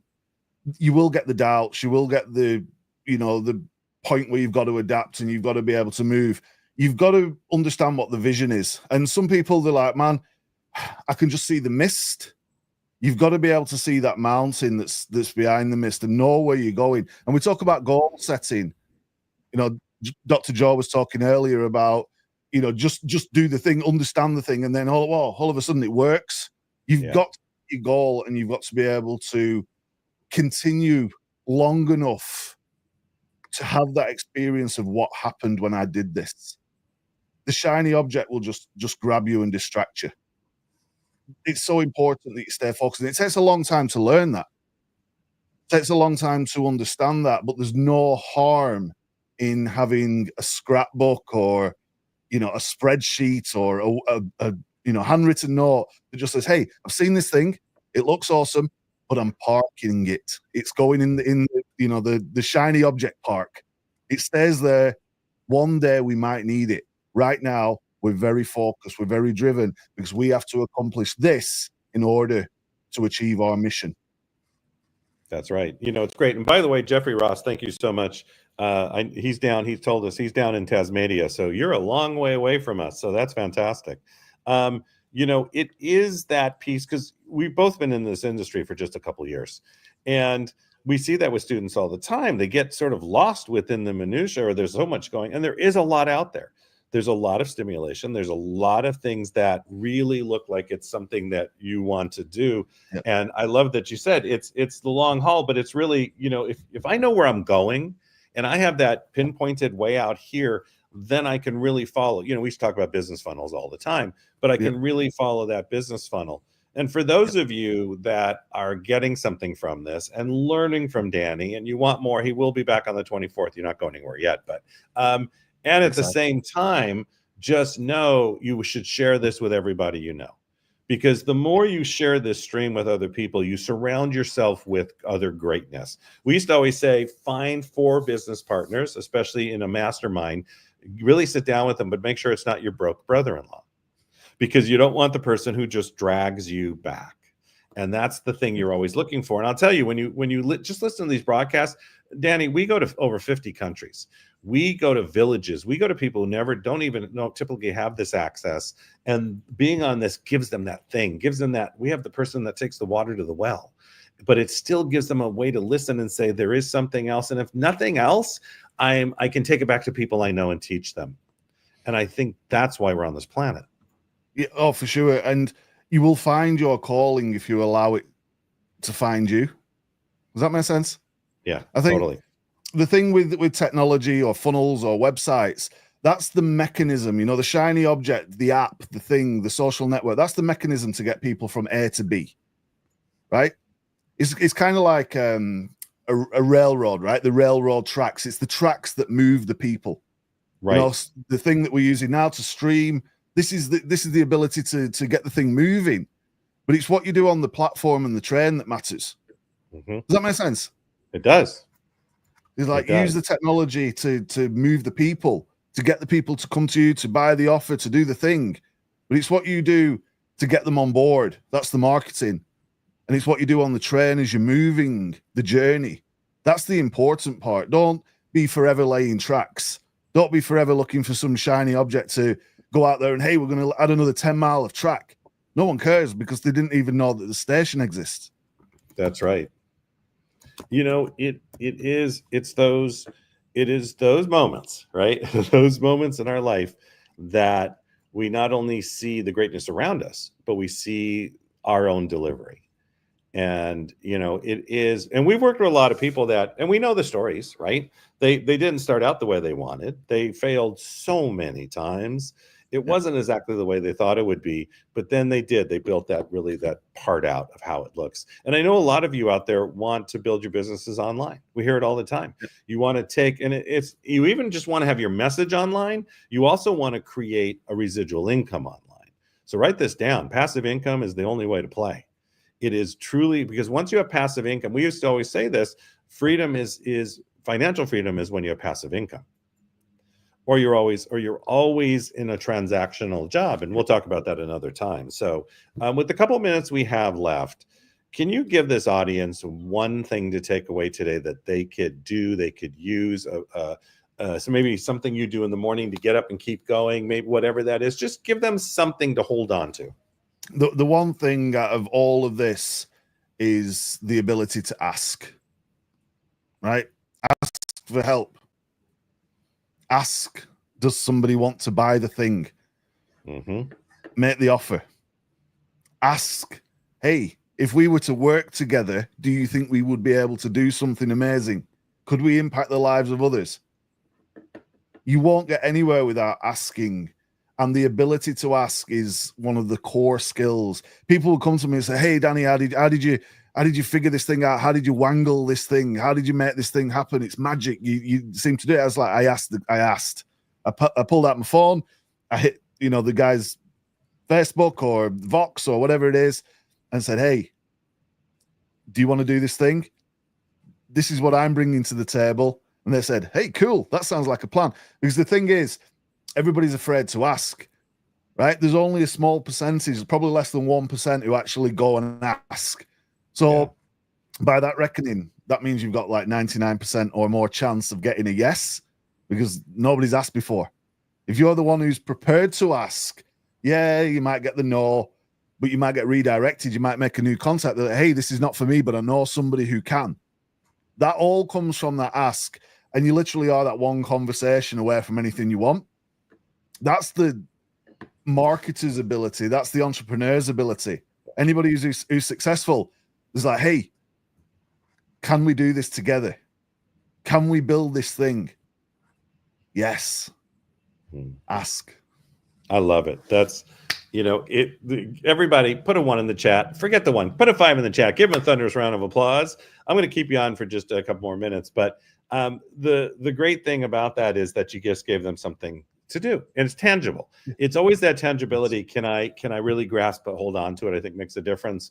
One question that always gets asked, and I think this is important too, because you've been in this industry, an entrepreneur for just a couple of years here. What book got you going? What podcast keeps you going? Just give them a couple little tidbits of what that is. I think there's so much out there that you can consume something and then you can put it back on the shelf. You can consume something and put it back on the shelf, and you're forever in this, continual consumption. It's like, take one thing. You could go to anything. You could go back, Think and Grow Rich. You could go in any direction you want. Get one book, open it, read 3 pages, and do that thing. That's the thing that keeps me going, is the ability to think, right, I can work with this piece. I don't need to read all of it. I can come back to it. I don't need to read 50 of them and put them all back on the shelf. Yeah, it's great. Behind the curtain, there's a bookshelf, and, I'm fully immersed like everybody else on this call. The ability to take the action of the small piece that resonates. There's always one thing. Yeah. Right? Yeah. In fact, there's a book I'm reading recently, and it is called The One Thing. Go on, you can go and look it up. You can go and find it. Someone will remind me in the comments, the author. But the ability to just do one thing and make progress, and then have that sense of achievement, that can move you further forward towards your goal than chasing the shiny objects, trying to build all the tech stuff, getting bogged down, sitting on your own, not worrying, not asking for help. Just like, hey, one thing, let's go. Execute. I love it. Yeah. I love it. Danny, first of all, everybody give them a thunderous round of applause. They already did. They put 5s and 1s in the chat, and that was great. I look forward to everything we're going to be doing together. I believe true partnerships are about give and take, win-win, and changing the planet. Because if we're not making a difference in the planet, right, for our, when I was talking to you the other day, you had a little one on your lap. I've got my 3 grandkids actually in the hotel room because there's no power in the whole community surrounding me on all sides. I said to them, it's almost like we're back in COVID when they were all in school and I was doing all the live streams. Yeah. But it is about that next generation. And that's the reason we do this. That's the reason we continue to do this, because it's not easy. This is never easy. It's not about that. It's make it simple and have the right people around you. So any last tidbits before I let you go? Oh man, how long have you got? I know we are back. Everybody in the chat, appreciate you. Big shout out to Rex Sykes, who's been cheering along. Awesome working with Rex. More rock, you rock. Everybody else, it's been great watching Dan Kennedy and everybody. And Michael, just a big thank you for everything and for the opportunity. Can't wait to do more and support more. How can we help? What do you need? Ask. Thank you.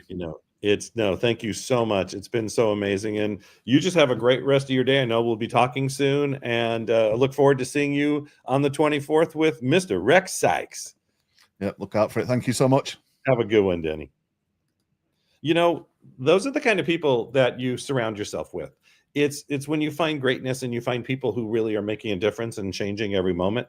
I think there's nothing else like it. So first of all, everybody, put a 10 in the chat just to let Danny know really what a session it was. He'll be back on the 24th, so be ready for that.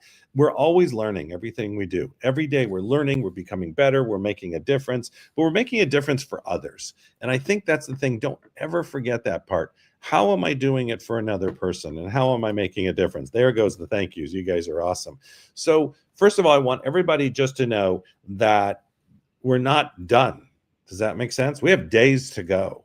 And when we have days to go, later today, again, we have one of the largest firms out of Japan coming to join us. And there's actually a big broadcast next week. If you know anybody that speaks Japanese, it's going to be English and in Japanese.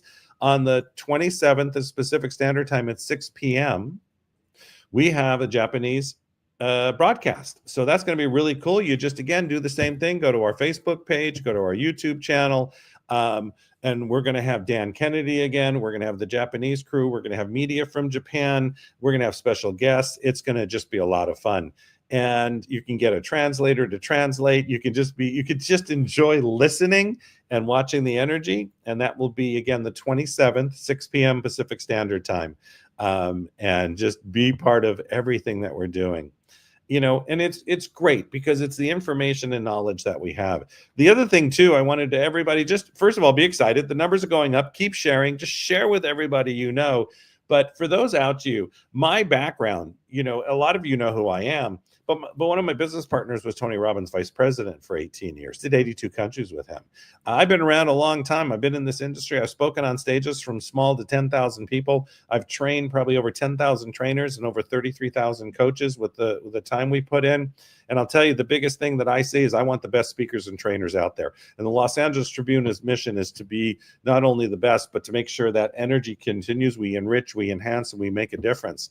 So with that being said, we've got a couple projects that are launching. They're not projects, they're life. They're the way it is. They're the way it should be. So write Speaker's Journal down. You're going to see more about it. If you're a speaker, trainer, author, host, whatever, and that just jives with you, you need to let me know because we're going to talk more about it. It's going to come really fast. Our other business partner on the other side, which is a good friend of mine and partner, is Mr. Joseph McClendon. 6 million people on stages. It doesn't get any better. And we're going to be dropping a lot of tidbits on you. So write this down, everybody. Everybody got a pencil? Okay. December 21st. That's it. Put December 21st. You're going to see it coming out pretty soon. It's a day with Joseph McClendon. It's amazing with his guests and friends. We then have our big show in January, 9th, 10th, probably 11th, 12th, who knows. It's our Quantum. It will kick off Quantum 2025. We then have Barnes & Noble's January 16th, live with Sheila E. Just got the Grammy nod. We're going to have quite a night there, and we're going to have some other superstars coming in there. We might have one of the top Soul Cycle trainers in the world at that event. And then we're moving right into, everybody hear this, right into January 23rd. Think of it this way. You're going to be hanging out with the greatest speakers and trainers on the planet. So it doesn't get any better. We're really excited. We have so much going on. And then, of course, we're red carpets. We'll be at the Grammys and so many more things. But if you really want to just really connect with me, I'm okay with that. This is okay. Here's my email address. You can email me. Now, don't email me asking for everything that you want. Everybody got that? What I want you to do is email me. Let me know your name, your business name, and one thing about you nobody else knows. And then ask the famous question at the end, how can I be of assistance to you? You're going to do that in your life, and you're going to make a difference every time it comes, because it is really about that. It's about how we make a difference, how we get on, and how we can drive that. And I'm just texting somebody too, the next person coming on. Good. Okay. So Steve, I see you there. Priest is going to jump on in a minute or two. So it's great. It's great that we have fun. It's great. I mean, look at our numbers. I'm going to take a picture. I like this. I mean, it's like a picture of me, but it's okay. See, I've got my camera up. I'm going to show the numbers here. There we go. I'm going to get Steve in there too. There we go. Okay, good. But it is really how we can serve, how we make a difference. Look at this. Look at this. How we can serve. Isn't that just awesome? Look at this also. Everybody, there's my email address. Don't forget to email me.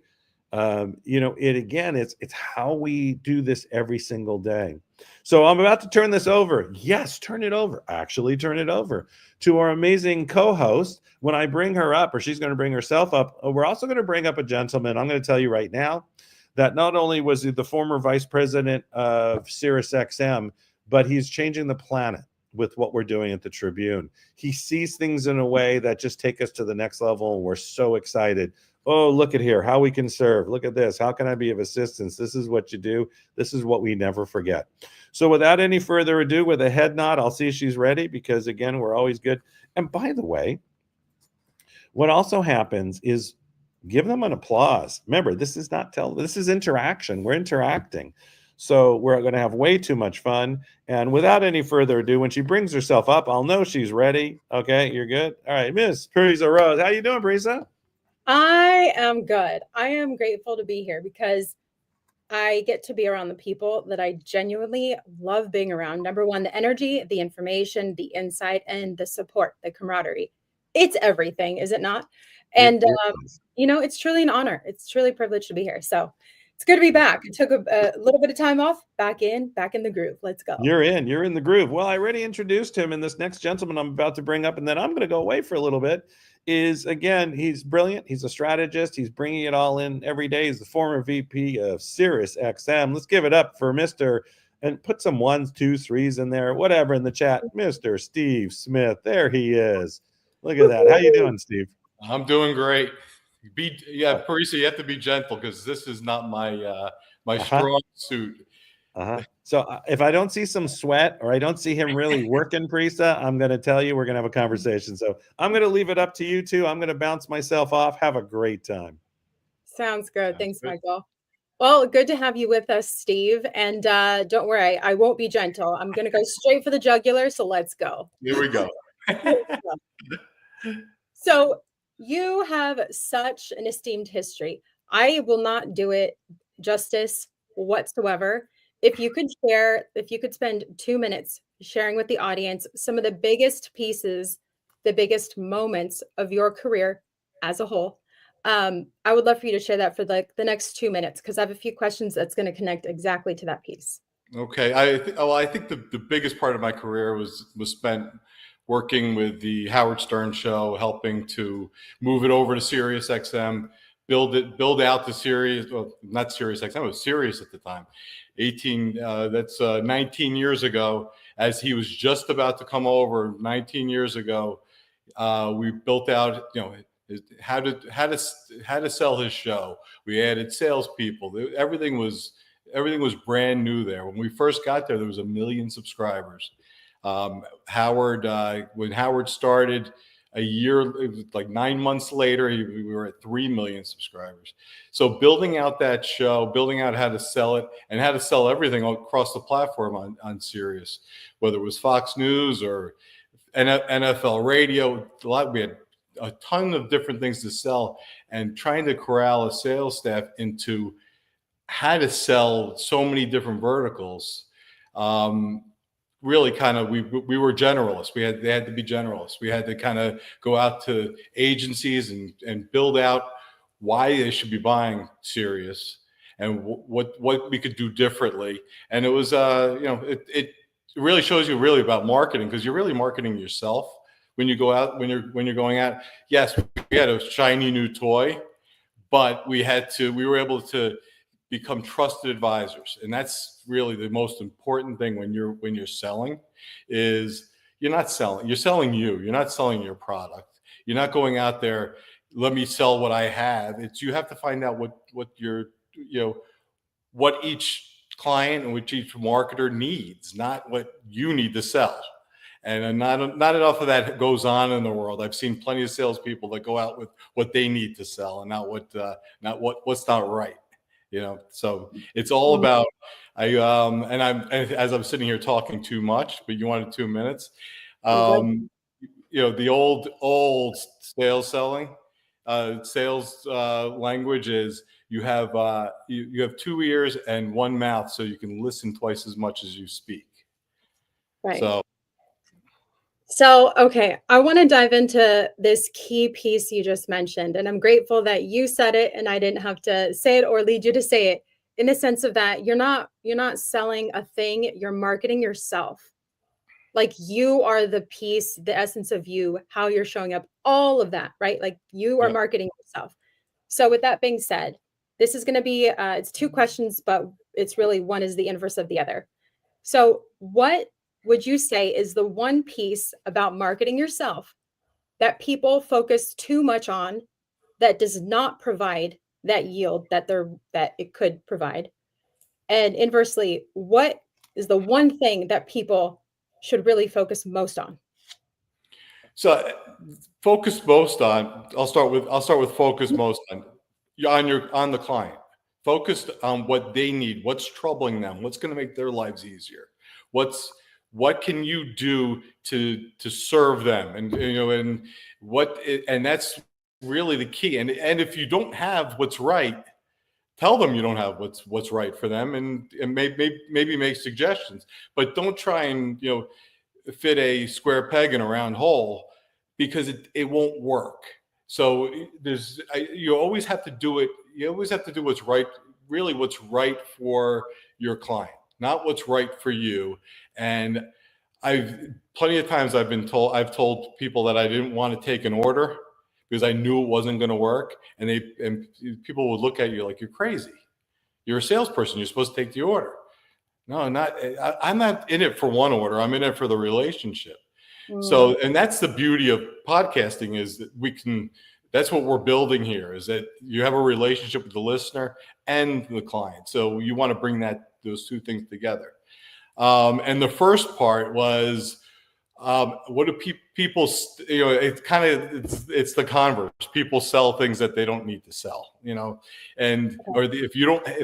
I knew when we were at Sirius, my team, if we focused on selling 35 to 64-year-old men, towards super serving that demo and the products that fit that demo, that we were going to win.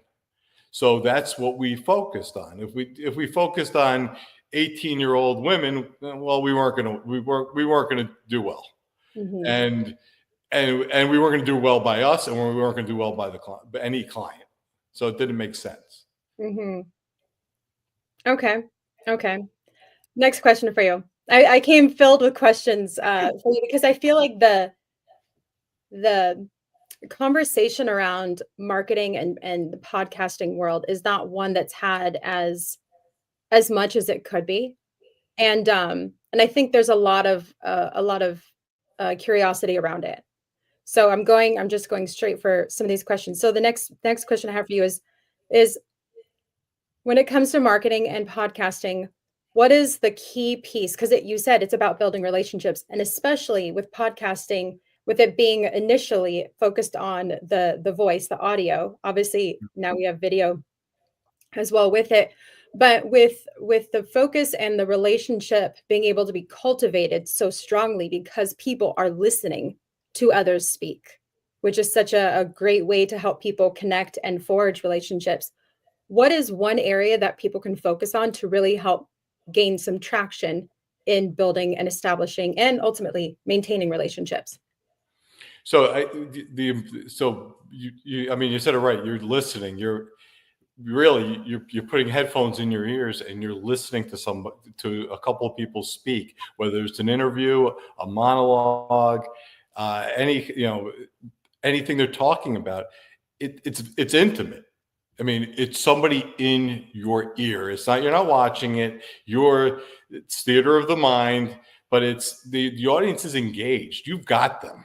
You have them more than if you're watching it on YouTube. It's a little different. YouTube is, by the way, YouTube and Spotify video are going to take over the industry. That's where things are heading. But it's still, something about, for me, I'm an audio geek. So that's like my career has been in audio. And I still think it's, when I'm listening and I have that show in my ear, that's where you're intimate. Your audience is listening, and if they believe in you as the podcaster, they're going to buy products that you pitch. So I really try to make sure it's a product that the podcaster, the creator, wants to do commercials for. If it's not, and it doesn't come across as genuine, being authentic is, I mean, I've heard it a bunch the last couple of days, being authentic. That's the most important thing. So if somebody, if it's a product you use, and I would tell you, I wear my clients' clothes from head to toe, basically. So it's number one, I like the clothes. Number two, I support my clients. So more importantly, probably. Right. Gosh. Okay. I want to dive into this authenticity piece, because you're right. It has been talked about so much. And it's something that I've done a deep dive into for many years now. And I think it's a word that's overused, and the understanding and the application of it is very watered down. So I think really getting clear and having articulation from many people about this concept as a whole, but really it's a behavior, it's a way of being, is beneficial for all involved. So how would you best define authenticity? It's really, I mean, simple. Being yourself. There's not enough people out there that can just be themselves. Tell the truth. Do what you say you're going to do. I mean, when it comes down to it, that's the most important thing. For me as a sales leader, it was about me being a servant leader, being able to take care of my team.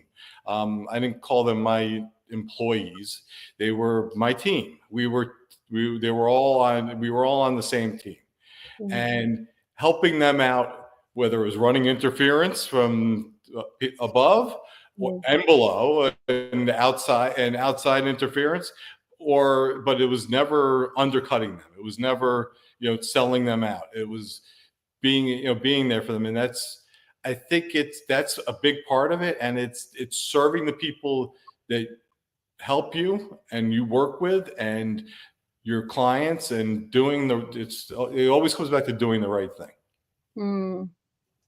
Okay, I love that. Okay, thank you for that, because I think it's I think we get to continue to dive into these words that are used so often across so many industries, across so many different generations and demographics, that, to really continue to remain on the same page, we get to make sure we are clarifying what page we're actually on. And if the page is authenticity, being authentic, then what does that page look like? How are we reading it? So good. So good. So I have a question for your time in building out the Howard Stern Show.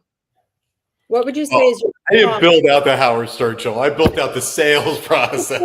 Yes, I mean, that's what I meant. The building out the sales, because it's the structure, but as it's reflecting the actual experience of it, as it's reflecting the person, the product ultimately. Yes. What would you see your top 2 learnings from that were? Well, that kind of goes back to what I was saying. Is it's focus on it's about focus when you're working with a sales team. It's getting them focused on where to go, on what to do, on how to sell the show. We knew at that time we weren't going to sell Amex into the show. We'd have to go after the right clients that he would sell product for. But we weren't going to get, we weren't getting Mercedes at that time, but we would get, we had Mini Cooper. There's different, we'd have different brands and we'd have to figure out which ones made sense. And then dealing with the show and getting them to do the right thing for our client. So that sometimes is part of, that's half the sales process is, making sure that the show was happy with the copy, happy with the client, and so on. Right. Okay. I love that. Thank you. It's really talks into, getting clear with the team, knowing what is actually the deliverable, and just staying on target, on focus, and easier said than done. And I think easier said than really applied. Right. Yeah. So we have about just a few more minutes left with you. I would love for you to have the floor, take it away and share. There's one thing that you want people to walk away with, but also the piece that they can actually implement. So something that's tangible and the most relevant in terms of priorities in the sense of marketing themselves or the product at hand. What would that be? So I think it's, for me, I look at what I'm doing now is I'm helping build out the podcast network. I'm building a sales organization to sell the podcast network and sell other podcasts. I think it's all about, it's focus. It's knowing what you need and the people you need to surround yourself with. I actually had this conversation with Aaron Young, who was on yesterday. We had a conversation about I said I had a bunch of generalists, and then now I don't need generalists. Now I need people that can focus on a couple of things and get things done. Mm-hmm. And it comes down to is putting people in the right positions. It's doing going back to serving. Mm-hmm. And for me, it's all about, I want to help people. So I'm trying to help podcasters now. So that's a different side of where I've been. I was all about driving revenue. For me, I'm helping podcasters I want to make their shows larger. I want them to reach their goals. I want them to, hit, I want them to hit their goals, hit it out of the park, because that's what they want. If they want their show to be 100 listeners, great, we'll get there. But I think it's all about getting them into the right places. And I think that's kind of the focus for me. And if you're building out something, and I'm building out a company and helping build out a couple different things, it's getting it to the right place and doing it the right way. And if you do it the right way and you do what you say you're going to do, things will be all right. Woo! Now, that's a bar itself. You're doing what you need to do, doing the best you can do, just focusing on that, following through with that. It does work out. Absolutely. And I feel like the most simple messages, especially in the global climate we experience, all in our own ways and our own perspectives and our different pain points, that some of the simplest messages are dismissed so quickly because it just doesn't seem like it's relevant anymore. And I think that exactly as you're saying it, like what you're saying held so much potency.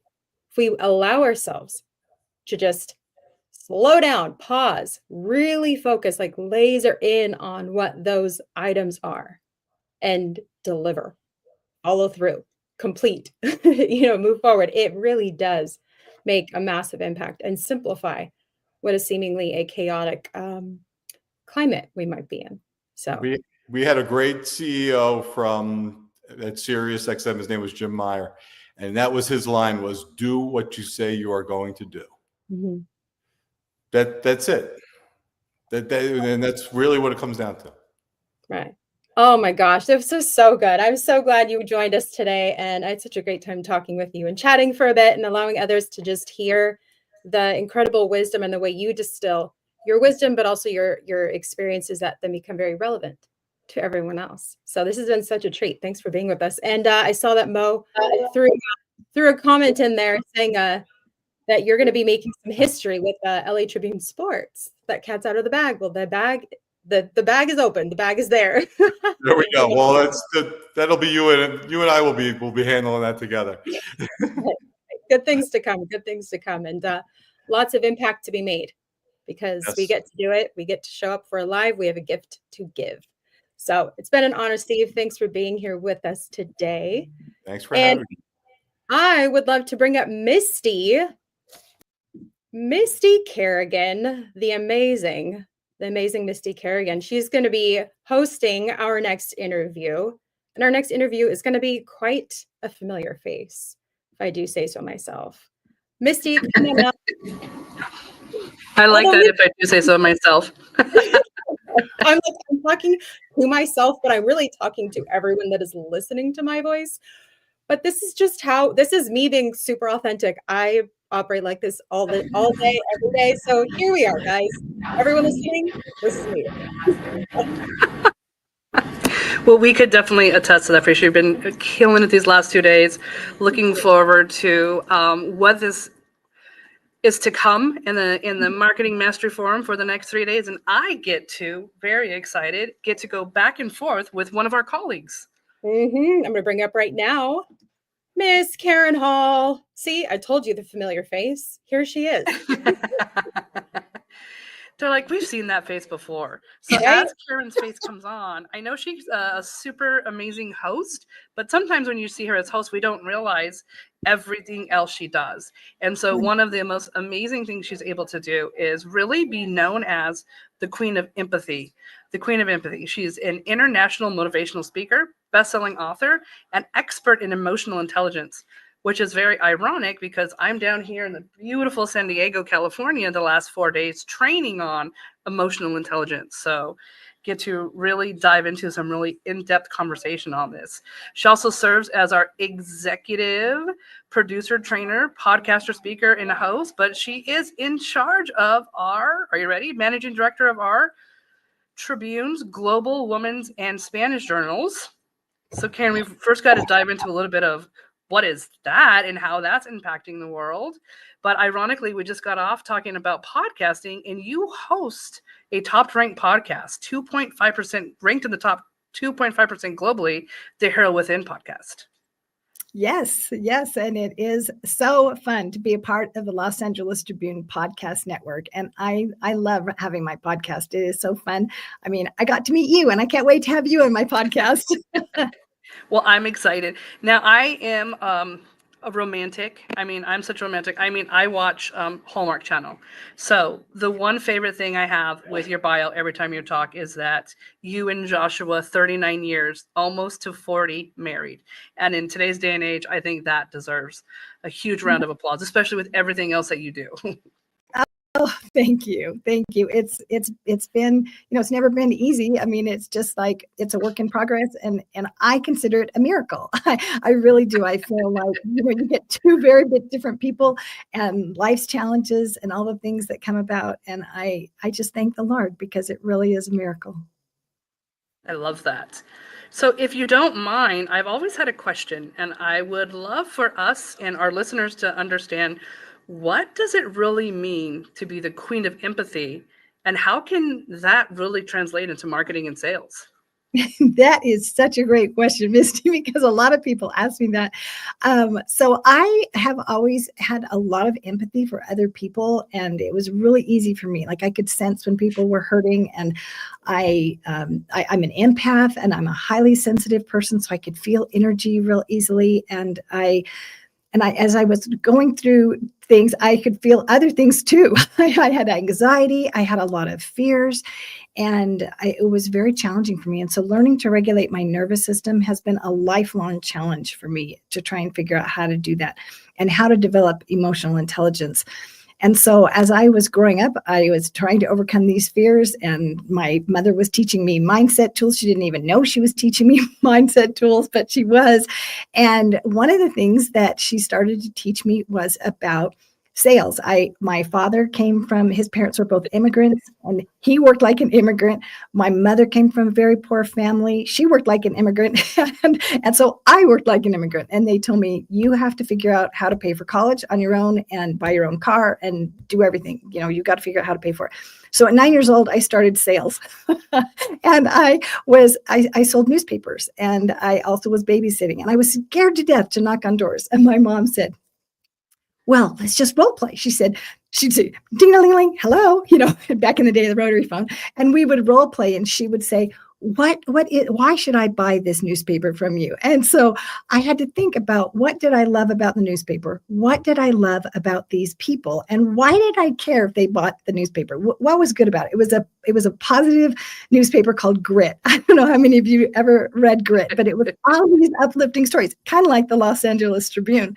And so I loved bringing inspiration to people, and I got so excited when they the next week when I'd come back and they'd be like, I'm like, did you like that article about whatever? And they'd be like, yes, come in, sit down, let's talk about it.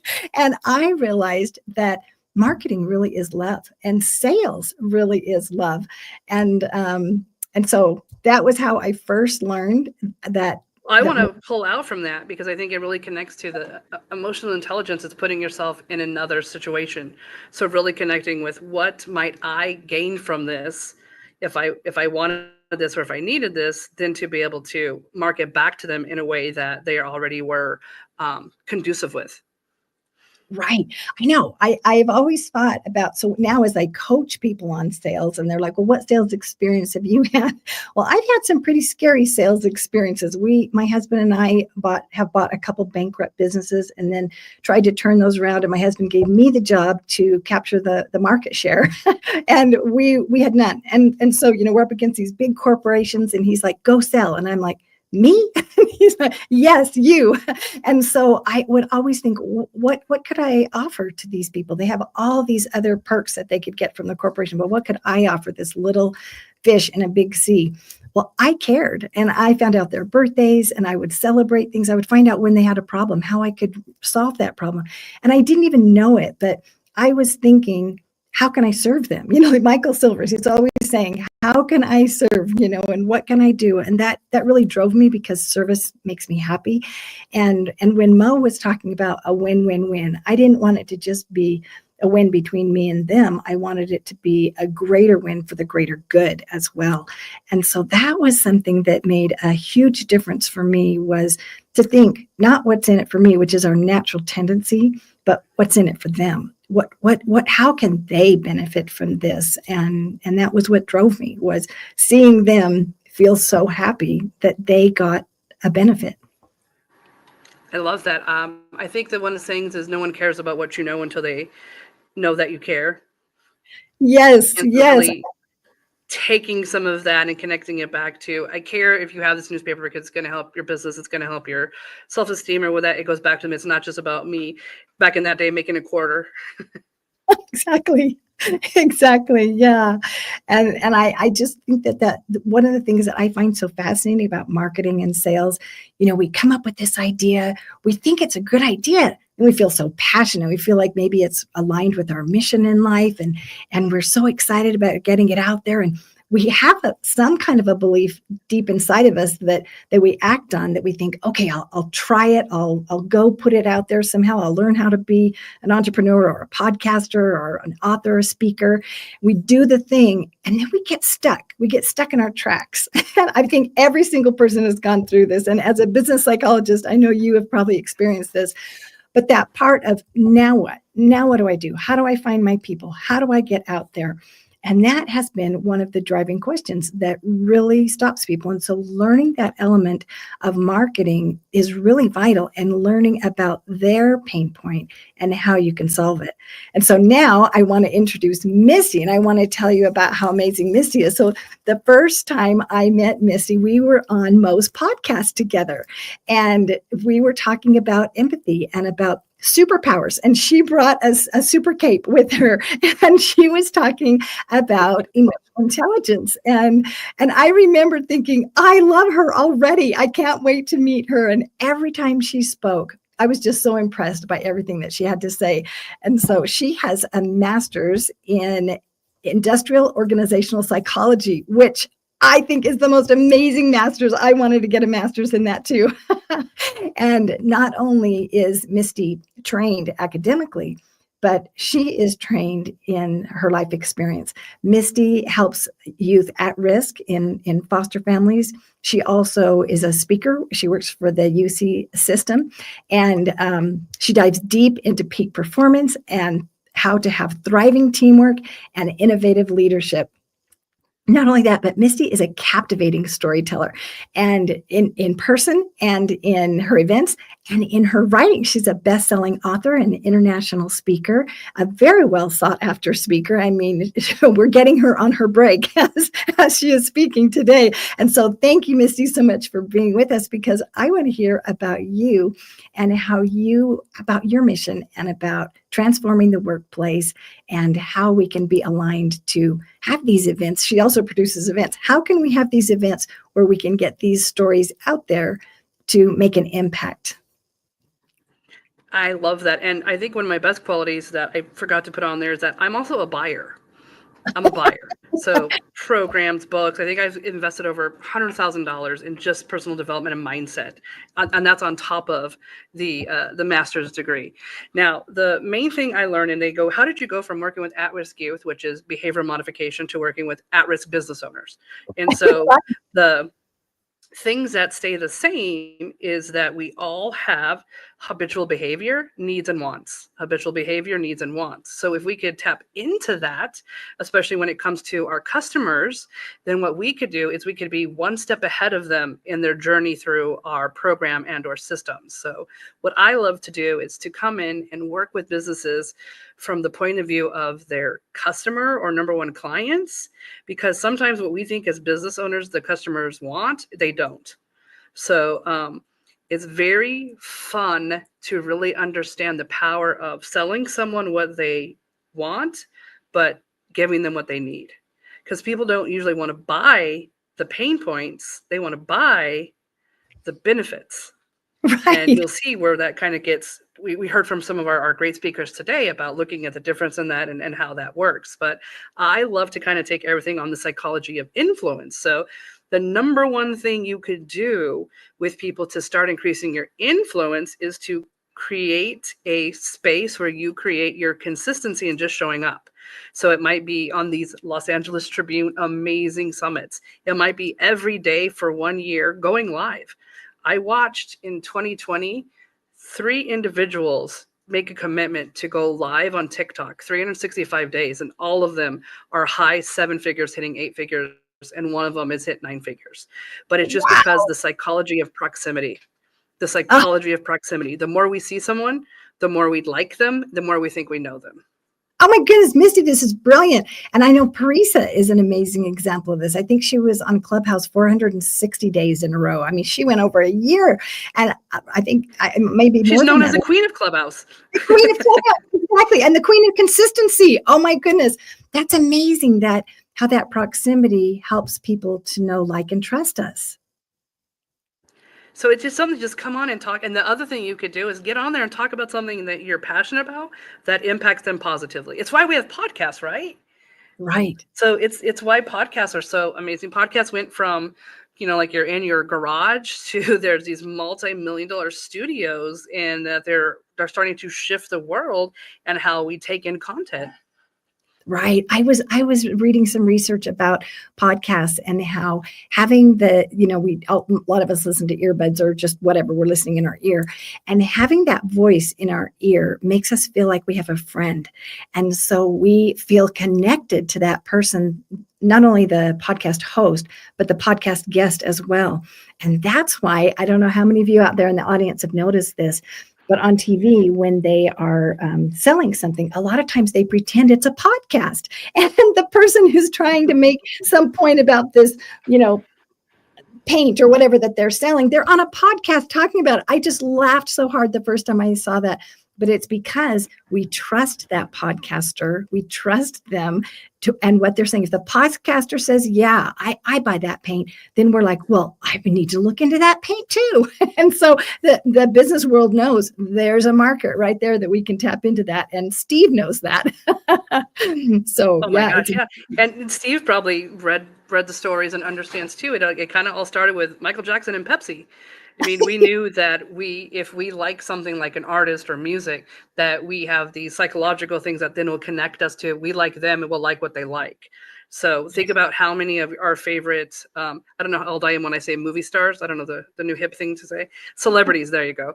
How many celebrities endorsements have increased? I mean, the Kardashians as a family are multimillionaires because of endorsements. That in itself is that fathom. So the main premise, and I think we talked about it in a conversation before, is you don't have to be a Kardashian to be an expert in what it is that you sell or do.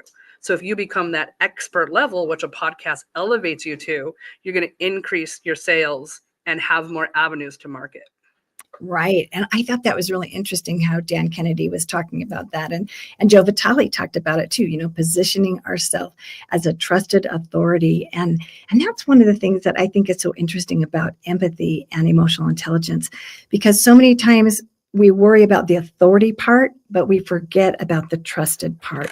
And that's a whole element that is almost like a foreign world to a lot of us. Wait a minute, I don't even know this person. How can I build trust with this person? I just tell them all the facts, all the things I know, all the ways that I can help them, and then persuade them and convince them and chase after them and convert them somehow. And that's an old technique, and that technique is obsolete in this day and age. Well, I want to ask you, because I think we both could spend hours talking about this in our small time here, is, in your opinion, what do you think neuroscience can do to help us increase sales? Our understanding in neuroscience and sales.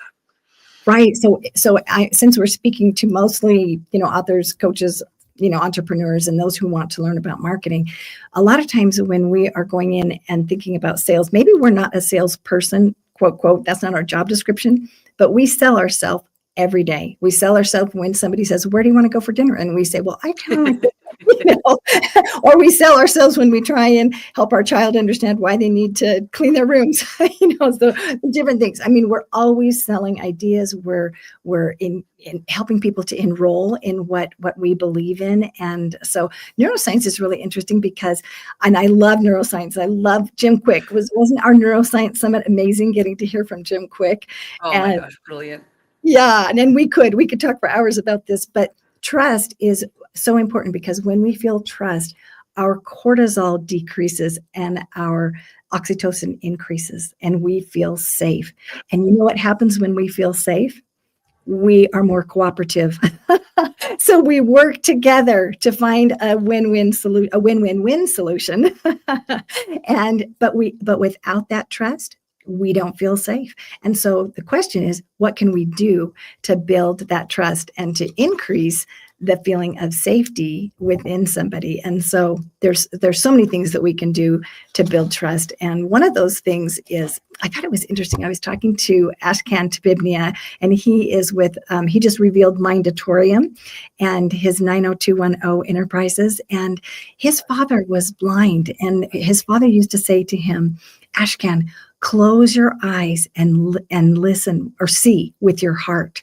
And I was like, see with your heart. I just love that because I mean, who doesn't want to be seen? And we all crave being seen and heard and understood. And so Ashkan was describing how he developed this third eye. And other cultures talk about this third eye all the time. We might describe it as intuition or divine downloads or things like that. But we see with this intuitive part of us, and we sense things. And so most of us can sense these things when it's safe or when it's not safe. We can sense when somebody is manipulative, or when they are greedy, or when they have an agenda behind what they're doing. And so when we develop that third eye, we can detect that we feel safe, we feel more inclined to interact with that person. And if we are the person that wants someone to trust us, then we have to develop our third eye, where we know what they need, where we know how to build that trust with them, and we know how to connect with them. That connection is so important. And how do we do that? We do that through emotional intelligence. And one of the keys of emotional intelligence is empathy. Oh my God, I think you nailed it. It really aligns with what Dr. Joe Vitale was talking about, which is that vibration of sales.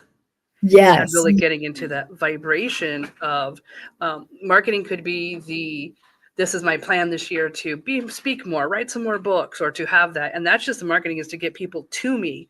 But there's got to be a version of me that they're coming back to, that they want to stay with. And so when you're really out there helping people, especially in the Los Angeles Tribune, we have so many coaches and so many speakers and so many. That one picture I really love was I had that whole bookshelf. I'm like, I have Outwitting the Devil with Sharon Lechter. I have The Moral Compass with Mo and the other authors. I have Dr. Dan Kennedy's it's the sales one about you don't have to be in direct marketing to understand some of the skills of direct marketing. So it's crazy to see that. Wow, all of those wisdoms and stuff. And if you were to dive into them, I think the best part is they're not books on what others should do. They're books on what others should do because they did it. Right. And I think that's where the psychology of vibration comes from. It's not a sales if it's more of influencing you and leading you in direction that they've walked.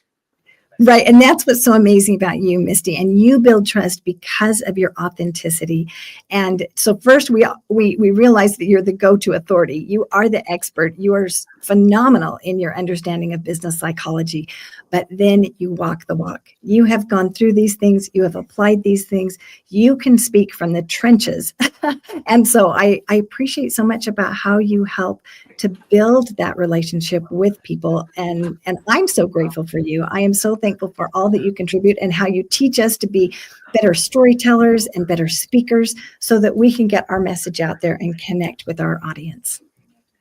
And I think one of the premise too, to leave with, and I know you agree to this one, is the part of being successful in any field is that team you build around you.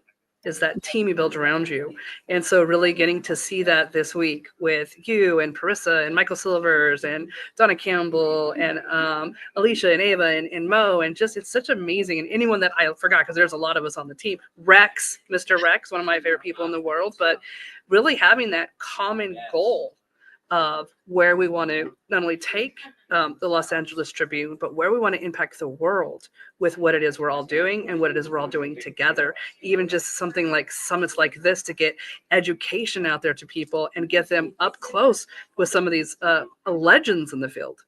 Right. Oh, Misty, thank you so much. And I know you have to get back to your class. Oh, so sorry, it's getting loud. My class is back. I got to go. Talk about being popular. Thank you so much for being with us. And Misty and I are going to teach more on this in the future. So stay tuned because Misty has so much wisdom and I can't wait to be with her again. I can't wait to log on and see the rest of today. Bye, guys. Bye. So I am just so grateful that Misty was able to take time out of her busy schedule to be with us today. And in continuing this conversation, one of the things that I thought was really interesting about sales is that, you know, I thought a lot about through the years as I've studied sales, you know, about how to close the sale and how to do all these things. And why are those techniques ineffective at times? And one of the things that's interesting is that as consumers and customers, we are much more sophisticated than, and especially this younger generation, than when I was young. And now we have access to so much information. We can do the research. We can go find out, you know, more about the subject. Whereas before we trusted the person that was telling us to buy the thing. And many times, you know, we were fed things that weren't always accurate. And so we have to understand that our customers are smarter. They do their research, they advocate for themselves, and they just hate this icky, salesy feeling. I personally am repelled by it myself. And I think that most people that have a high emotional intelligence are detect that. And even people that don't even know what emotional intelligence is. It just doesn't feel good when you feel like somebody is pressuring you or trying to manipulate you, or you just feel that they have this agenda, you know, within them. And so it's really important that we do build that relationship of trust. And so if you are in sales, you might and I've coached many people that were in sales that were like, this is hard. This is really hard. I was scared to death to knock on doors when I was a girl. And even as an adult, I have been scared. Like I was telling you about when my husband said, you're in charge of marketing and sales. And I'm like, uh-oh. But when we change this mindset around sales about getting to giving, it makes all the difference in the world. And so one of the things that I teach my clients when they are thinking about how could they be more effective in sales, how could they possibly be? The economy's terrible, right? I mean, nobody's buying. So why would they want to buy from me? Well, that's the wrong question. The question is, what can I do to meet their needs? Well, let me find out, how can I serve them? And that, if you came up and asked me how you could serve me, I might not know how you were able to serve me, for one thing. And second of all, I don't know if I can trust you yet. So trust is vital to moving forward in any aspect of the relationship. And then as I am building that trust, then the consistency, as we talked about, is very important. Well, we have a lot of fears. And because of these fears, most people don't last long in sales. And one of the biggest fears that we deal with is the fear of rejection. Now, I don't know, put a 1 in the chat if a fear of rejection has ever stopped you in your tracks. I know that is a massive one for most people. In fact, for most people, the fear of rejection is what prevents us from even trying, because what if nobody likes it? I had been thinking about writing a book for a long time, and I had fears about how to even do it. And then as a podcast, when I first started thinking about a podcast, I was like, well, I don't know. I don't have this big following. Who would want to listen to me? What if there's nobody that wants to listen to me? And I finally decided, well, I might have one friend that wants to listen to me. So my husband, maybe he'll listen to me. So I decided I'm just going to do it. And I'm just going to hope for that one person. And I put a picture of my best friend up by the computer. And I thought, she wants to hear what I have to say. And I talked to her.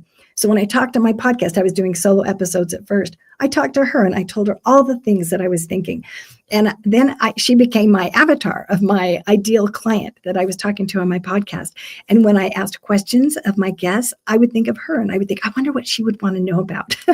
Well, this made it feel so easy for me, because I was scared to put my voice out there. I was scared to even hear my voice. When I listened to tape recordings of my own voice, I didn't like it. And so people were like, you are doing a podcast? They couldn't believe it, because I was the girl who, no, I don't want to hear my voice on a recording at all. But the more I heard it, the more I kind of liked it. And the shocking thing for me was that people wrote in and called me and texted me and told me, we love your voice. And I'm like, you do? And they said, it's so calming. And I was like, oh, I didn't know that. And every time someone says it to me, it just delights me. But I realized that fear of rejection had stopped me for too long. I took too long before I actually took the action to do that. But I acted in faith. I did it. And then I found out that it worked. Well, when I have a fear of rejection in sales, one of the things that I do, like Julianne was talking yesterday about changing our relationship with fear and reframing it and thinking about the excitement and the joy that we're going to feel. And if it's big enough to cause us fear, well, then it's exciting. There's something exciting on the other side. And one of the things that I teach my clients to do is to say the phrase, I wonder. I wonder. And I'll often tell them to say, if they're going into a networking event that they're terrified about, I wonder what new friend I'm going to make today. I wonder what great conversation we're going to have today. I wonder who I can help today. And that has made a big difference for me when I get scared when I'm going into big networking events, but I think, I wonder what new friend I'm going to make today. And that helps me feel so much safer. When my kids used to go to school and different things, and they were scared, I would say, as I exited the door, I'd say, look for someone lonely. And that is our family mantra. Look for someone lonely. Who needs a friend? And many times when I go to big events, I kind of stand back and I look around and I think, who's by themselves? Who's lonely that I can go connect with? And many times that person turns out to be an amazing, beautiful, heart-centered person that I just fall in love with. Well, it's the same thing with sales. Who can you serve? What new friend can you make? And how can you bless their life? And when you act in faith and you pray about what you're going to do, or you send up positive energy or intentions to the universe, however you word that, you will be given these divine downloads. You will be guided, and you will be given the inspiration that you need so that you can connect with these people. Because heaven only knows, if I was in a corporation and you came to me and said, who can I help? I would be like, thank you for asking. Let me tell you who needs you right now. Well, I think the same thing is going on with the universe. And Mo said it so well earlier, that if we get that inspiration about something that we should do, we need to act on it. And if we don't, there's a void there. Well, the reason we're given that inspiration, I believe, is one, I think it connects us to the divine and it helps us remember our divine identity. And second, I think it's an opportunity. We get to decide, is that a match for us right then? Is the timing right? Is the assignment right? And if we feel like it is, then act in faith and go and do it, because we will always be blessed and the other person will be blessed. So an interesting thing that I have learned about rejection as well is I think that women struggle with this more, especially in sales. I think sales is a lot harder for women. I think it's hard for men too, but I think I've been pondering, why is it hard for women? And I think we're socialized to comply and to be, obedient. And at school, when you think about little boys, I mean, they get in trouble a lot and it's like no big deal. They just laugh about it when they get in trouble. But a little girl that gets in trouble, many times it's like, I mean, we get heartbroken when we get in trouble. We don't like to be in trouble. And I think that has a lot to do with that socialization. But one of the things that I have had to reframe about rejection is that rejection is protection. And when I have been rejected, and when it has broken my heart, and I have been rejected in personal relationships, in job situations, I have been rejected many times in my life.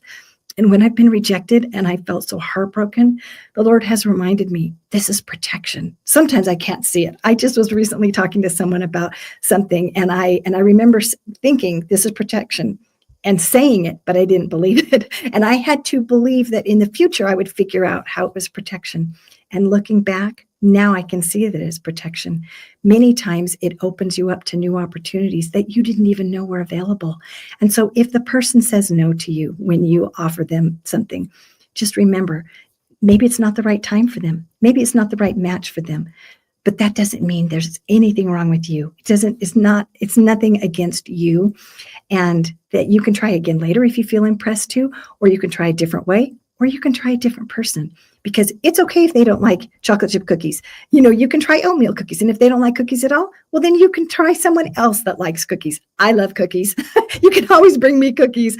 But I just want you to know that with emotional intelligence, you can understand these principles with so much more clarity. You can develop empathy for yourself. That self-love is so important. You can develop empathy for the other person, for your partner, like Dr. Joe Vitale said, that might be your vendor, and for your audience and your clients. And that will help you to move forward and help you to be successful, not only in marketing and in sales, but in accomplishing your mission, in giving the world the message that you feel so passionate about. And so I'm so thankful for the Los Angeles Tribune, for this opportunity that I have. Because of ways that I've been rejected in the past, I was blessed with the opportunity to be here. I had availability in my life, which I wouldn't have had otherwise if I hadn't been rejected.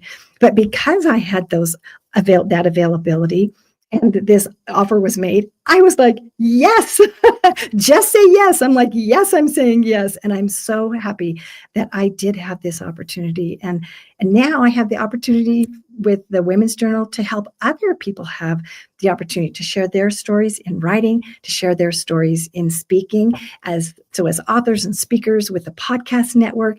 Now we have the Spanish Journal and the Speaker's Journal. And if any of you want to get your stories out there, if any of you want to speak, feel free to contact me, because it's a beautiful platform that we have here at the Los Angeles Tribune. Such a rich segment, or such a rich conversation between you and Misty. If you couldn't tell, the comments went wild. Wow. So much goodness there. And I cannot wait to recap that one a bit later today in my notes. But for right now, I'm just going to jump straight to the wonderful Dr. Emily that has joined us here. And she has a few guests that she will be interviewing for this segment. Hello, welcome back, Dr. Emily. Well, thank you so much. Hi, Karen.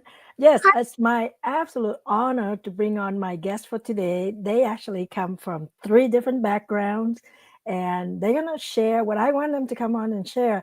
They each have their own business, but they leverage different platforms, different media to grow their business, build their followers, and become influencers. So first, I'd like to bring on Tina Lombard. She is a real estate, money, and Novus home mortgage, but she has her Filipino TV.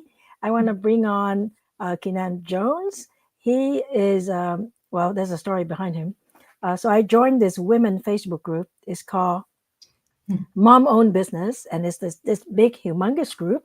And I found out that it is founded by a guy, right, Kenan.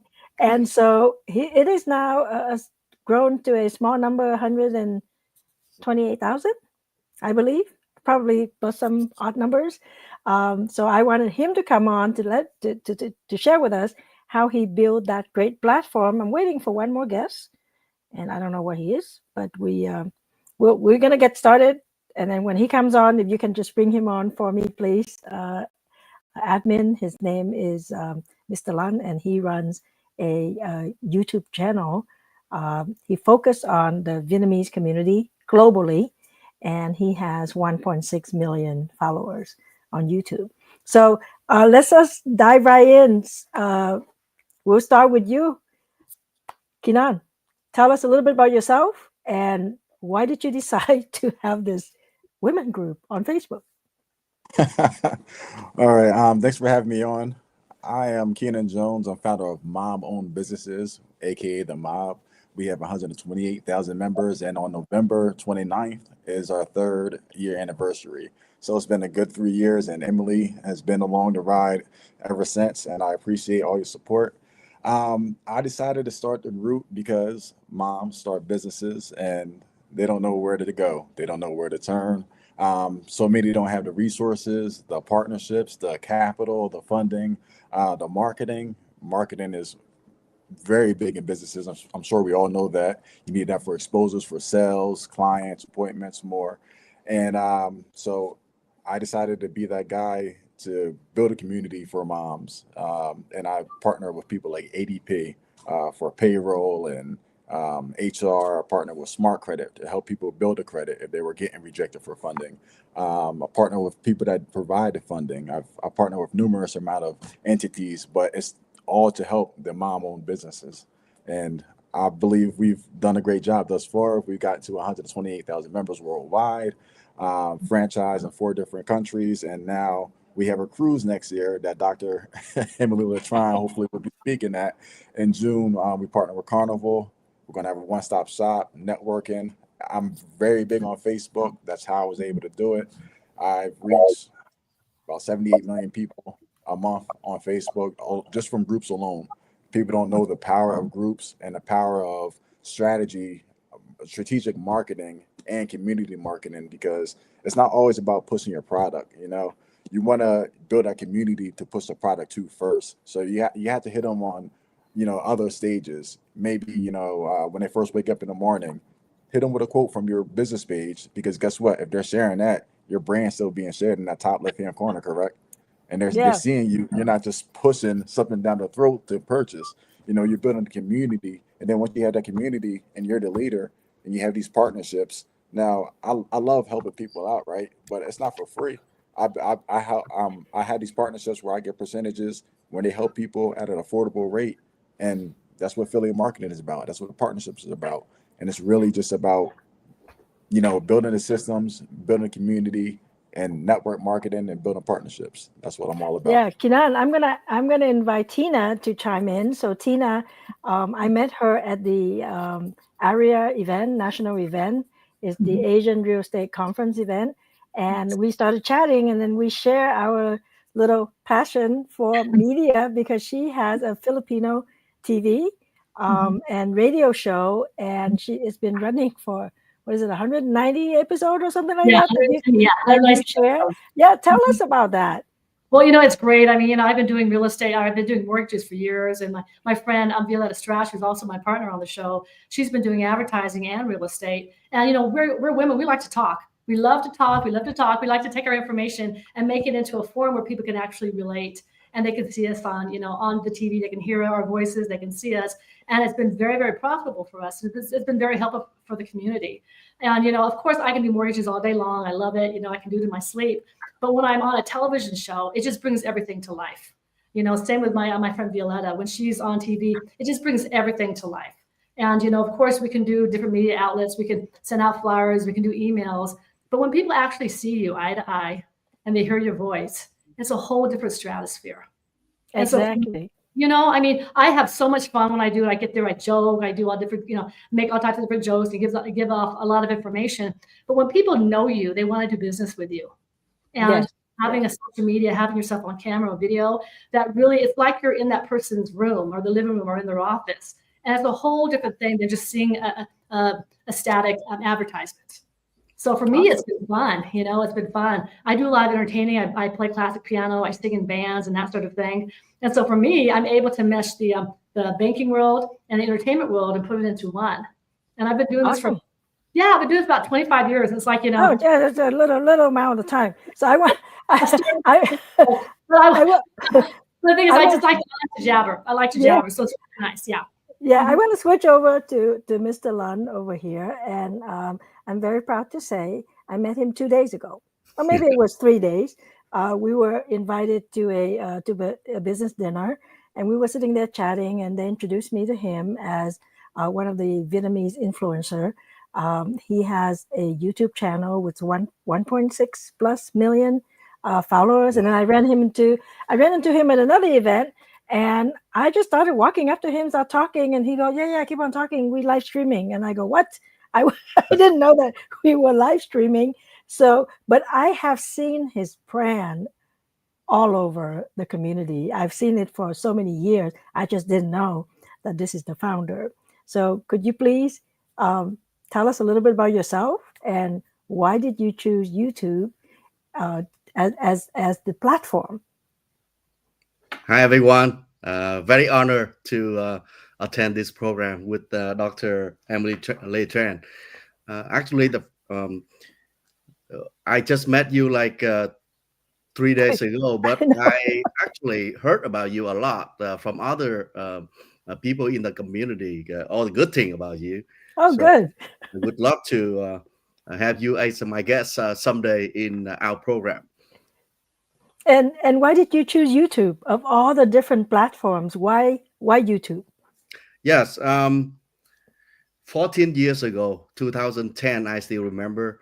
That was the first time that I broadcast the very first clip, and it wasn't live streaming. It was like pre-record and uploaded. At the time, I was involved a lot already in the Vietnamese community media, such as print or radio or TV. It's like a contributor to my friends' medias. And in the Vietnamese community, we talk a lot about different issues, especially politics and social. And one day I talked to my friend, why wouldn't we just keep our conversation archive and then broadcast for people around the world to share with us instead of talking over the coffee table and it's gone. So I started it and I choose YouTube because it was like the most convenient and available at that time, comparing to traditional TV, which is very expensive for airtime to use. So that's not the reason I use YouTube, and which is like economic reason. And then right away I realized not only that the economic reason, but also the power of sharing the message, not only in the Vietnamese community, but also the Vietnamese everywhere in the U.S. as well as outside the country, especially in Vietnam. That's and from there. Yeah, I hope we all realize, and I'm sure you do. There are 4 of us here. I'm an author, speaker. we are actually influencing a lot of people with what we choose to write about, what we choose to post about, what we choose to video about, what we choose to put on the air, like on radio. So I like to know, when you are creating content, right? You decide to share something. What's the number one thing that is a requirement for you? So I'll start first, right? If I want to write something, I say this, I want it to create impact and I want it to last for a long time, right? Which is why I go with the book. So we'll go around, like what is your requirement for you to decide on a subject to share with the people who you are influencing? So Kinan, you want to go first? Yep. It needs to hold value and be able to make an impact. Okay, that was a short answer. Do you want to expand? What kind of value? Okay, I was like, I'm going to take notes and take value. So what kind of value, though? Is it just your value or the value to the masses? Valuable to the people that are consuming the information, basically. Like you see people go on YouTube all the time and find these how-to, get 1,000 followers or 1 million followers or whatnot. And a lot of them don't necessarily expose the truth or give them everything they need up front. Well, I like to give them that up front, valuable information that they can utilize to say, hey, I'm taking this, what he said, and doing it, and it's actually bringing me results, because that's going to give them, that's the bait for them to come back for more. So the value for your audience, right? The value for your Mm-hmm. audience, and for you, it sounds like it has to have immediate value, right? Hey, close enough to it. Okay. So, Lan, what's your decision? What would drive you to say, I got to be here and I got to share the story? Because you're traveling, like, you have more than one person traveling. I see that microphone all over the place. Everywhere. Yes. Actually, from the beginning, my slogan was, and it's still now, covering all sides. In the Vietnamese community, as you already know, there are so many different angles, so many different perspectives about things, politics or social, and people like from one side don't understand the other side. People from inside doesn't understand people outside the country. That at that time, I think we need a platform where everyone can speak up their voice in the fair environment, where everyone can speak up their voice and share, and from there they can understand each other better, and then hopefully this is going to bridge people together. And that is my most value when I approach any kind of topics, any kind of events. Yeah, so to bridge people together, like for the community. So Tina, I know that you are leveraging your platform to talk about your expertise, right? That's like Lan is talking about big community. Tina is talking right down her alley of expertise in real estate. And how has that worked for you? Because I do know that when you do that, you are maybe, 0.25% different from all of the other ones who don't put it out there. Well, the information that we choose to produce, it's got to be relevant and it's got to be applicable. It's got to be something that people want to hear. A lot of times the beauty of being live is you can talk about something. Like there was a giant storm in Seattle just the other day. So we talked about the storm, but it's got to be relevant and also a lot of education in it. So we talk the perspective as an Asian woman buying or selling real estate. That's where we come from. So if it doesn't apply to me, it doesn't apply to Violetta, then we just don't talk about it. So we have to be very, very niche. So, for a women, I know Dr. Emily knows about the Asian Real Estate Association and housing and minorities, that sort of thing. And so we really talk about that. So our particular subject is real estate and money for minority women. What is our perspective? About 60% of all the houses that we do, the woman is the one that's the driving force behind the money and behind the choosing of the home. So it's got to be applicable, it's got to be relevant, and it's got to stand the test of time. And just like Keenan was saying and Lan was saying, it's got to be truthful. It's got to be something that's factual and based on facts and something that can really educate somebody. When somebody watches our show, we want to make sure that when they leave, they're a better person and they've got some piece of knowledge that they did not obtain before they watched the show. Yeah. And now I have something to confess, right? So I'm one of those people that I get bored very easily. And if it's too much requirement, I probably won't follow through. That's kind of my Kobe assessment, is very poor on the follow through. So years ago, I was doing a radio show and it was weekly. And then I was just, okay, I'm in India and I have to figure out what time is it, Friday at 9 a.m. So I have to do this radio show. I remember going to DC and I tell the kids, we're going to go out and eat breakfast. And then we have to go back to the the hotel room so mom can do this radio show. And then we can go out again, right? So all three of you, especially Tina and Lund, that you're constantly have to put out content. And then Kinan, you constantly having offers, right? And giving these values. And the nice thing is it doesn't have to come from you. It comes from all the people that you collaborate with. So what keep you going? Okay. Yeah. I'll take you first, Kinan. All right. What keeps me going? Honestly, not coffee. It's not coffee. Something else. Something else. Yeah. It's really the ability to make a difference that on a level that very few can have the ability to do. And it's that comes with a sense of responsibility, and it comes with its downfalls, but it also comes with its rewards too. And being able to, like I said, have a whole cruise with Carnival, partner with Carnival, have a cruise where I can bring my mob-owned businesses, their members, to the cruise and network. Grow their business, meet people like Dr. Emily Latron, meet people like Tiffany Michelle, meet people like Dr. Angela Chambers, and it gives them that exposure and the ability to network. And I love making an impact. That's what I like doing. I love the ability to make the impact and hopefully change lives, help create income, help improve income, and things of the such. Awesome. What about you, Anla? Yes.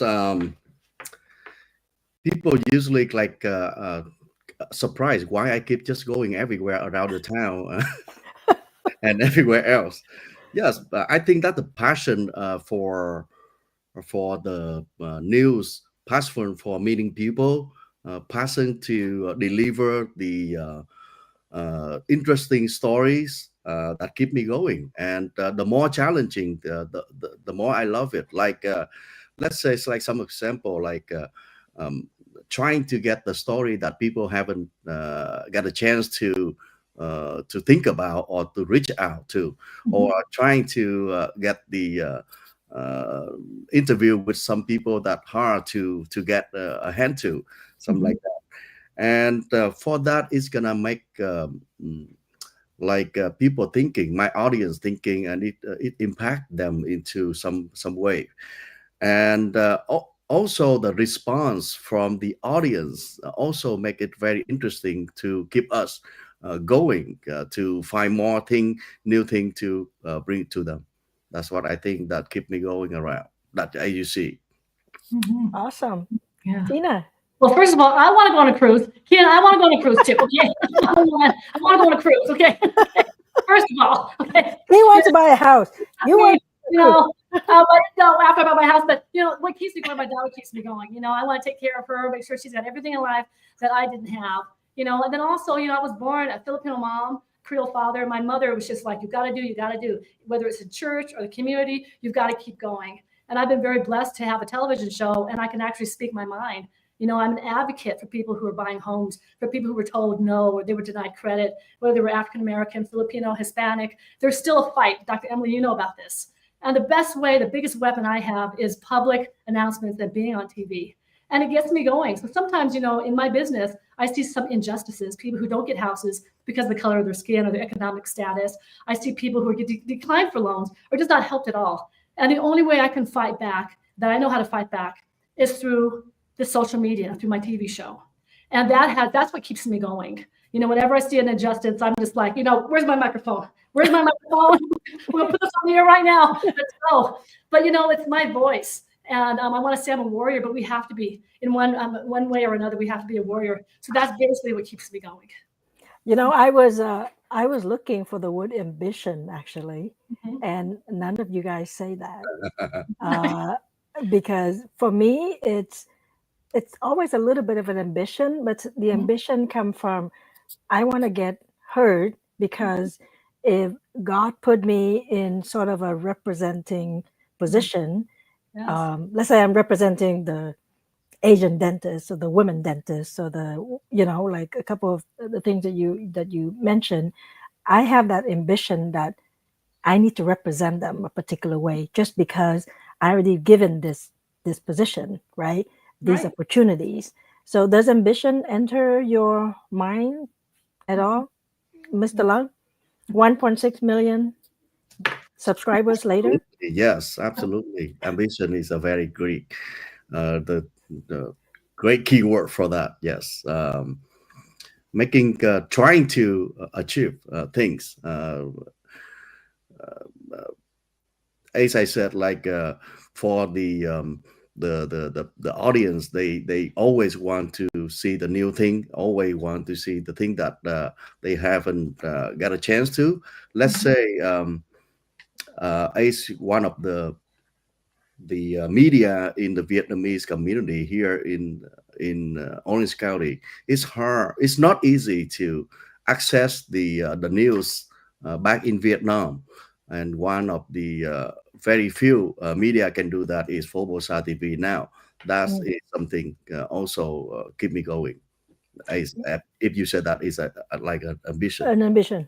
Yes. Yes. And I think all three of you chose the media that are global, right? It's not limited to a certain place. So for Formosa TV, it wasn't my intention from the beginning.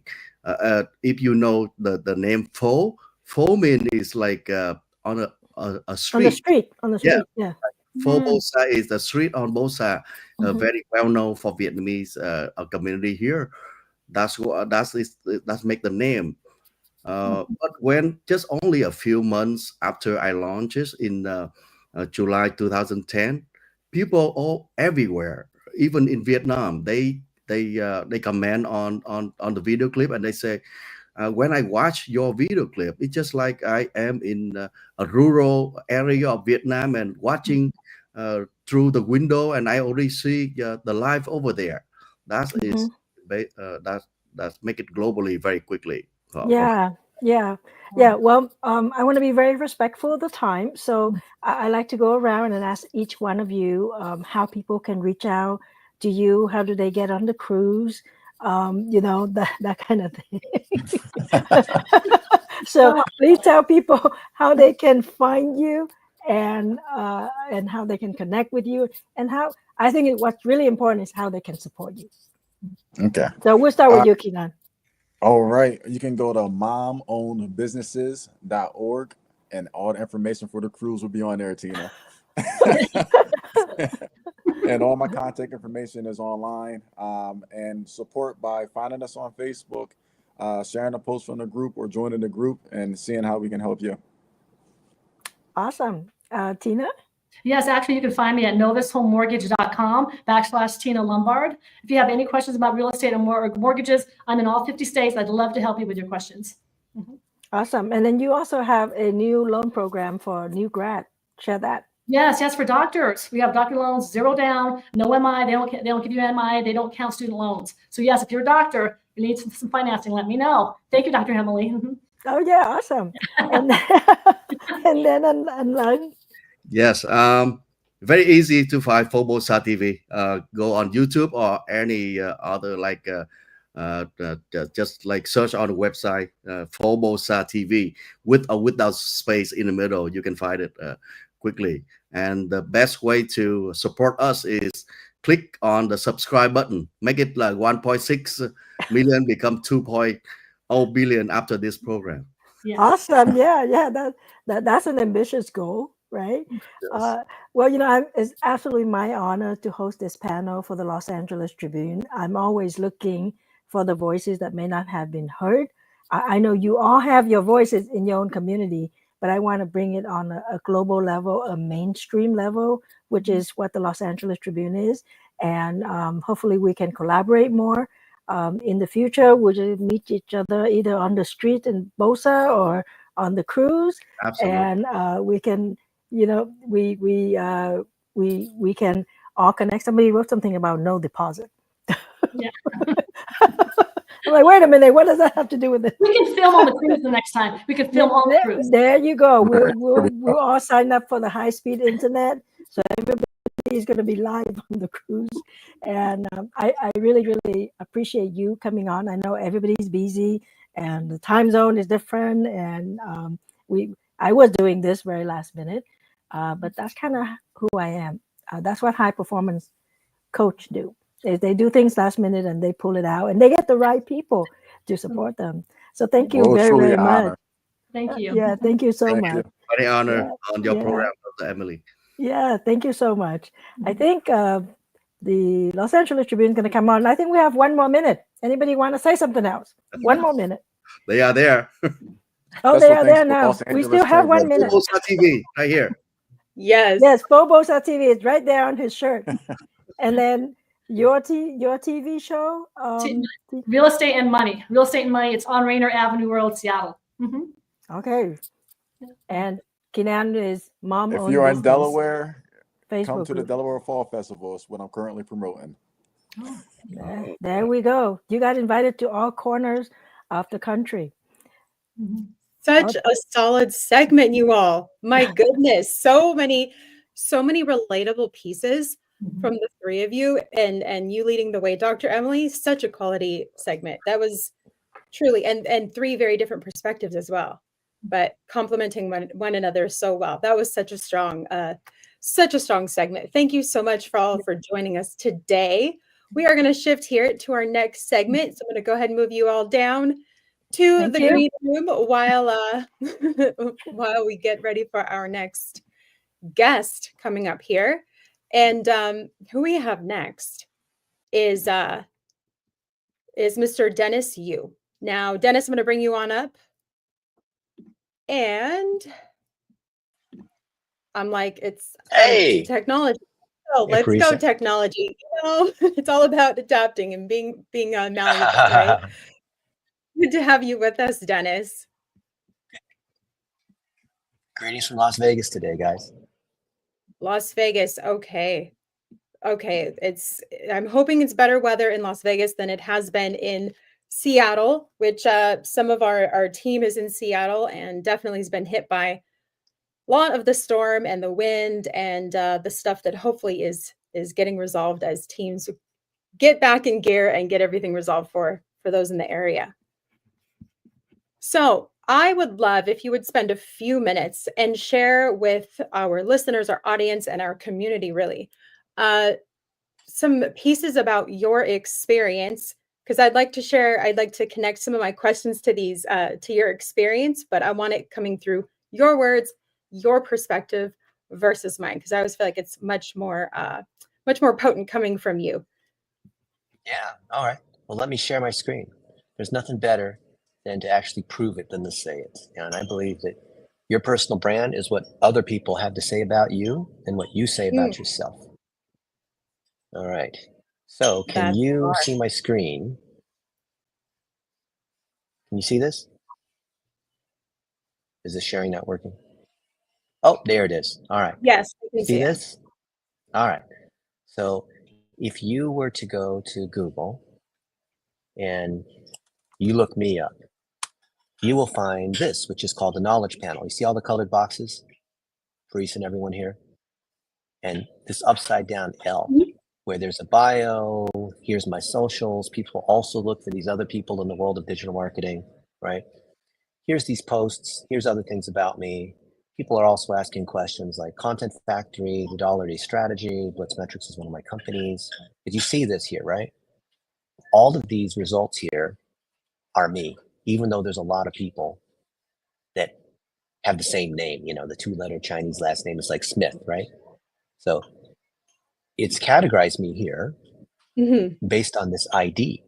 So this ID is, you see this here where it's correct ZM93 whatnot. That is kind of my social security number with Google. And what Google's trying to do is say, all this information about this Dennis Yu. There's a lot of Dennis Yus, but there's a professor at Clarkson University. There's a Hong Kong film director. There's a guy who runs marketing at some Silicon Valley company. But all these things, like, I dominate for Dennis Yu. And the reason why, which is going to be valuable for all of you guys, is I have associated all of the facts about me, where I've spoken, who my friends are, whatever it is, Teresa Rose, right? So if I search for my name, right now I'm using Google's knowledge graph. So Google has this tool where if you're a programmer, you can, in the knowledge graph explorer, you can look it up. So Parissa's got pretty big on social. I mean, you're at what, 34,000. You're a big deal. 32,000, right? Best-selling author, speaker. That's true. I'm a nobody, but this looks pretty good, right? But the question is that reflecting? And you got a link tree which connects all these pieces together, right? It's pretty impressive stuff here, right? Obviously, LA Tribune. And what we're trying to do is tell Google all these things about you. Can we connect them together into did you know there's 14 Teresa Roses? I did not know that. I know that now. Okay. But imagine, I'm a former search engine engineer. I built the analytics at Yahoo almost a quarter century ago. I'm older than I look, okay? I retired 20 years ago. And if you have like a little bit of empathy for me, we had to take all this information on the internet, of which 99.9% is spam, believe it or not, and somehow tie it together and say all these things that are associated with this Teresa Rose on this ID is different than this Teresa Rose, and is different from this Teresa Rose, right? So the number one Teresa Rose, drum roll, is this one, which I think is you, right? So you, no? Yeah. Or some of them, is this one you too? Yeah. No, that one's not me. No. Okay. So most of them Google's are. a little bit confused. Most of them are, but Google's a little bit confused on which Teresa Rose is which Teresa Rose, right? Yeah. And I think this is true for all of us here. Yeah. So how do we, instead of like trying to trick a search engine or trying to like get more fake followers or get more PR or have a best-selling book, those are all great things, right? Yeah. But how do we structure our information so that Google understands that who we are, so then we get this, right? And a lot of people think you have to be famous to get, like, you see like all these things here and I dominate the whole thing here, right? Okay. How do we go from this to this? That's what I want everyone to understand today. Is that valuable? Beautiful. Yes. Okay. Awesome. This is a search engine engineer's view of the world. So you'll just kind of have to forgive me if I go a little technical, okay? Because I'm looking at it from the standpoint of how Google's looking at your stuff, trying to like understand who you are. And so it's like, you know, if your name's John. One moment. I'd like everyone that's listening, allow themselves to, instead of it being me, put yourself in wherever he's looking up. If it's me he's using as the example, allow yourself to sit in the position to connect these own dots for yourself. And I built a tool. Yeah, here, let me post the link into the comments. So I want each of you guys to, comment has failed. Why has that failed? Well, you could just Google, let me try it again. You could just Google Blitzmetrics Knowledge Graph Explorer, and this will pull up. You don't have to log in or anything like that. Just come here and type your name in, right? And hit search. And you might be surprised because this is pulling from what Google knows from sort of a technical view as opposed to just typing in Teresa Rose, right? Because we can come here and type in Teresa Rose. Oops, I misspelled it. Oh, it even corrected it for Teresa Rose. See that? Right. So most of these are you, right? All but one. All but two. Okay, so that's pretty. Okay, so that's pretty good. And most of these are you? Yeah. All but one or two. Okay. Yeah. So there's just all but one. Okay, so this is good. So I think I give you, if it's all but two, that's about like an 85%, right? That's pretty good. That's excellent, really. So what we want to do is try to get it to where Google's confidence level See this confidence score? Mm-hmm. We're trying to make it so Google's like, yep, I for sure, not like 85% sure. Like if Google's not sure, they're not going to show you a full knowledge panel. And that's what we want to do, is show a full knowledge panel, right? Right. So this ID, here's all the objects. I know this is geeky, just like forgive No, me, you're okay? good. So You're here's- going simple with it. It's good. Okay. So for all the things associated with this particular object, Parisa Rose, that's what we're looking at here. So what you want to do, Parisa, and everyone else watching and listening, you see the 3 dots here? Mm-hmm. Click on this, and then do you see where it says claim this knowledge panel? Mm-hmm. Right? So watch what happens. When I click claim, this is like the red pill matrixy moment for people. Mm-hmm. You see the blue button where it says get verified. Yeah. What do you think about this? What do you think happens? And why do you think Google, in saying, hey, come claim your knowledge panel to say that that you actually are Parisa Rose, and you want to claim that this is, say that this is yours. Why would Google want you to verify who you are? And how is this different, do you think, than being Instagram verified or Facebook verified or whatever, TikTok verified? How is that different? Well, my assumption would be that it would help improve that confidence score that was listed in the screen before. Right. And so it improves your confidence score, because what happens is when you click on this, it then allows you to, it's going to give you a choice on, are you actually Parisa Rose, or are you an agency, or your handler or manager like celebrities will often have their manager come in and do it for them. And then it'll ask you to submit your government ID and the login from your a screenshot showing that you're logged in to each. So obviously only someone who's logged into your website, logged into your Instagram, logged into your Facebook, and you submit 5 of these things to show that, yep, this actually is Parisa Rose. So some spammer couldn't just come in and claim Parisa Rose and start defacing, basically, right? Right. So Are we once you've supposed to see claimed anything it, on this screen? I think it's loading slow. Okay. Okay, here it is. All right. Yeah. So anyway, so the best, you can do it either way, but we'll say yes. And then I'll say yes, I am Parisa Rose. And then it goes through this whole form where it asks you to submit all this stuff, right? And this only takes 5 minutes. But most people who submit at this stage, if they're even aware, I'm curious, of you guys here, how many of you guys, yes or no, are you aware that you can get verified on Google? Most people, I've asked this question so many times, most people have never heard of this before. Right. It's Everyone, let me know in the comments. Put this in the chat if you know about this or not. This is really important. This is awesome. Go ahead. This is not Instagram verified or Twitter verified. If you look at my Twitter and my Facebook and whatever, I have blue checks on everything, okay? And I had them before you could pay, right? This blue check I have on Facebook was from 17 years ago. I got my blue check on Facebook, okay? So this is not the paid for blue check. This is a real blue check, okay? So a lot of people think because of all the networks have been charging so you can be verified.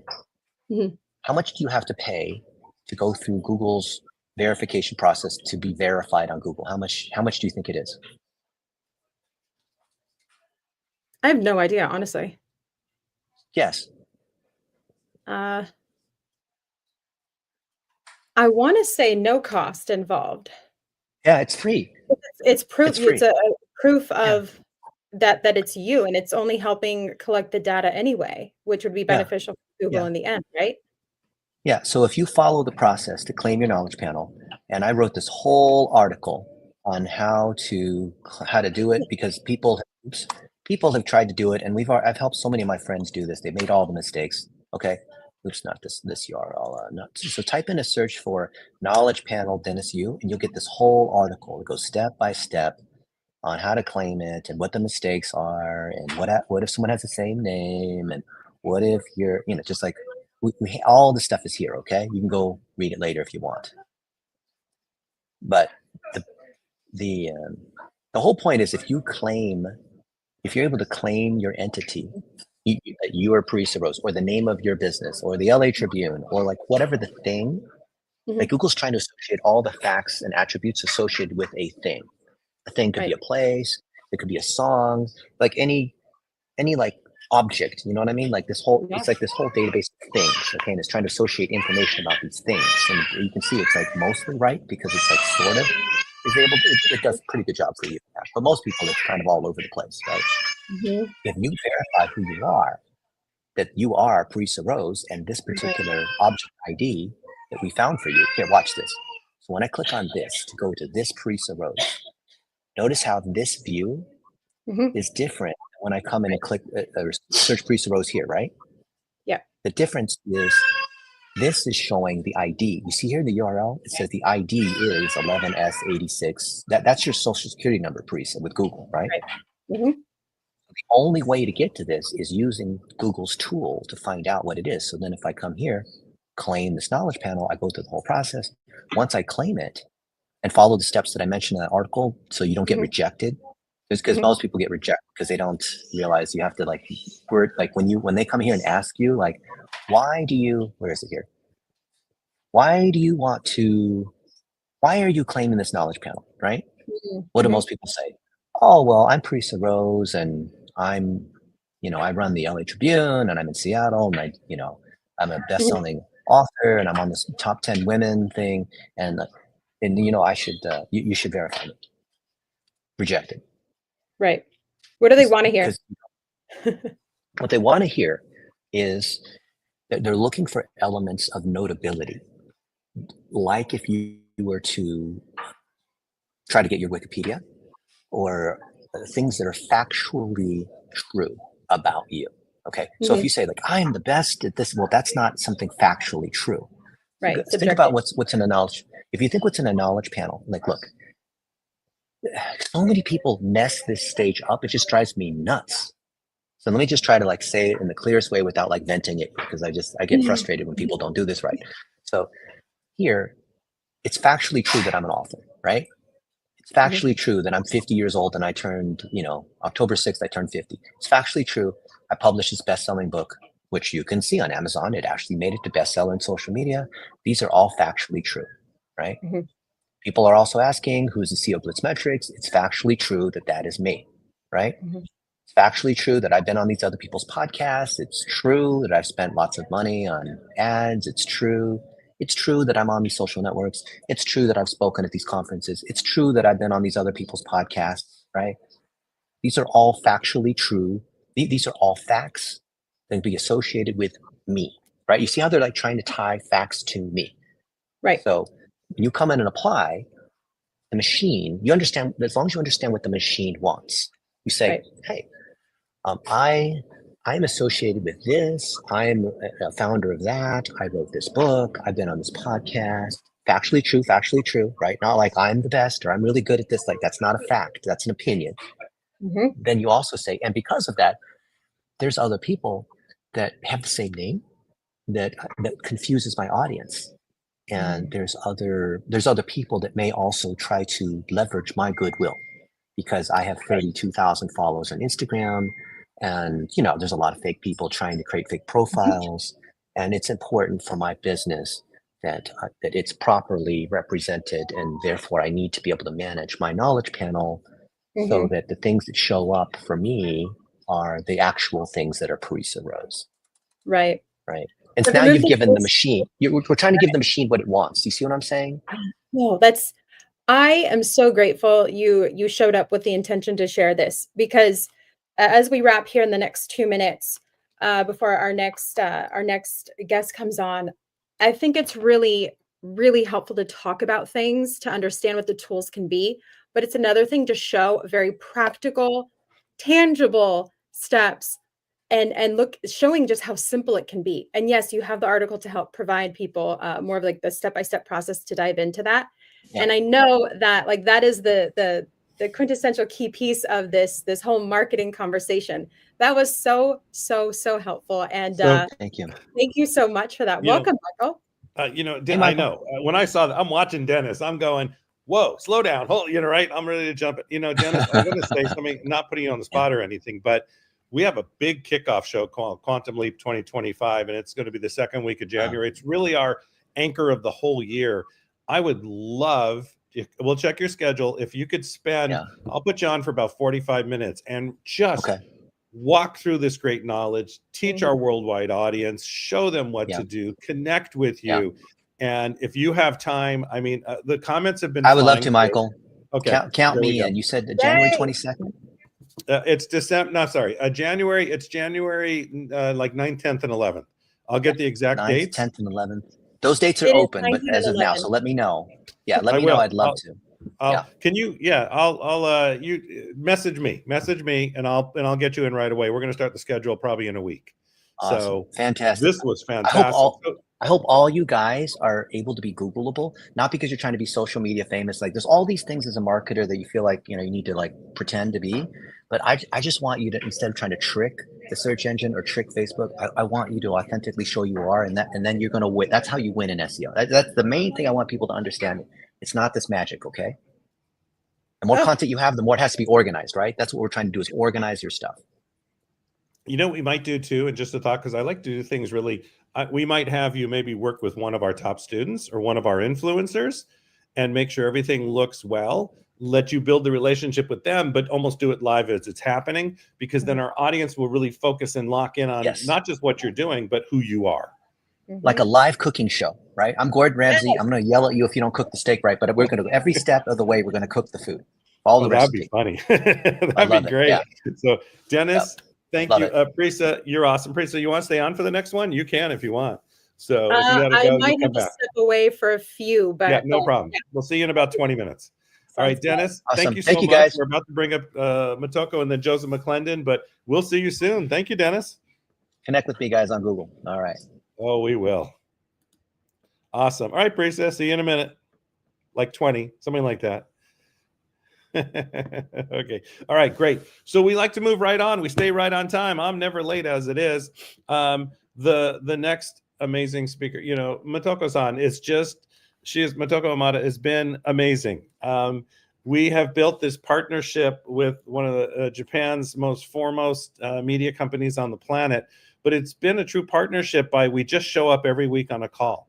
And we just show up to be there for each other. And we just show up and say, we don't even always know. Sometimes in life, you're not even sure where things are going, but you know it's the right thing. And you know it's the partnership you want to have. And those things just lock in. And, we had Dan Kennedy today. We have Joseph McClendon coming up next. And, after Motoko, I'm going to bring you up. There we go. And Joseph McClendon is going to be calling. He's on a stage with Deepak in Australia, but he's coming in to jump off stage and get on the call after you. So everybody, give Motoko-san a big thunderous round of applause. Hello. Put a 5 in the chat. Hi, hello. It's just great to have you here, because we're going to do so much together, but it's really about creating the relationship. And part of that too is that piece of, it's marketing and sales is behind a lot of what we do. And can you tell them a little bit about your background, and then we'll talk a little bit about that marketing piece. Okay, thank you very much for having me here. I'm Motoko Imada, the co-founder and president of TNL Mediagin. So TNL Mediagin is now the Asian Next Generation Digital and Technology Media Group. So we are delivering the Asian voice to the world. Now we have 22 media brands in Japan and Taiwan.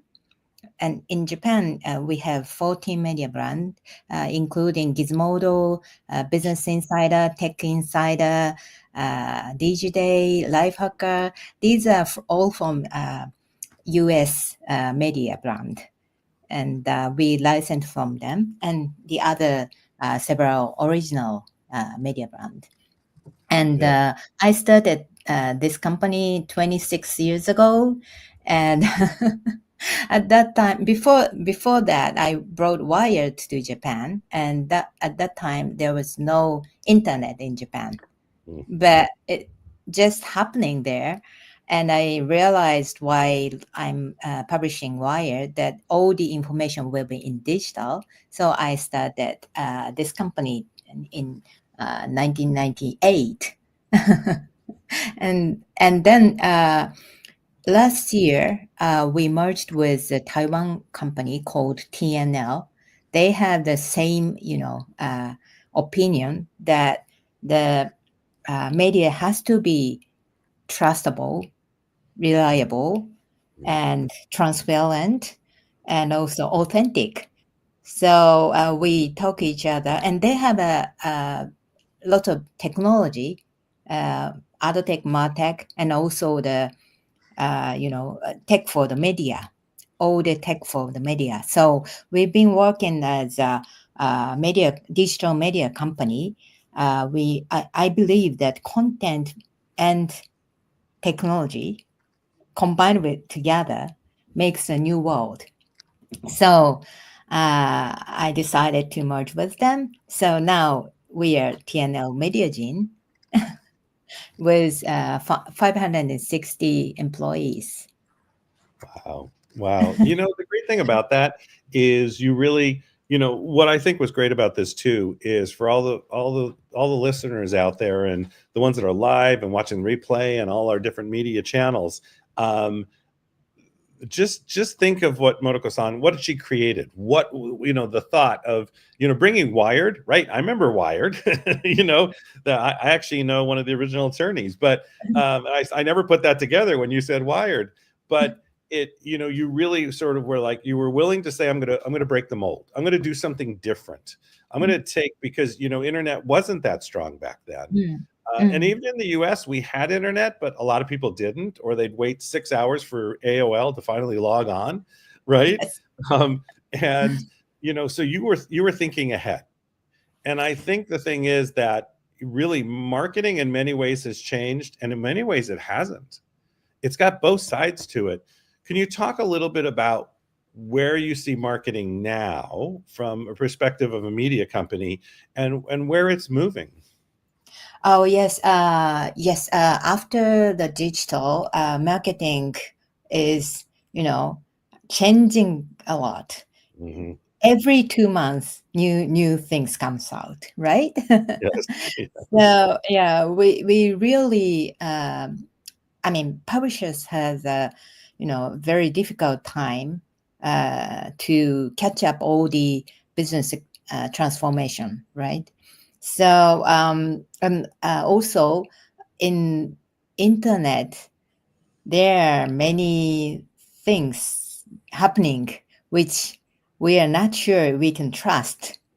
And it's really difficult to find out what information or what media is trustable, right? That's right. Yeah, and advertising is the same. There are a lot of cloud advertising, and also AI thing. Many media using AI, but not creating the content at all by human. That kind of media is having lots of access and getting many money, advertising money. So we have to be very careful that to build the trust from the readers as well as from the sponsors. And to do so, we have to be very transparent, and also take a lot of effort to create a good content and engage people. Otherwise, you cannot have different from that kind of, AI created media.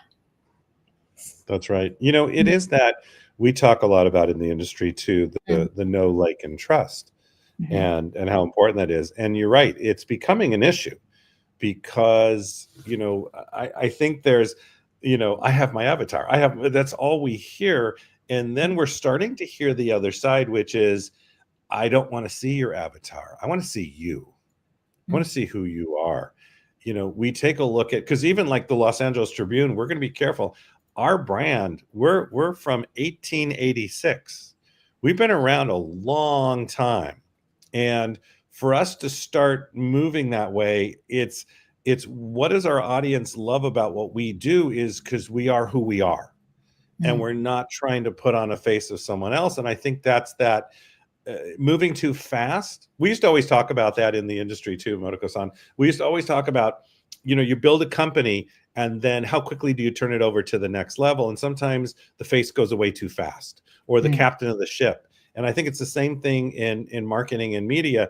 If you go away too fast and suddenly it's somebody, but wait a minute, this is not, you lose that trust. It could take years to never again build back up.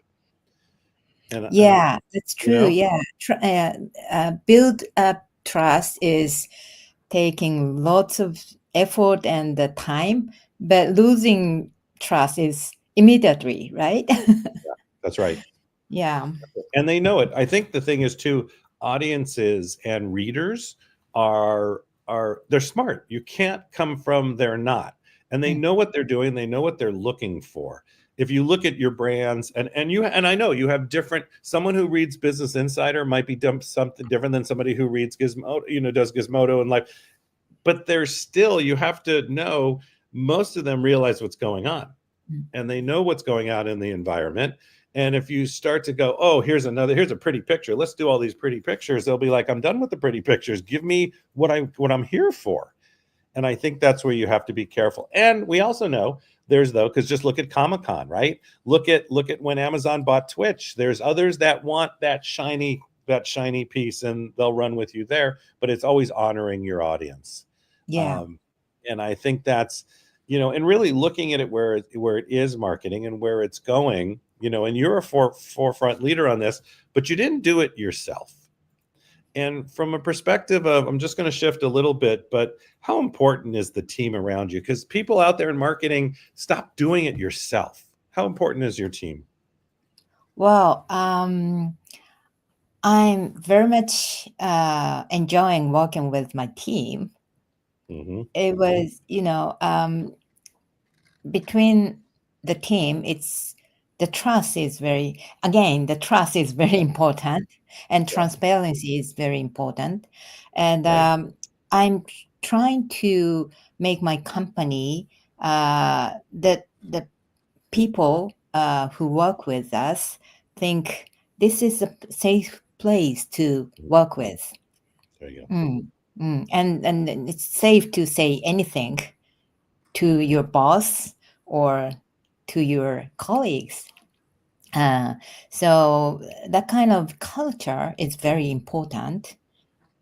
So I choose the people who I work with are open to think about the culture and open to follow the culture of the company.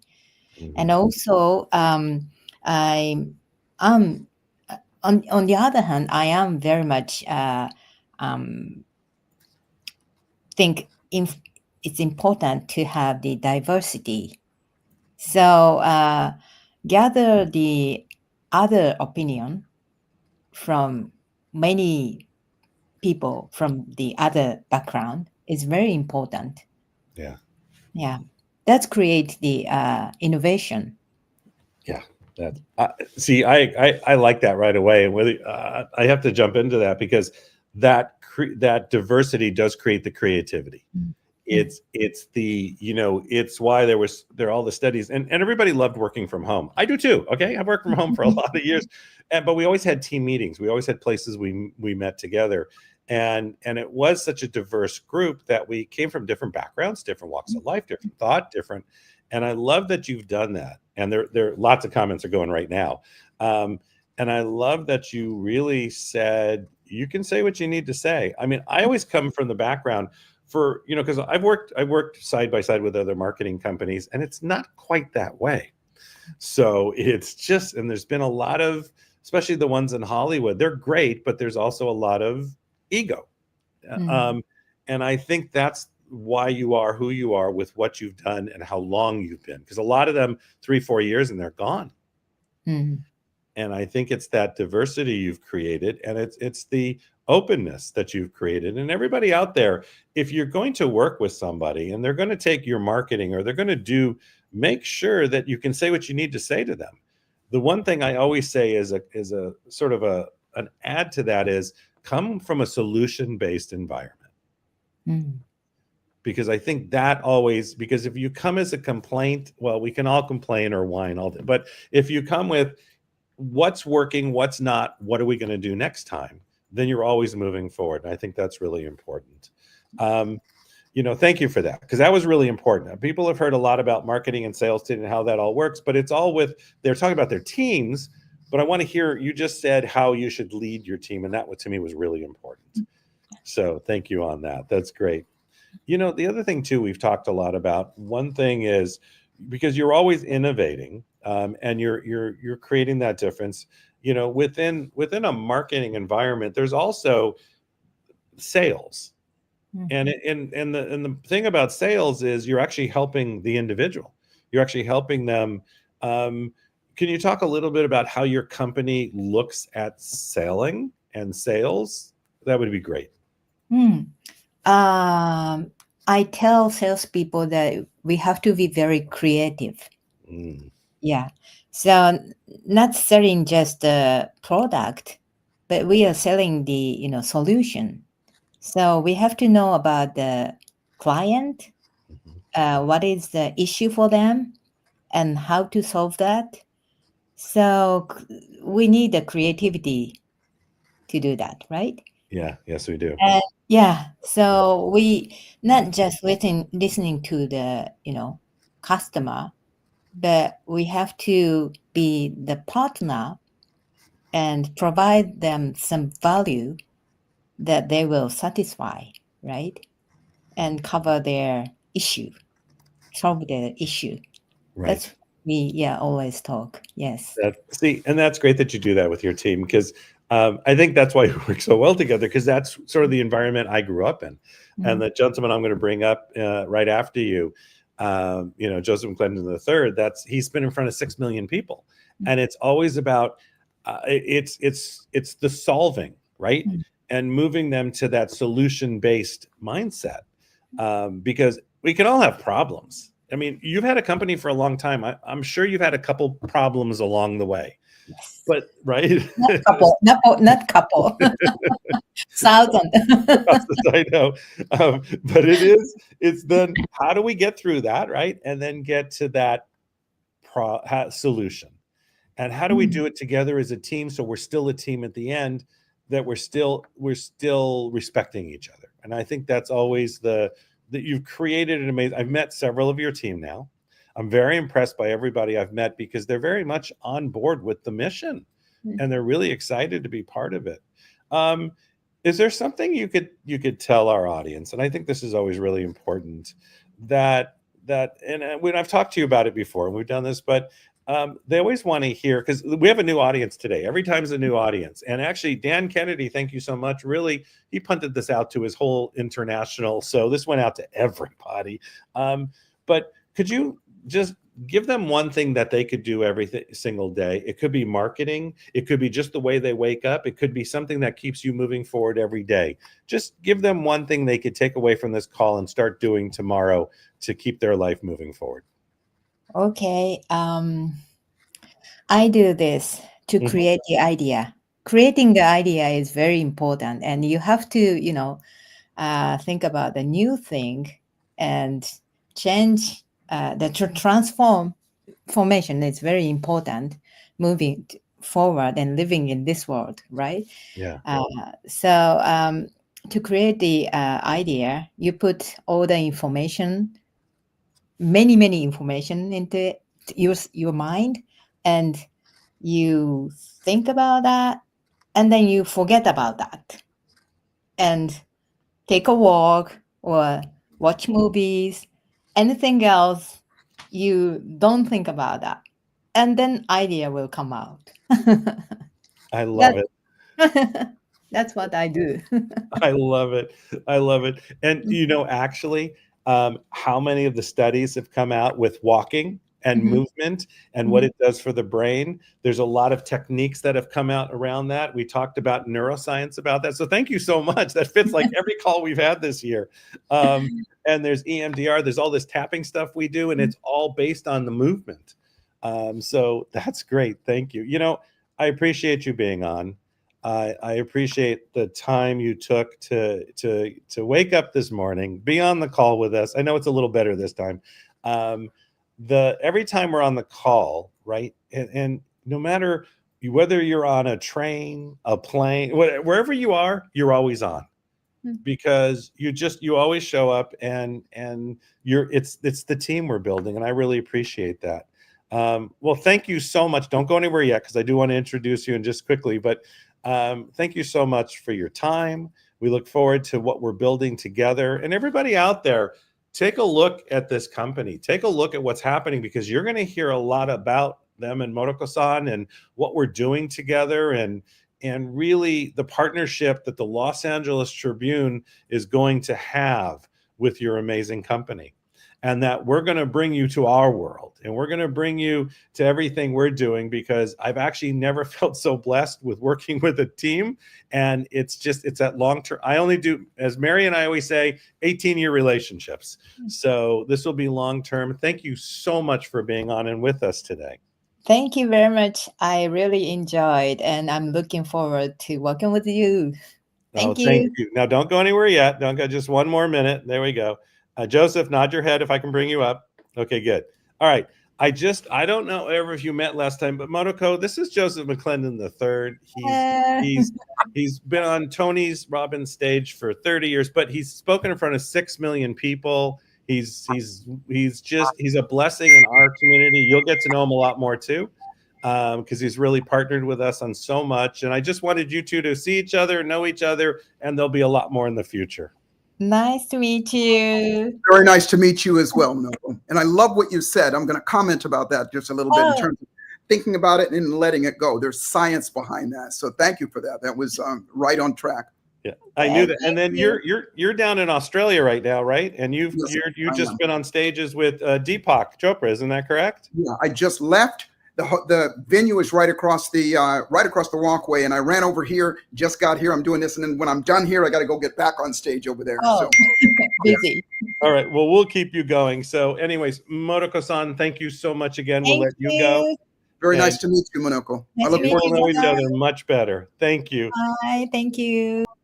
All right. I'm going to bring Priest up too. Priest, you want to pop yourself up? Awesome.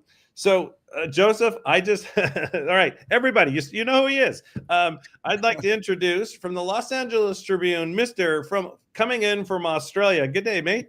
Good day. Mr. Joseph McClendon III. You've seen him on stages. You've seen him live. You've heard of the Neuroencoding Institute. He is changing the planet. He's been part of many of our shows.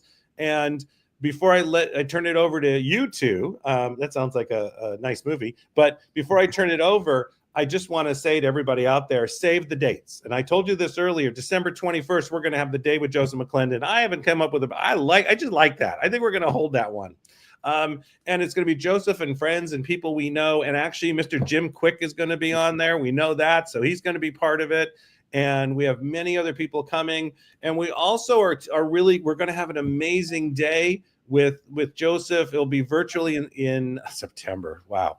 I've been on a long time. In January, it's going to be the 23rd. It's going to be the Speaker Summit Day. And it's really going to be about grounding in what you do and really listening to this wonderful gentleman in front of me who has been in front of 6 million students. And a lot of us have not done that. So that's the kind of information you want and you want to be part of. We're really excited. Joseph's also bringing his podcast, and Joseph and I are going to be launching Accelerated Leadership Show. We're going to just be excited to have all of you there. But it's a great day.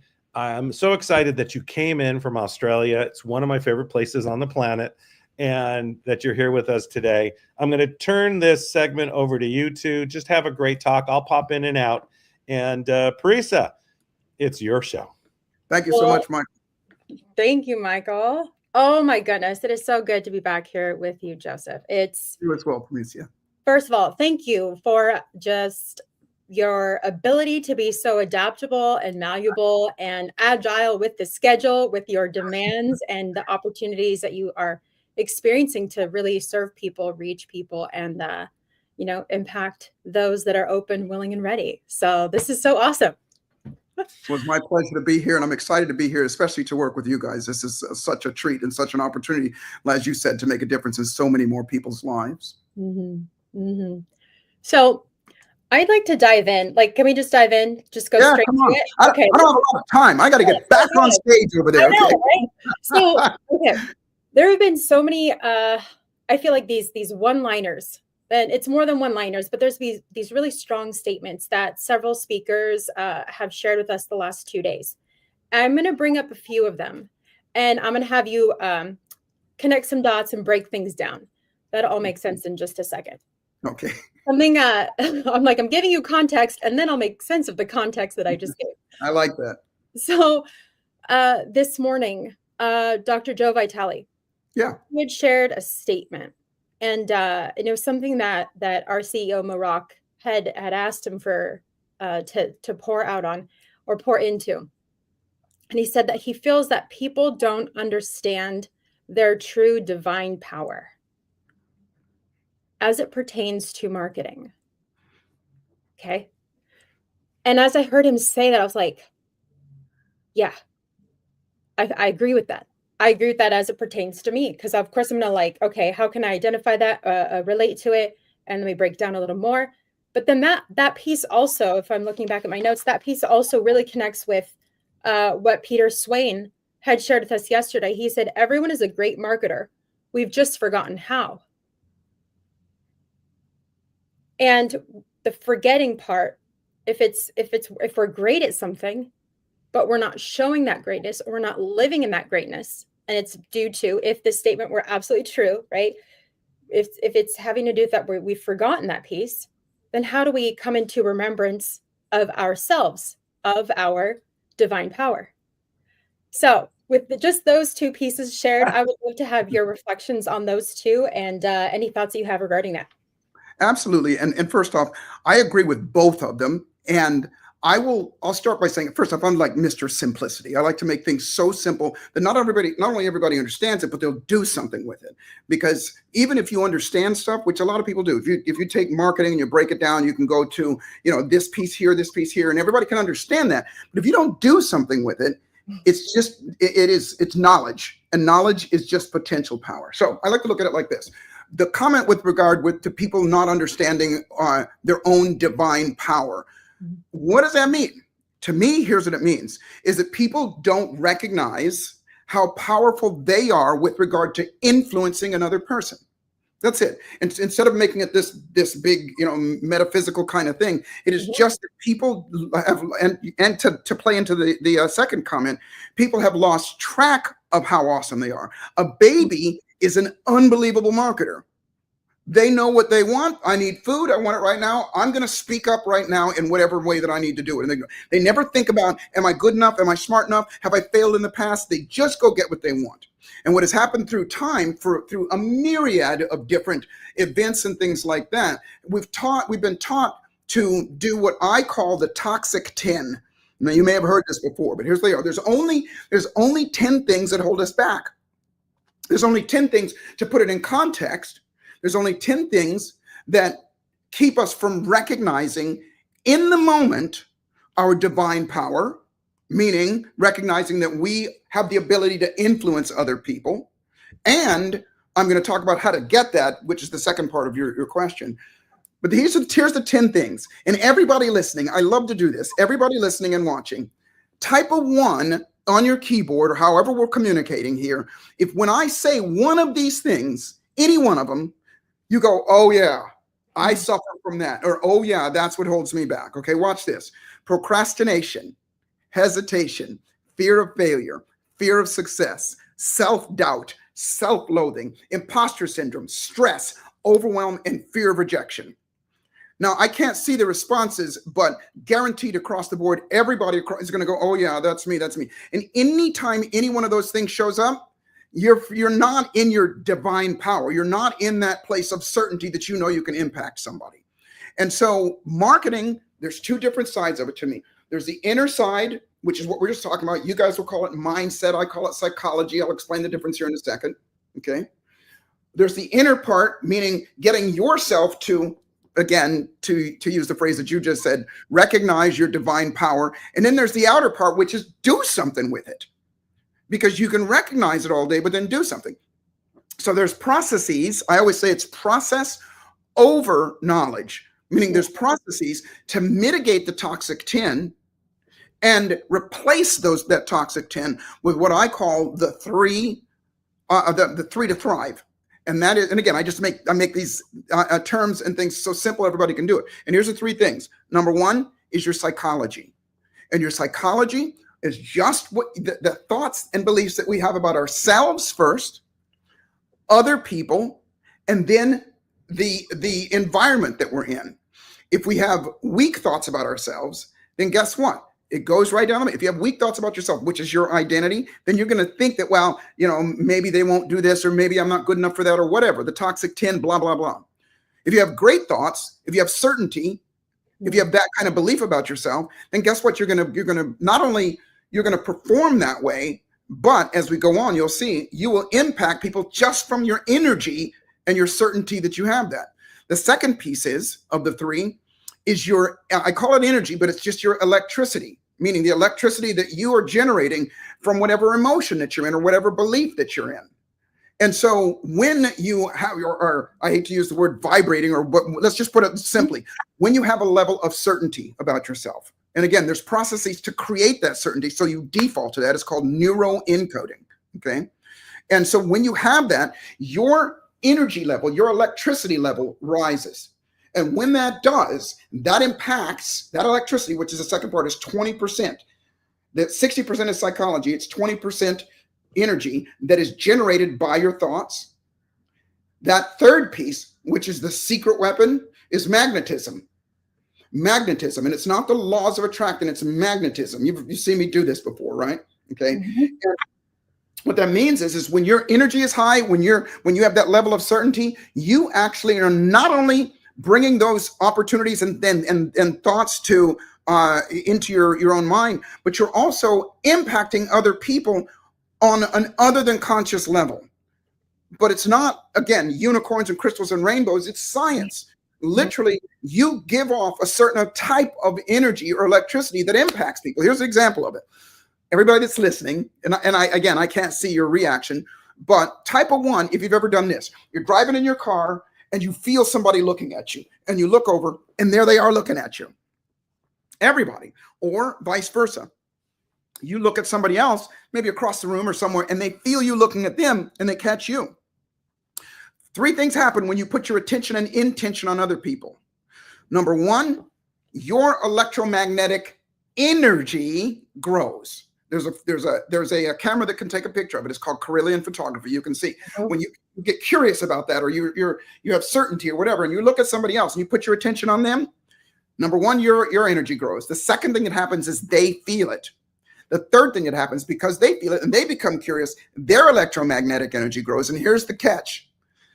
That when both of you are like that, then you're magnetized towards each other. You're drawn towards each other. That is why we look.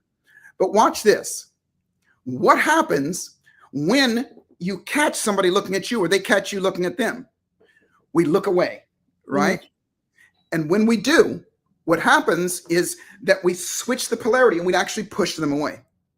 And so if we have uncertainty about ourselves, if we have negativity about ourselves, if we have that type of belief that maybe they won't like my product or any of that stuff, we're sabotaging, we're pushing that person away. And it also hinders our ability to do, I think her name was Minoko, the previous speaker, to do what she said, which is to be able to tap into that creativeness that's in your brain and to be what I call optimistic. And optimistic doesn't just mean that every cloud has a silver lining and every glass is half full. What it means is that you have options.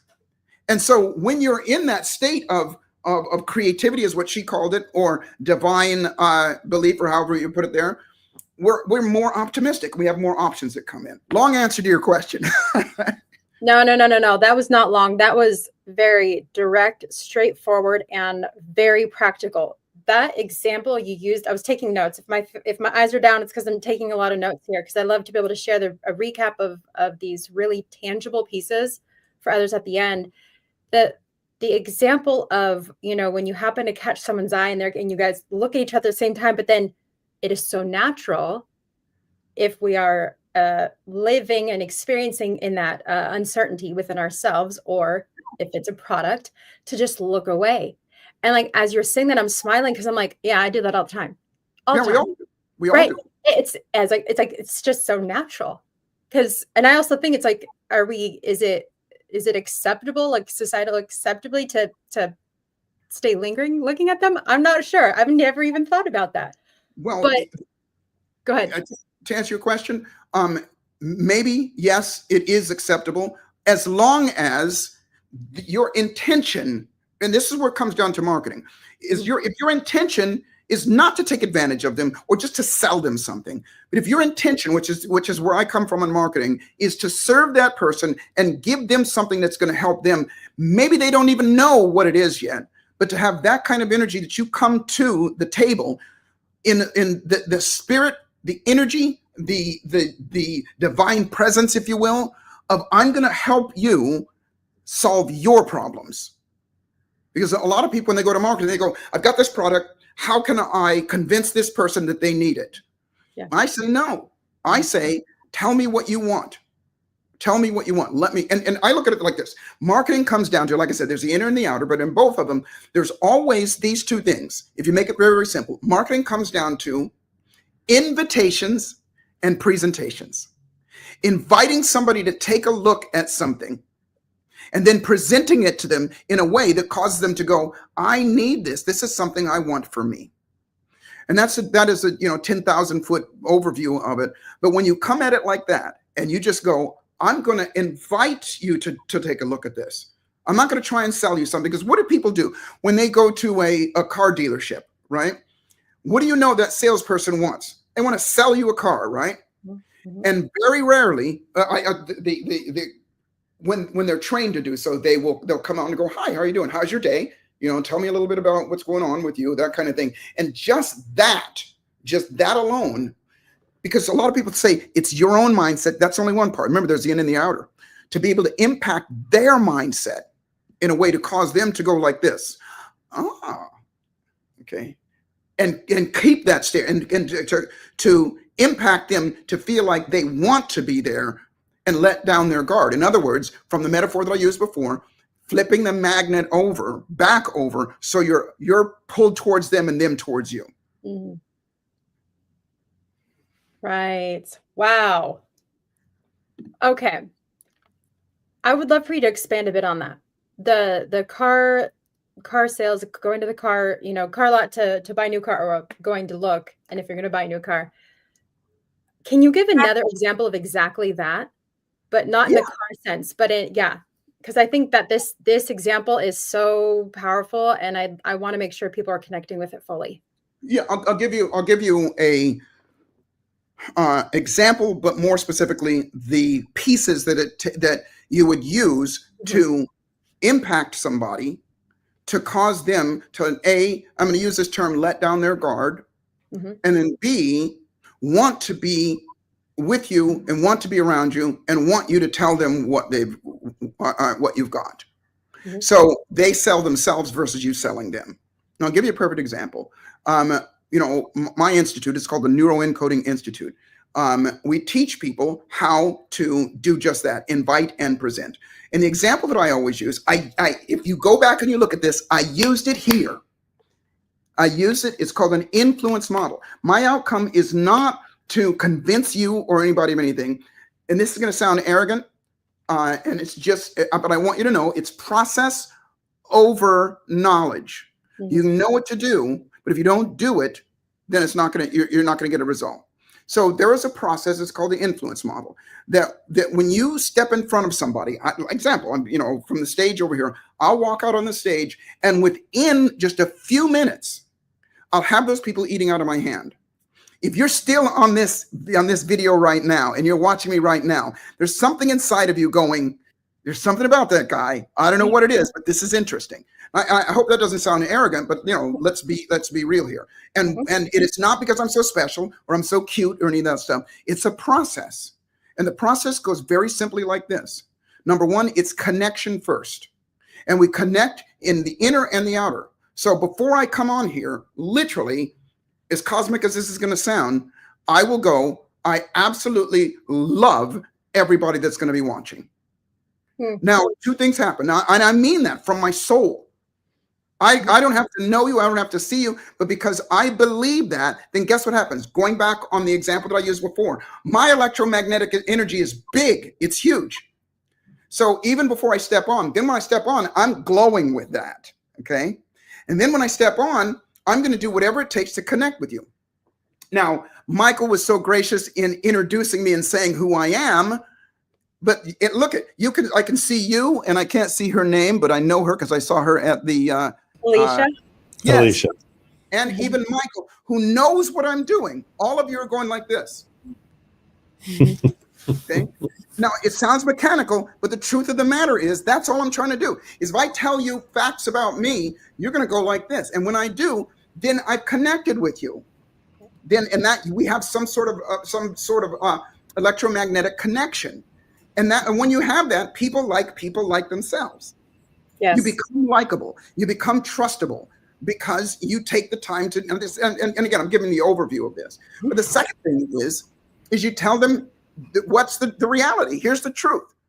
I'm going to give you an example. We're all on this call right now because we not only want to improve our lives, but we also want to improve other people's lives as well. We want to make a difference in other people's lives. And look at you freaks. All of you are going like this, okay? And the reason is because I'm telling you something that is true that you already know, right? So people like themselves. So I'm connecting with you, right? Now, here's the third piece. And I'm going through this very, very quickly. It's called the attack and confess. I attack you and I tell you, here's what you've done before. You've gone to seminars. You've done this before. You said you were going to do it and you didn't do it. And then what that does is now it pulls back. And what you want when I do that is you want the nice guy back. You want the connection back because everybody has a fear of rejection. And now I go, well, here's the solution. And I said this to you earlier. I say to everybody, I go, look, the solution is to have a way to mitigate the toxic 10 and to replace it with something that serves you. And I gave you what it was. The toxic 10 was the attack. Okay. I said to everybody, tell me what, if you did, and everybody goes, yeah. And then give them, the solution is to have the 3. And I gave you the 3. And then now, because of that process that I went through, everybody's hanging on my every word. It's not because I'm so interesting. It's because I've connected with you first. Yeah. It's because because I've connected with you. And this is only one piece of neuroencoding. What has happened is they feel like that I've got your best interest at heart. I do, because before I even come on here, I get to serve these people. I get to do something that is going to help them go further faster. And as a result, we get to make the world a better place. And that might sound like a huge goal, but Michael, that's what we're doing. We're all over the world doing this. But again, long answer to your question. I'm here for the long answers because you distill it in such a relatable way and in a way that I feel like is very honest. In that attack piece, the attack and to confess, that attacking moment is just honesty. It's truth. And you're saying that person's truth versus them having to confess that truth. When you're saying it to them, it's a lot easier to step into that truth. Even if you said you're going to go to the conference and you didn't, you're saying it for me. I'm not having to say it, so my guard is down. You're absolutely. I'm understanding. I'm following what you're putting down here. This is awesome. So good. Welcome back. Thank you. The great and welcome Alicia to the stage. But the great thing, the great thing about that is, by the way, I'm going to keep it the other way. We'll just because we're focused on the man in Australia. But the great thing about that is, Joseph, when you show up, the one thing is that you always show up. And that so I know as an audience member too, the rapport, the connection, everything you've created, the magnetic flow, but you're there to be there. You're there. And there's almost always that feeling you're there for me. I don't care about them, right? But you're there for me and you're going to speak to me. And I think that's that great piece, which is why I am so excited about the things that we are going to create.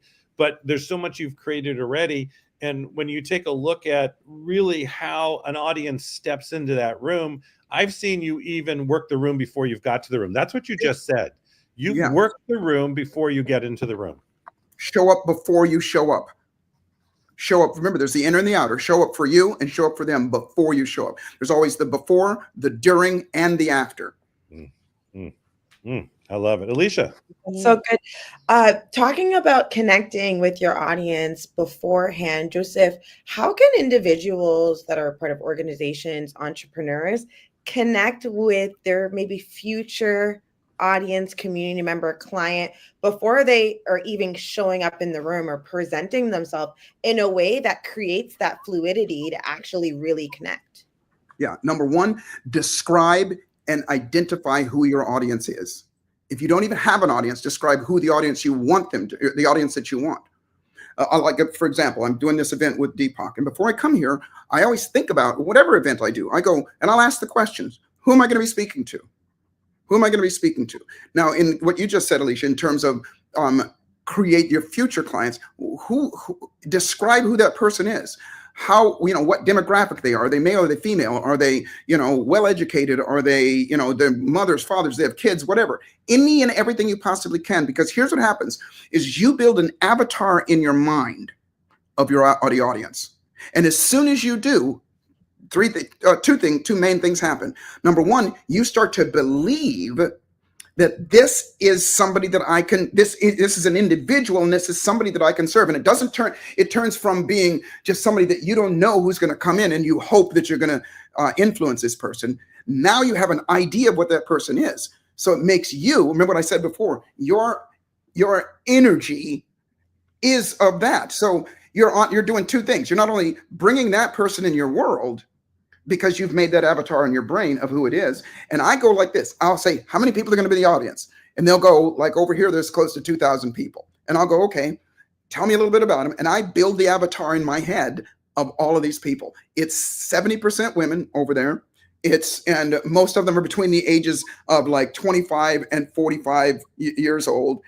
And they are already, let's just say, predisposed to metaphysics and things like that in the metaphysical world. So I build that in my world. And now once you have that avatar of that person, as corny as this is going to sound, love that person. Just pour love into them, into that avatar. Because here's what's going to happen is remember, there's the inner and the outer. You are going to have compassion, you're going to have understanding, and you're going to have connection with that person already before they walk out there. And that is, we've all had this kind of situation. You walk into a room and people go, and they notice you walking into a room. But conversely, you've walked into a room before and people could care less. They don't even notice you. The difference isn't them, it's you. The difference is how you're feeling, your psychology about yourself and your psychology about them. And so you can deliberately do that. So create your avatar, love that avatar. Create your audience in your brain first. This is neuroplasticity. In your brain first, and make it real in your brain. And then you will feel it and you'll project it. They will feel it and they will move towards you. But here's the best part is you'll move towards them as well. In terms of mindset, in terms of fear of rejection and things like that, you mitigate them by doing these things. Yeah, the great thing, I'm going to just jump in too, because I want the audience to know, I saw a couple questions, but it's questions about like more Joseph. It's pretty funny. I'm getting comments on other streams.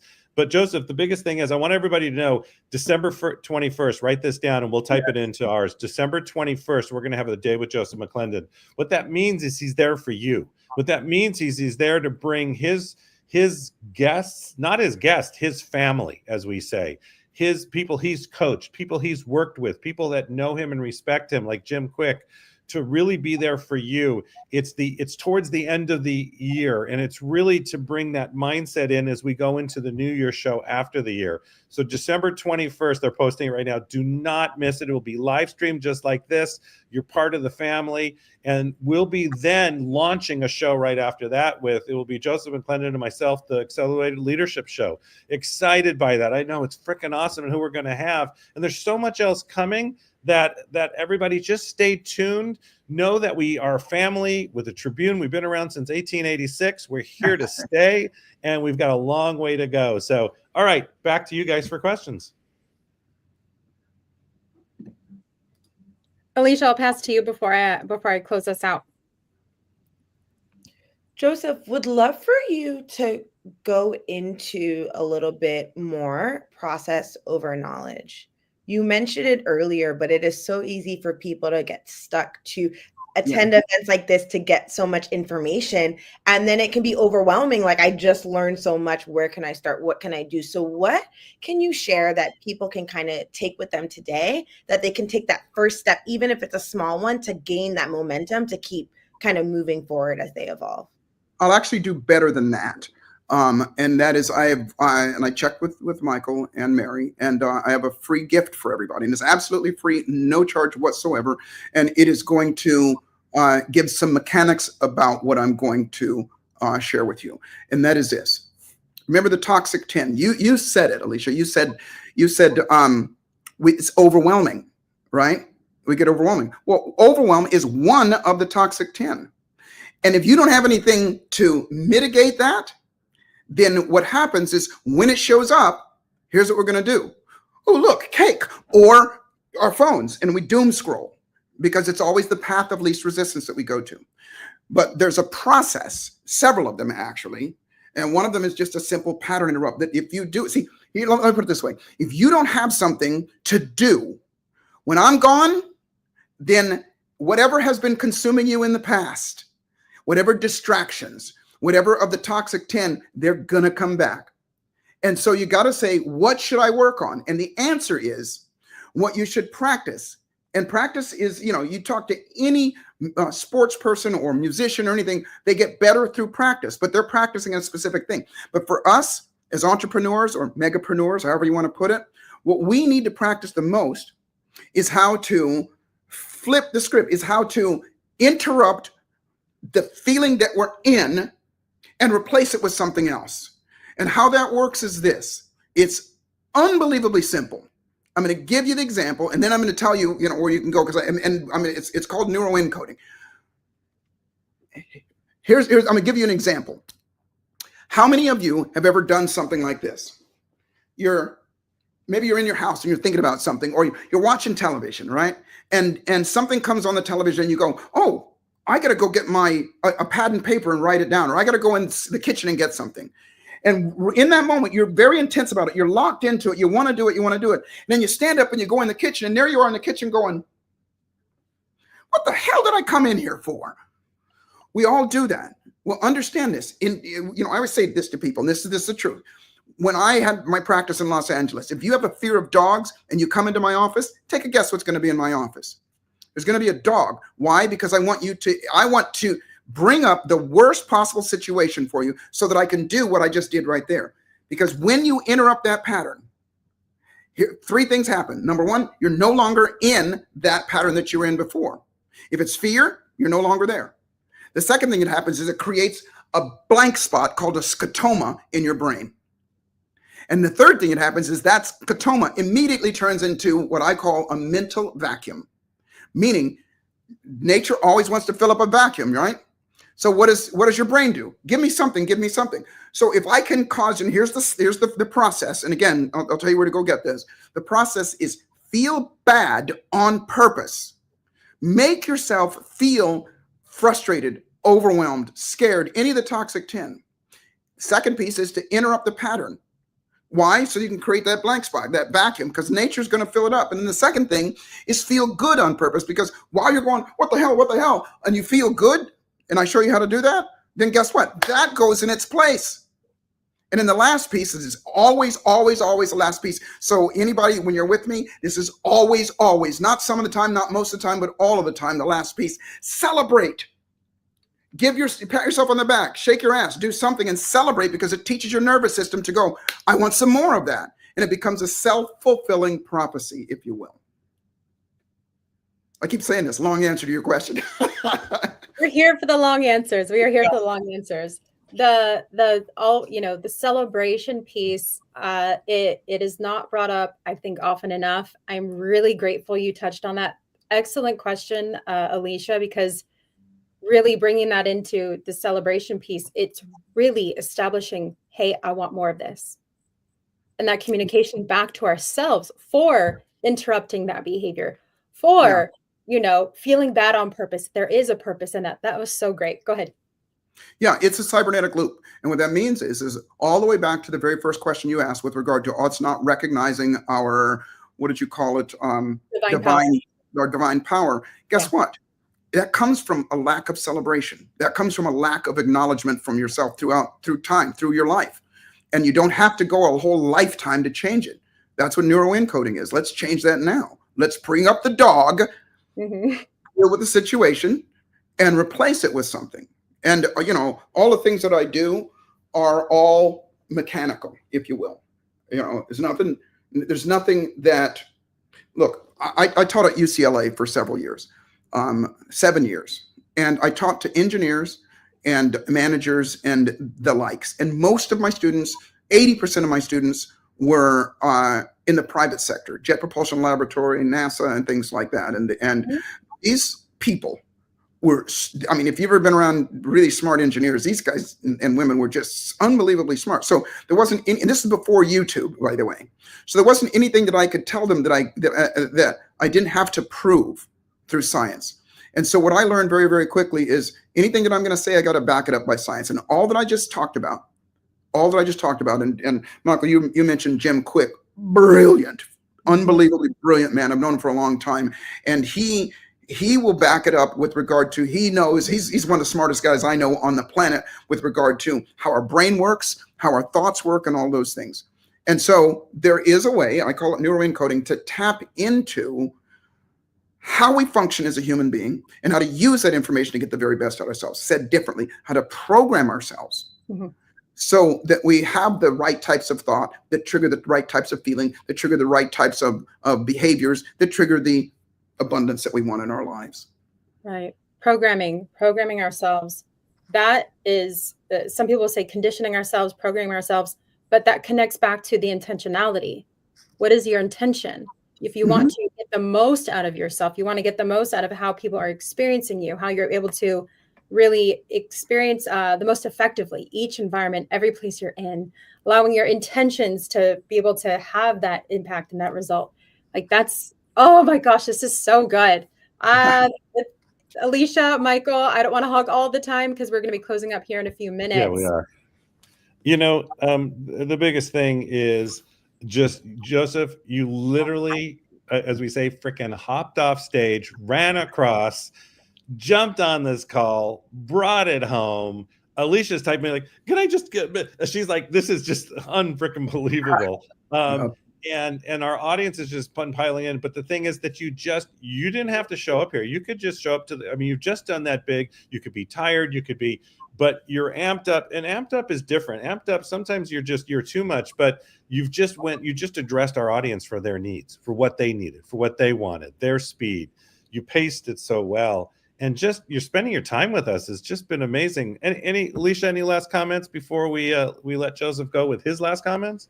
I think anytime I see someone nod or I nod, I'm going to think about it, right? I think what's so great about having you on when you join us, Joseph, is that you always share insights that are so relatable, but you can understand how you move and operate, and then you can shift that. Like you said, you connect that feel good, that vacuum, and the feel bad on purpose, that vacuum, and you shift it. I can never look at the FedEx logo again because I always see that arrow. But once you see it, you can't unsee. And I think that's so great about how you share and how you teach. Once you hear it, you can't unhear it. And there's so many actionable tools and mindsets you've given to our audience and the community. It's a gift to have your presence here today because people I know learn. I encourage people to rewatch this segment. There's so much that you've shared, Joseph. I'm looking forward to Paris's notes, but we appreciate you for joining us today, especially after you were on stage in Australia and sharing with our community. My pleasure. Awesome. Paris, any last thoughts? Thank you, Joseph, for the reminder to pattern interrupt. I feel like we're always that one shift, one more effective way to experience something from one more pattern interrupts. So thank you, Joseph. This was amazing. It's good to be with you. It is my absolute pleasure. And with your permission, I would like to give everybody a gift. And that is this. It's called it's called the Neuro Encoding Edge, and it's going to give you more of a foundation of a lot of the stuff that I talked about there. And it is a download. It's absolutely free. There's nothing attached to it, and you can get it. Go to my Instagram, which is I am Joseph McClendon, and in my profile, you'll see it. It says the Neuro Encoding Edge. Click on it. It's yours. And as well, you'll also be VIP for another event that I think we're going to be doing at the end of the month. That is this, and that is it is called the New Year's Evolution. And the New Year's evolution is this: New Year's resolution. This is the. And I know, Michael, I'm going to let the cat out of the bag a little bit because you and I are planning on doing something about it. And that is this: that the elephant in the room right now is that New Year's is less than 40 days away. And what are your plans for 2025? And I say this broadly, what is everybody's plans for 2025? But here's what I will say, and here's the attack. Here it comes, right? 85% of all of the New Year's resolutions and goals that people make are the same ones that they made last year. Bam. The same ones. I'm going to lose weight. I'm going to make more money. I'm going to do this. So the same ones they're going to make last year. So that process does not work. It is very, very, for a very few people, it works, writing their goals down and things like that. And again, if you don't have a carrot on the stick, if you don't have something to practice, when I'm gone, when all of us are gone, because as soon as the screen goes away, it's you and your cell phone. It's you and whatever distractions that we've got. And they're right there and they're convenient for you. And so New Year's is coming up. And there's something that I created called the New Year's Evolution. And by the way, all of this, again, it's my gift to you. Why do I do this? If I can close this out, because I know you guys are looking at me like, shut up. And I actually got to get back across the room, across the hallway. Is this, that as I said before, this is my passion. I absolutely love this. And I'm not saying that as some hyperbolic thing. It truly is. And the reason it is because somebody did it for me. Somebody did it for me when I was at the worst part of my life. I shared this with, I don't like to share this, but I share this with people.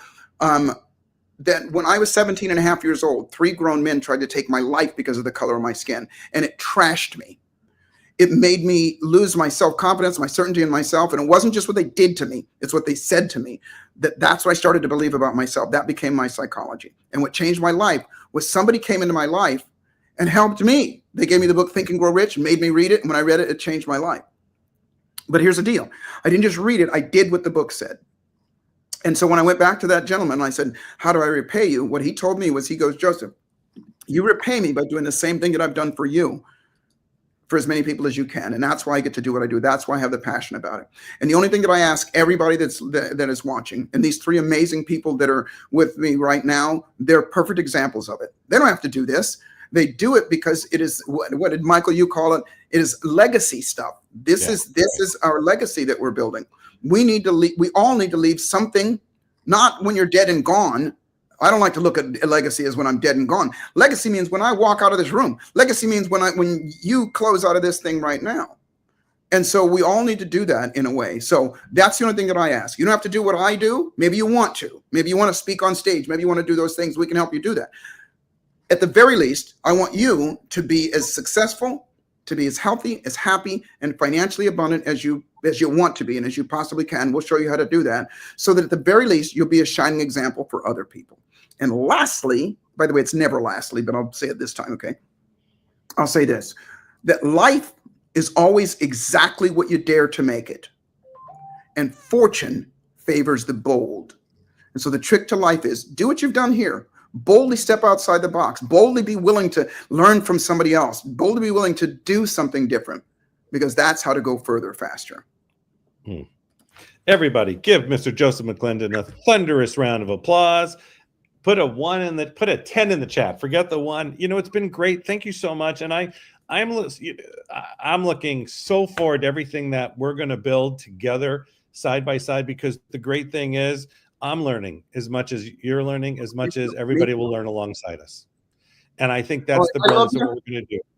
I'm getting texts that I got to be back over there. I love you guys. Thank you so much. Go to IamJosephMcClendon.com, and it's absolutely free. You're going to love it. And I'll see you guys at the top.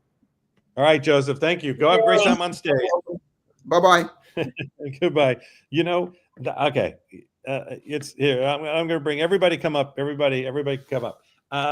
Here, there we go. And bring Rex up too. There we go. You know, it's the great thing about this here is the people that we get to surround ourselves with. I mean, look at this group right here, right? But for me, I was just thinking about this the other day. I was talking to Mary. I know I say Mary, but Mary's been a big influence on my life because she created one of the probably still one of the largest organizations out there in personal development. And she's so mild-mannered. She's so self-effacing. She's so about being of service. She never talks about herself ever. And I think those are the people to surround myself with. But in all the years I've been in this, there was us, right, at Peak Potentials, right? And then there was the other organization over at the Robbins side. And now what so excites me is we're combining that in my mind, the what happened and the shows that I'm launching with Joseph and there's some other peaks, some people that are coming through. So it's like we're just, all of us here are bringing more greatness to the stage. We're bringing more greatness to what we do. The Los Angeles Tribune is about community and family, not this camp and that camp or who you're with and who you're there. It's one team, one family moving together. Today's call has just been off the chart. But again, dates to save, and then I'm going to turn this back over. December 21st, a day with Joseph McClendon. January 9th, 10th, and who knows how many days we'll go for Quantum Leap 2025. January 16th, we have Barnes & Noble. We have an evening with Sheila E. Because guess what? She is going to the Grammys. And we have potentially, well, I won't let it out of the bag because I don't know for sure, but potentially one of the top soul cyclist people on the planet who like everybody knows, and she's been on all the TV shows. Anyways, and there's so many other people that will be there and just family. And then September 23rd, write this down, everybody. September 21st, 23rd, we're going to have the Speakers Summit.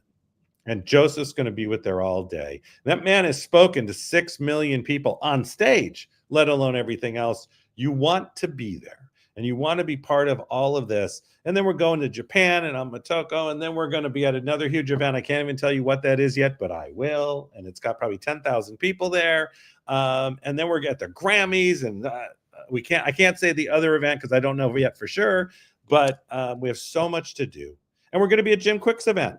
We're supporting team and family. I'm meeting with this whole team on Monday. You know why? Because we're family, because we do this together and we make a difference in lives every freaking single day. So from myself and Mo Rock and this whole organization, we're not done yet. We'll go here in about 2-3 minutes, but we're going to go around the horn. And Alicia, I'm going to turn this over to you to take this thing out. Thank you so much, Michael, for all of you that are tuning in. We're on day 2 of the Marketers Forum here live with the Los Angeles Tribune, November 20th to the 24th. I mean, we opened the day with Dr. Joe Vitale, and he was sharing more of his insights around karmic marketing, spiritual marketing, and how to connect with individuals.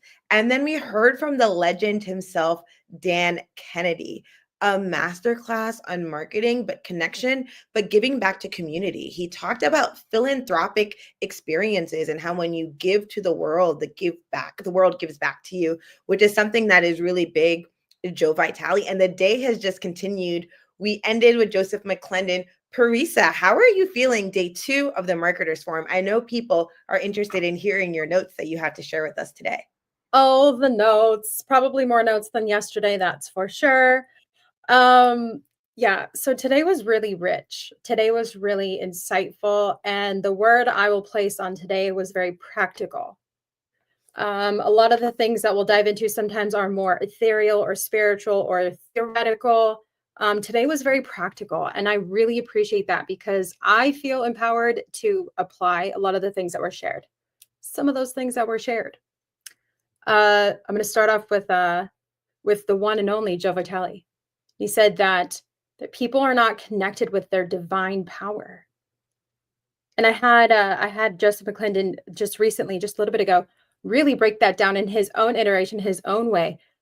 But we are not able to, if we're marketing ourselves, if we're showing up and people are receiving us, and that is that first impression, it's so crucial to be able to step in and be certain about yourself, about what you are offering, what you are providing value for, value to whom, with certainty. That's what allows us to step into that divine power. And he was mentioning, like, that's where, like, why it's not happening, why we're not, as Mo Rock, our CEO, was prompted him to respond with that. It was like, why aren't people closing the sales? Why aren't the follow through not happening? With all of the knowledge we have all of the skills, the tools, the knowledge. Like, why isn't that piece happening? And I feel like what he shared there was such a foreshadowing for what was going to be coming for the rest of today, especially with Joseph McClendon closing us out and really clarifying and articulating and distilling all of this information. So the one thing that that Mo Rock said, it's not the best, it's the best known. And that can be taken a lot of different ways, I think. At least that's how I took it a few different ways. But I think it's also like the willingness to step into your own certainty, to be the best known of you, as you, who you are. Next piece, like I've got to flip because I literally have so many pages. With Steve Smith later on, he said the piece about authenticity is really about like being yourself, number one, yes, but really not focusing on selling, but building relationships. Allow it to be the relationships that are the key piece, the importance, the focus, and the entire directive. And that, okay, if these people were all on the screen right now, I'm like, you guys all clearly had this conversation ahead of time with one another. Even if you're on different continents, I don't care. I'm not convinced. Y'all talk to each other, because we had Motoko later on really presents the fact that relationships, building the connection, allowing trust to have the space, the time, and the energy put towards it, and the intention, the opportunity to be built. Really allowing your team to communicate, to have that space. And your team is going to reflect your brand. Your team is going to reflect all of this genius machine engineering behind the scenes. It's going to reflect all of that as well. And really giving your team the place to have a voice in all of that. Again, I said they all talked to one another. Clearly, they all were in cahoots with Joseph at the end, because he pinpointed and clarified every piece without even knowing it. But with Joseph McClendon III, he mentioned that knowledge is just potential energy. Knowledge is just potential energy. If it's not simple enough, it won't be implemented. So powerful, right? All of the pieces today, information overload, but no, take one piece, implement it. Pick the easiest piece if that's what you need, implement it. And the last piece of Dennis Yu, literally pulling up the screen share and real time searching, real time looking. That kind of service, top notch, stellar. That was amazing. Yeah. What a wonderful day. What about for you, Karen Hall? What really stuck out? What is something that you were like, wow, I want to implement that. It stuck with you. Yeah, Parisa said so many of the things that I was thinking of. One of the things that Dan Kennedy said was that the size of the hole that you give from is the size of the hole that you receive. And if you want to receive more, give more. And then to do that challenge, and I've done that challenge just to see what happens when you give. He's like, I don't care if you don't believe it, just do it anyway. And that tithing, but where you give part of that with no expectation, of receiving. And that's very important, because I think we don't want to give with the expectation of receiving, but we just want to give. We want to serve. And that's what is so beautiful about the Tribune, is that we're all about serving. I really liked it when he said to position ourselves as a trusted authority. And I think so many people think about the authority part, but they forget about the trust part. And so that all of the conversations about building trust and Morocco, I just thought for people to feel safe in her environment, to be able to talk about whatever they wanted to, that is so rare to have in a corporation. And that just shows how much people trust her and how much emotional intelligence she has to do that. And I loved hearing from Misty with our business psychologist. She is such a gift, and it is so wonderful to have her. I wish she had an hour. Just like, no, don't go. I want to hear more from you. So that was really awesome. I liked how Dr. Joe Vitale said that we have to love ourselves first. We have to love our partner, and that could be our vendor, which I thought was really interesting. I didn't think of that. And then he said, and then love our client or our audience. And Mo brought up, it's not a win-win, it's a win-win-win. and how important it is that it's not just the two of us winning, but the greater good, is winning. And another thing that I really liked was when Dr. Joe Vitale was talking about newsjacking and making the news relevant to us and timely, and taking advantage of moments that are happening and then tying into that. I mean, it's, and if you don't have an article, well, write an article, pitch an article about you. And if you want to write an article, you can do so in the Los Angeles Tribune Women's Journal or the Spanish Journal or the Speaker's Journal or all the different journals that we have. And we have so many opportunities here to do that, in addition to speaking, in addition to writing books. And I really appreciate how much the Los Angeles Tribune offers because of the vision of Mo Rock and because of Michael Silvers and Ava and Alicia and Parisa and Rex and Julianne and Misty and so many amazing leaders who share their talents and their gifts and serve the world. Wow, so beautifully said, Karen. Rex, I know you were commenting. What insights did you get from day 2? Rex, you're on mute. I don't think the audience can hear us just yet. Yeah, I was just moving my mouth to make you think I was on mute. No, this has been a second great day. It's really, it's been delivering the goods for people. One of the things that humans are really, really, really too good at is categorizing and classifying things. And what they end up doing is they have all these distinctions and then they get overwhelmed. They don't know what to do. All of what's being presented by all of the presenters here is exceptionally basic and very, very simple. Basic doesn't mean that it's not important or that it's not good or that it's not valuable. What it means is that it's a foundational skill that you and I and anyone can learn to use and to use it. So if you got one idea out of all of the stuff that's presented and you apply it, then you're doing really well. So simplify, take a deep breath and relax into this stuff because it's really easy to apply. After all, it's talking to people, it's talking about what you do, how you do it. It's not rocket science, for goodness sake. It's the ability to connect with another human being. And some people complicate that too. So just keep it simple and realize that it is all about love. It is all about heart. It is all about, being yourself. I do disagree with this statement. It isn't that people aren't in their divine power. They are, but they may not be using it the way they could be using it. And that too is simple, so don't get overwhelmed.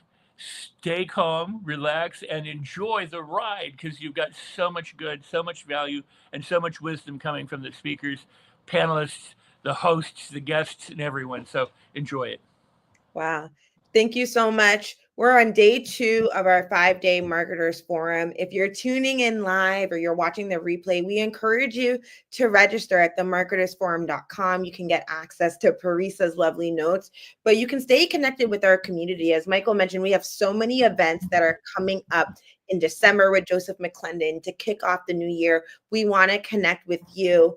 We appreciate you for tuning in. I'm going to hand it over to Michael Silvers, the VP of the Los Angeles Tribune, to close us out today. And we will see you back tomorrow for day 3, where Sharon Lechter will be opening up the Marketers Forum. Michael, over to you.